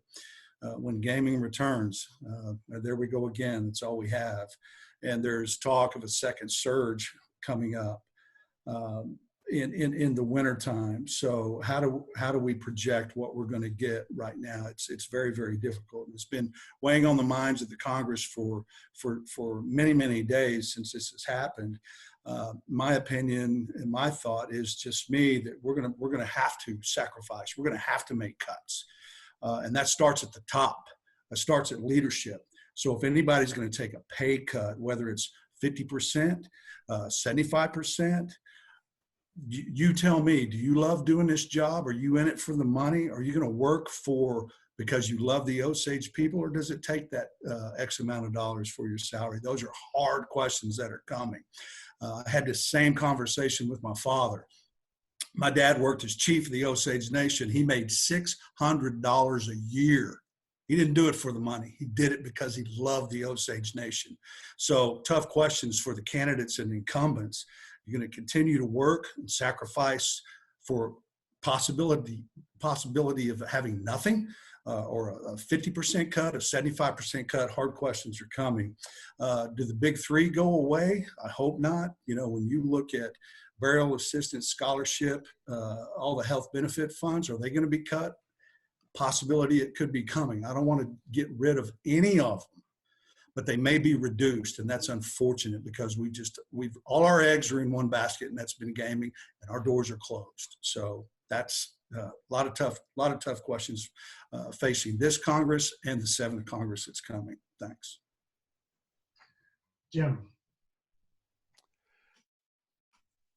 This is a great question because it goes to the underlying problem that we have in how we do business. If the coronavirus, and I might add Governor Stitt, have taught us anything, it's that having a single source of revenue makes us vulnerable. And it puts our entire nation in jeopardy. I think Speaker Tillman was spot on. There's going to have to be some really hard choices and decisions to make. Like Maria said, the Osage Nation did get the payroll protection plan approval, so we're going to get some of that money. We need to do a comprehensive financial analysis. I'm sure some of that's been started, but we need to understand where we are, what the impact is going to be. I know that Chief Standing Bearer has done several, what if analysis. What if revenue drops 20%, 25, 30, 35, 40, 50%? What's going to be the impact and what's going to be the ripple effect and ramification? This is going to affect all areas of the Osage Nation. And to that point, it stresses the importance of business diversity. We need to diversify our businesses. And there may be some things that we could do relatively inexpensive that might generate some revenue, like getting into hemp. We have the land, maybe growing, getting into hemp farming, maybe have some benefits and advantages to us. I know at Eco Park, we're now putting in 20 beehives that's fairly inexpensive. So there's things that we can do. We just need to think outside the box, and we need to try to minimize as best we can the impact this is going to have on us. Thank you. RJ. Well, the first question is, how will Congress address the revenue shortfalls? Well, the reality is there's going to be some cuts. That's how we're going to address them. We do have one big piggy bank, and that's the permanent fund. We just appropriated $8.1 million out of $31 million just in the last week. Truth of the matter, I see that happening again.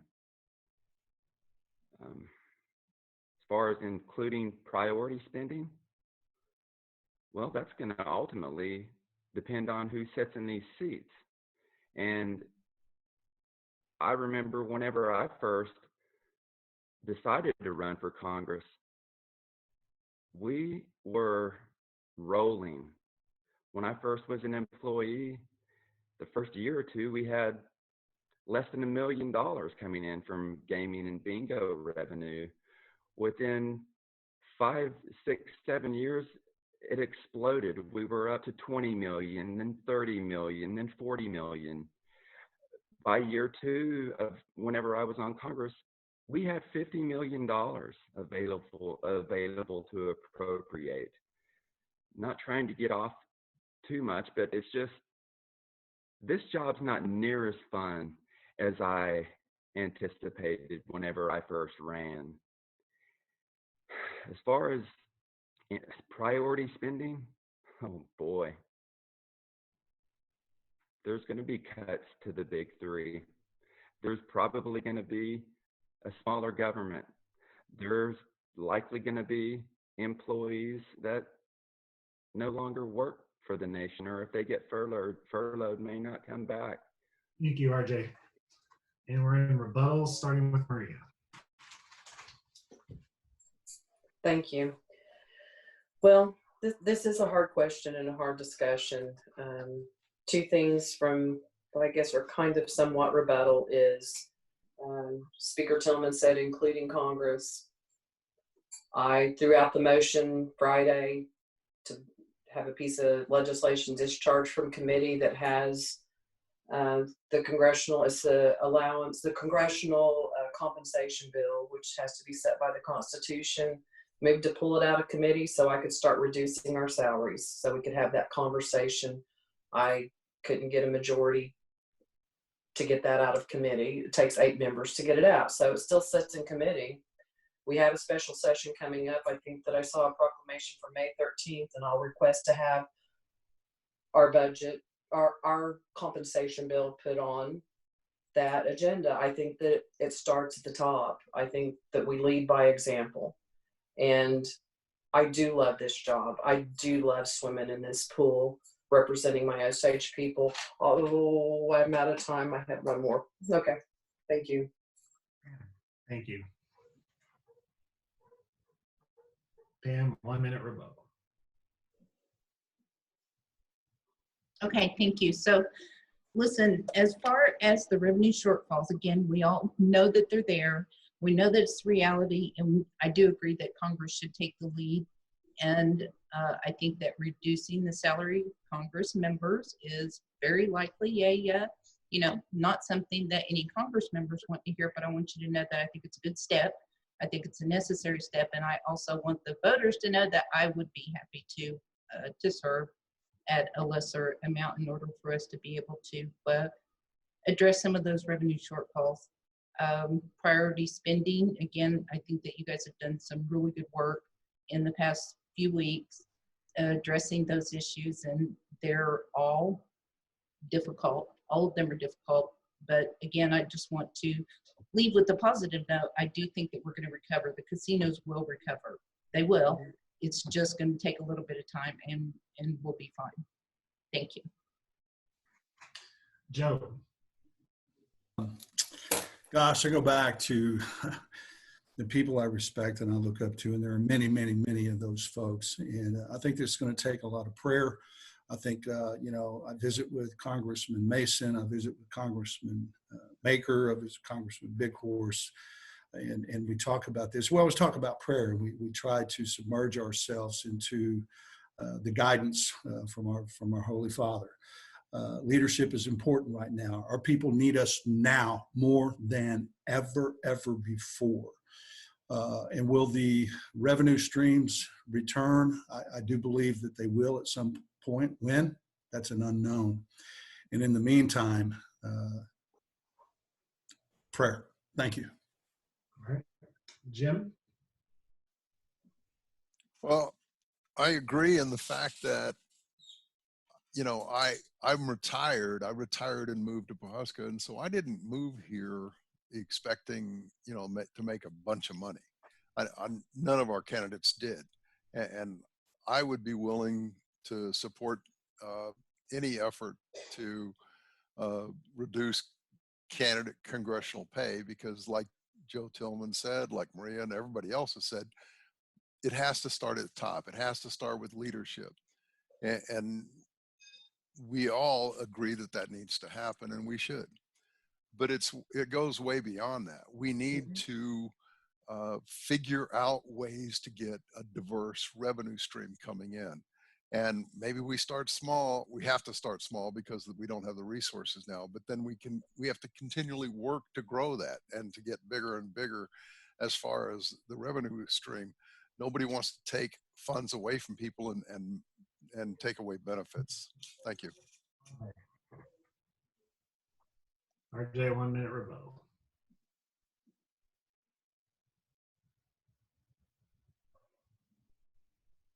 Well, I don't mean this to take a shot at anybody, but this is a rebuttal.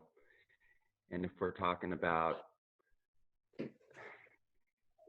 spending priorities and we're talking about reducing our salaries, well, there's 12 of us. If we cut the salaries in half, that would be $350,000, $400,000. A 20%, which is part of this question, a 20% reduction in our revenue projection, that's at least $8 million, if not 10. So that's my rebuttal. Again, I'm going to say, I don't know for sure, but we've got a heck of a lot more to worry about than Thank you, RJ. $300,000 and $400,000 decisions. On to our next and final question before closing comments. This is going to start with Pam from Harmony Revard Fuller in Collinsville. Do you believe district services should be given to Osages that do not reside in the historical boundaries described in the Constitution? For Pam. Harmony, thank you so much for that question. That is certainly something that comes about quite a bit, especially at this time. I believe that we've done a really good job at providing direct services, the big three, to folks that live outside. I think that's admirable. Do I believe that we should? Yes, if our Constitution says that one member, one vote, then I do think that we would need to do that. However, there are some services that are impossible to provide outside of our boundaries and should be kept inside. So I think that it is important to provide the services that we can, but I don't think that it's possible to provide all of the services outside of the boundaries of the Osage. Thank you. Joe?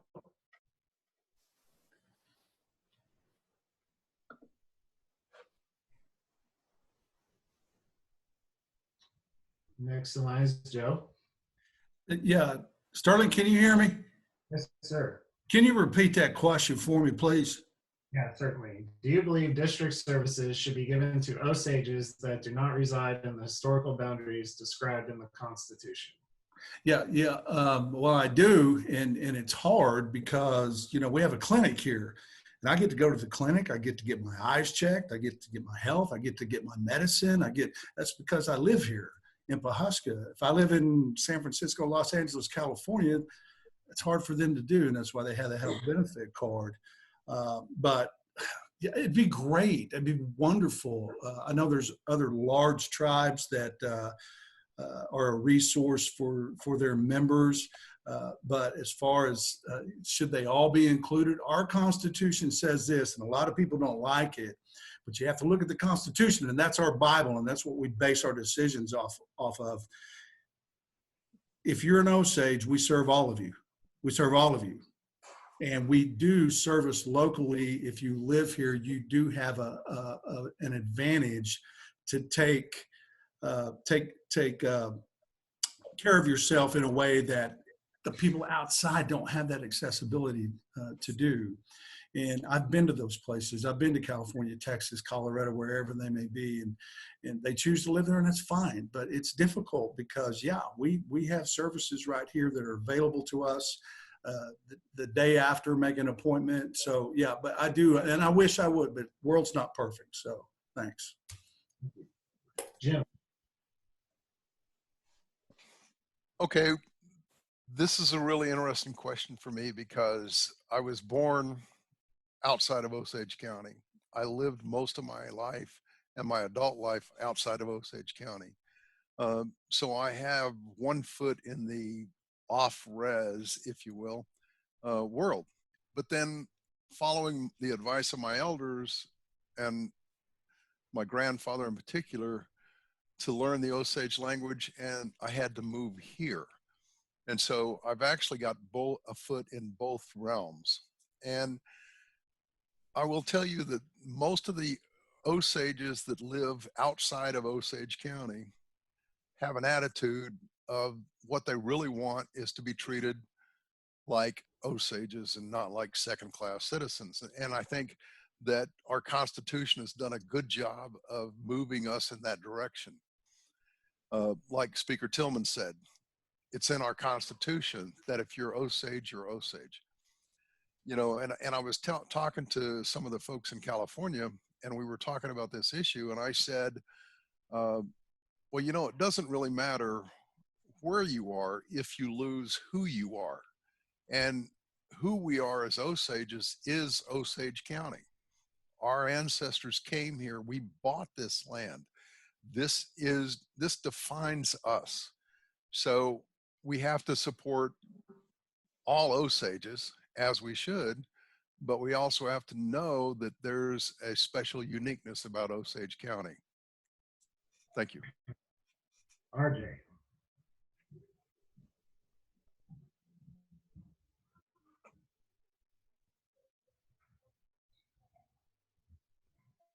Sorry, my miniature chihuahua's barking. So to answer the question, yes, I do. I've proven that with dozens of votes supporting the health benefit card, our scholarships, burial assistance. There's other programs like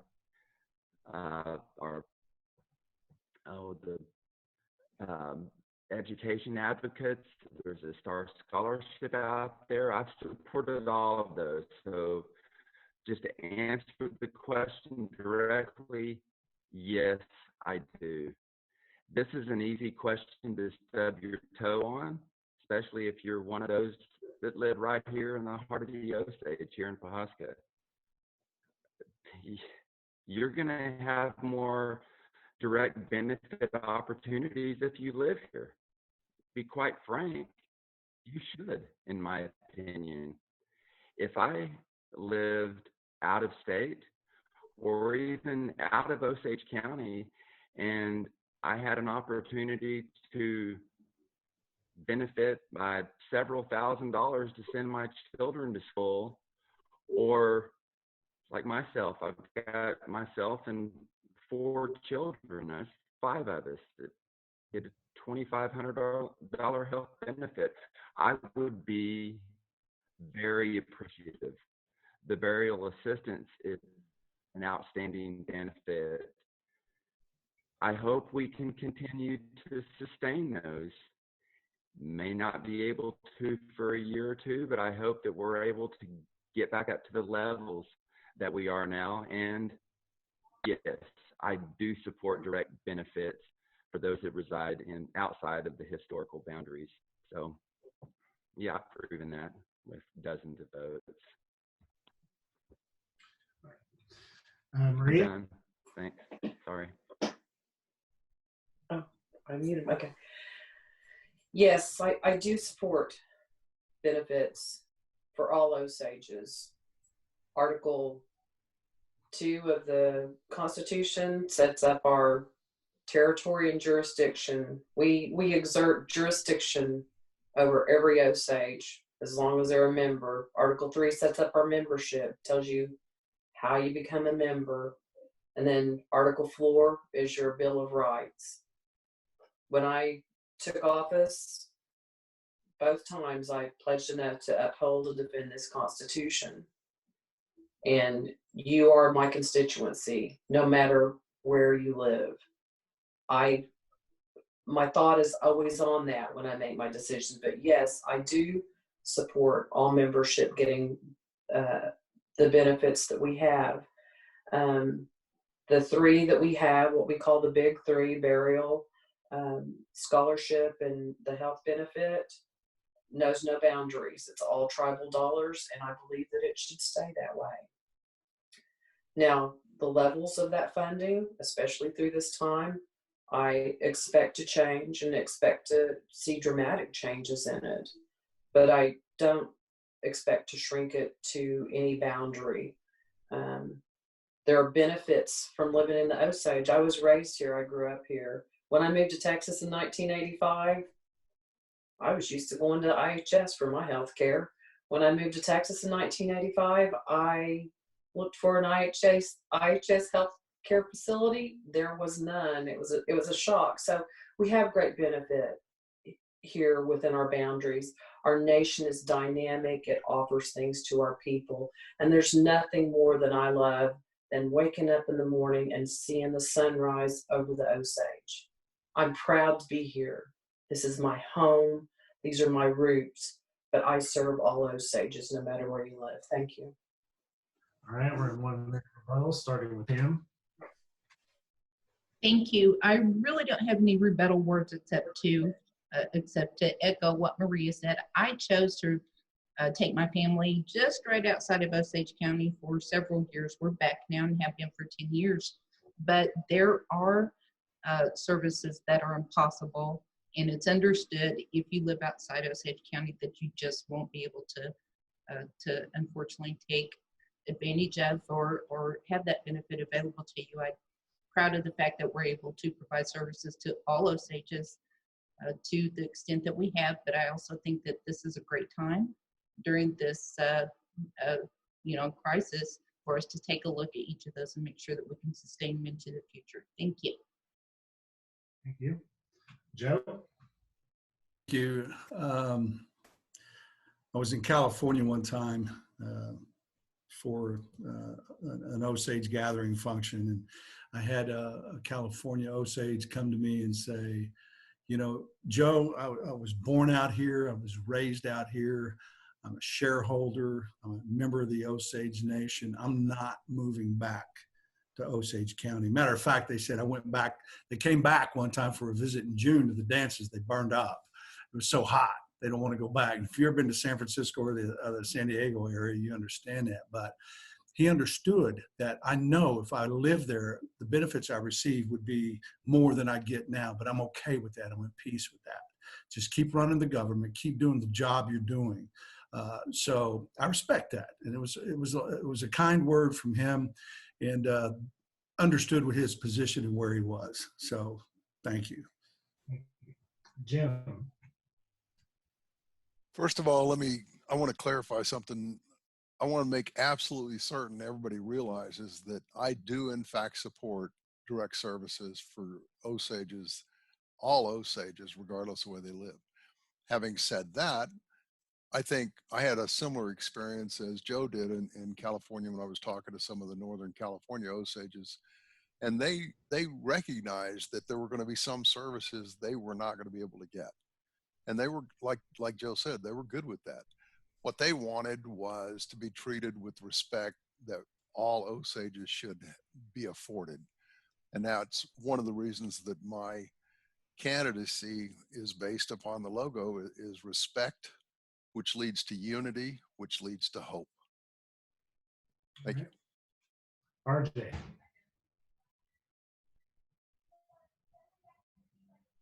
Well, I guess I really don't have a rebuttal. I'm just going to utilize a minute to elaborate just a little bit more and apply it to how I see a lot of Osages that don't live around here.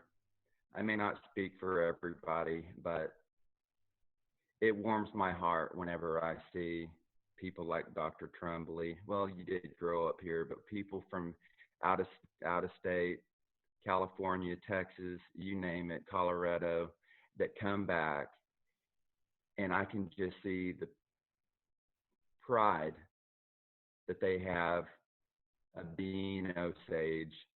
And it may just be standing around the arbor and watching and listening to the drum and the singing.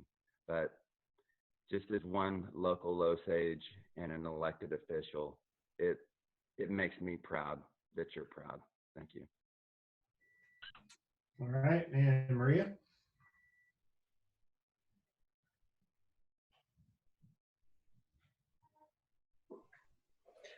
I don't really think I have much more to say either, but we're Osage. We need to move forward in this world together. I have great hopes with the resources that we have or don't have. We're still going to be here. My ancestors were here years and years ago. So we're people. Some of those people back then split off and became other people. So we're here, we're Osage, and we should support as a tribe all of our membership when we can and where we can. Thank you. So we're in closing comments, and I'm going to start with Joe. It's almost way nombre. It's almost time to, am I muted or am I on? You're on. All right, it's almost time to eat. It's 6 o'clock. I've been listening since 1 o'clock. And again, I'm very appreciative to the Osage News, the Osage Editorial Board. It's been a fantastic day for me because I'm committed to this position. And I want to tell the candidates that have ran, it's difficult because of the disadvantage we've all been in of not being able to travel to California, Texas, Kansas, Colorado, to not be able to have campaign dinners, to not be able to go door to door and shake hands and talk to our constituents. So now we're forced to be online. Here we are. It's a strange time. It's different. But I will say that I want to thank you for the time and I'll thank you for the opportunity. I want to ask us all to continue to pray. Pray, that's what we have always relied on for the outcome that we desire. And so, Osage members, I ask you for your support as I move forward in a leadership position, and I will make tough decisions, and I will do the best that I can. So help me with the success of the Osage Nation. So thank you all of you, one and again, for this beautiful, beautiful day that we have had. Dakuna. Jim? Okay, in conclusion, I would like to thank all the candidates and also the Osage News and the Native American Journalists Association for this opportunity. This year, you, the Osage voters, are faced with a critical decision to make. That decision transcends politics. It will define the Osage Nation going forward. The good news is you got a lot of really good people to help the nation make that transition, many of which are here today. What you have to ask yourself is, how is the Osage Nation going to do business going forward? Are we going to continue to allow the Osage Nation to rely on gaming? Are we going to allow the LLCs and Osage business ventures to continue to consume resources without making a profit? Are we going to continue to ignore the needs of our elders, our children, our nation's education because we don't have the necessary resources? You know, Albert Einstein's quoted as saying, insanity is doing the same thing over and over again and expecting different results. Let's stop doing the same thing over and over again. Let's change the way that the Osage Nation does business. Let's have true transparency from the LLCs. This will allow us to hold the LLC boards accountable for their poor performance and, more importantly, recognize them when they have good performance. Yeah, I am an optimist. We have to place a higher priority on caring for our elders. At the same time, we have to educate our youth. You know, like I said, you don't get a PhD without having a true passion for education. We have to continue to make sure that our Osage citizens are able to go not only to college, but to trade school. We have to honor our veterans, and we have to do all of this with the resources that we currently don't have. So we need to diversify our revenue and increase our income, stop wasting our resources that aren't serving the Osage people. And I would encourage you to take the opportunity to review all of my position papers at my website, jimtrumbleyforosagecongress.com. Thank you, and I humbly ask for your vote. RJ, you're up next.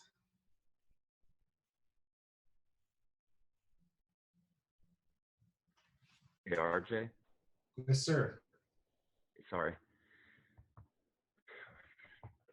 Well, I don't have anything prepared, kind of shooting from the hip. I think I do best at that sometimes anyway. It's been, again, a humbling experience to serve on the Congress over the last 8 years. I appreciate my colleagues, even those that I oftentimes disagree with.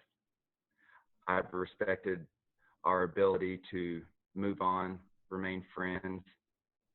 I feel like that's one of the traits that I bring to this Congress is the ability to work well and get along with others. I think it enhances our ability to make decisions, get things done. I think that's going to be even more critical over the next few years, being able to work well with not only your colleagues, but members on the other team. I'm in my seat when we're in session.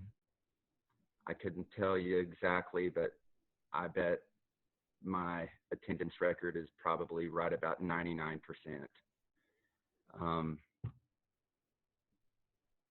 It's going to be different. Everybody wanted to be on Congress whenever Maria and I ran 8 years ago, but whether 35 or 36, it was crazy. It's not easy to run. Campaigning's a pain in the you-know-what.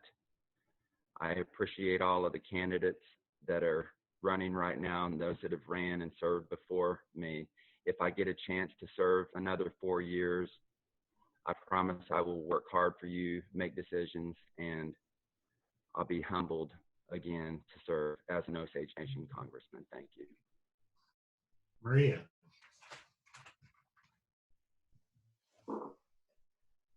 Well, again, I'd like to thank the Osage News and everybody that has helped put this debate on.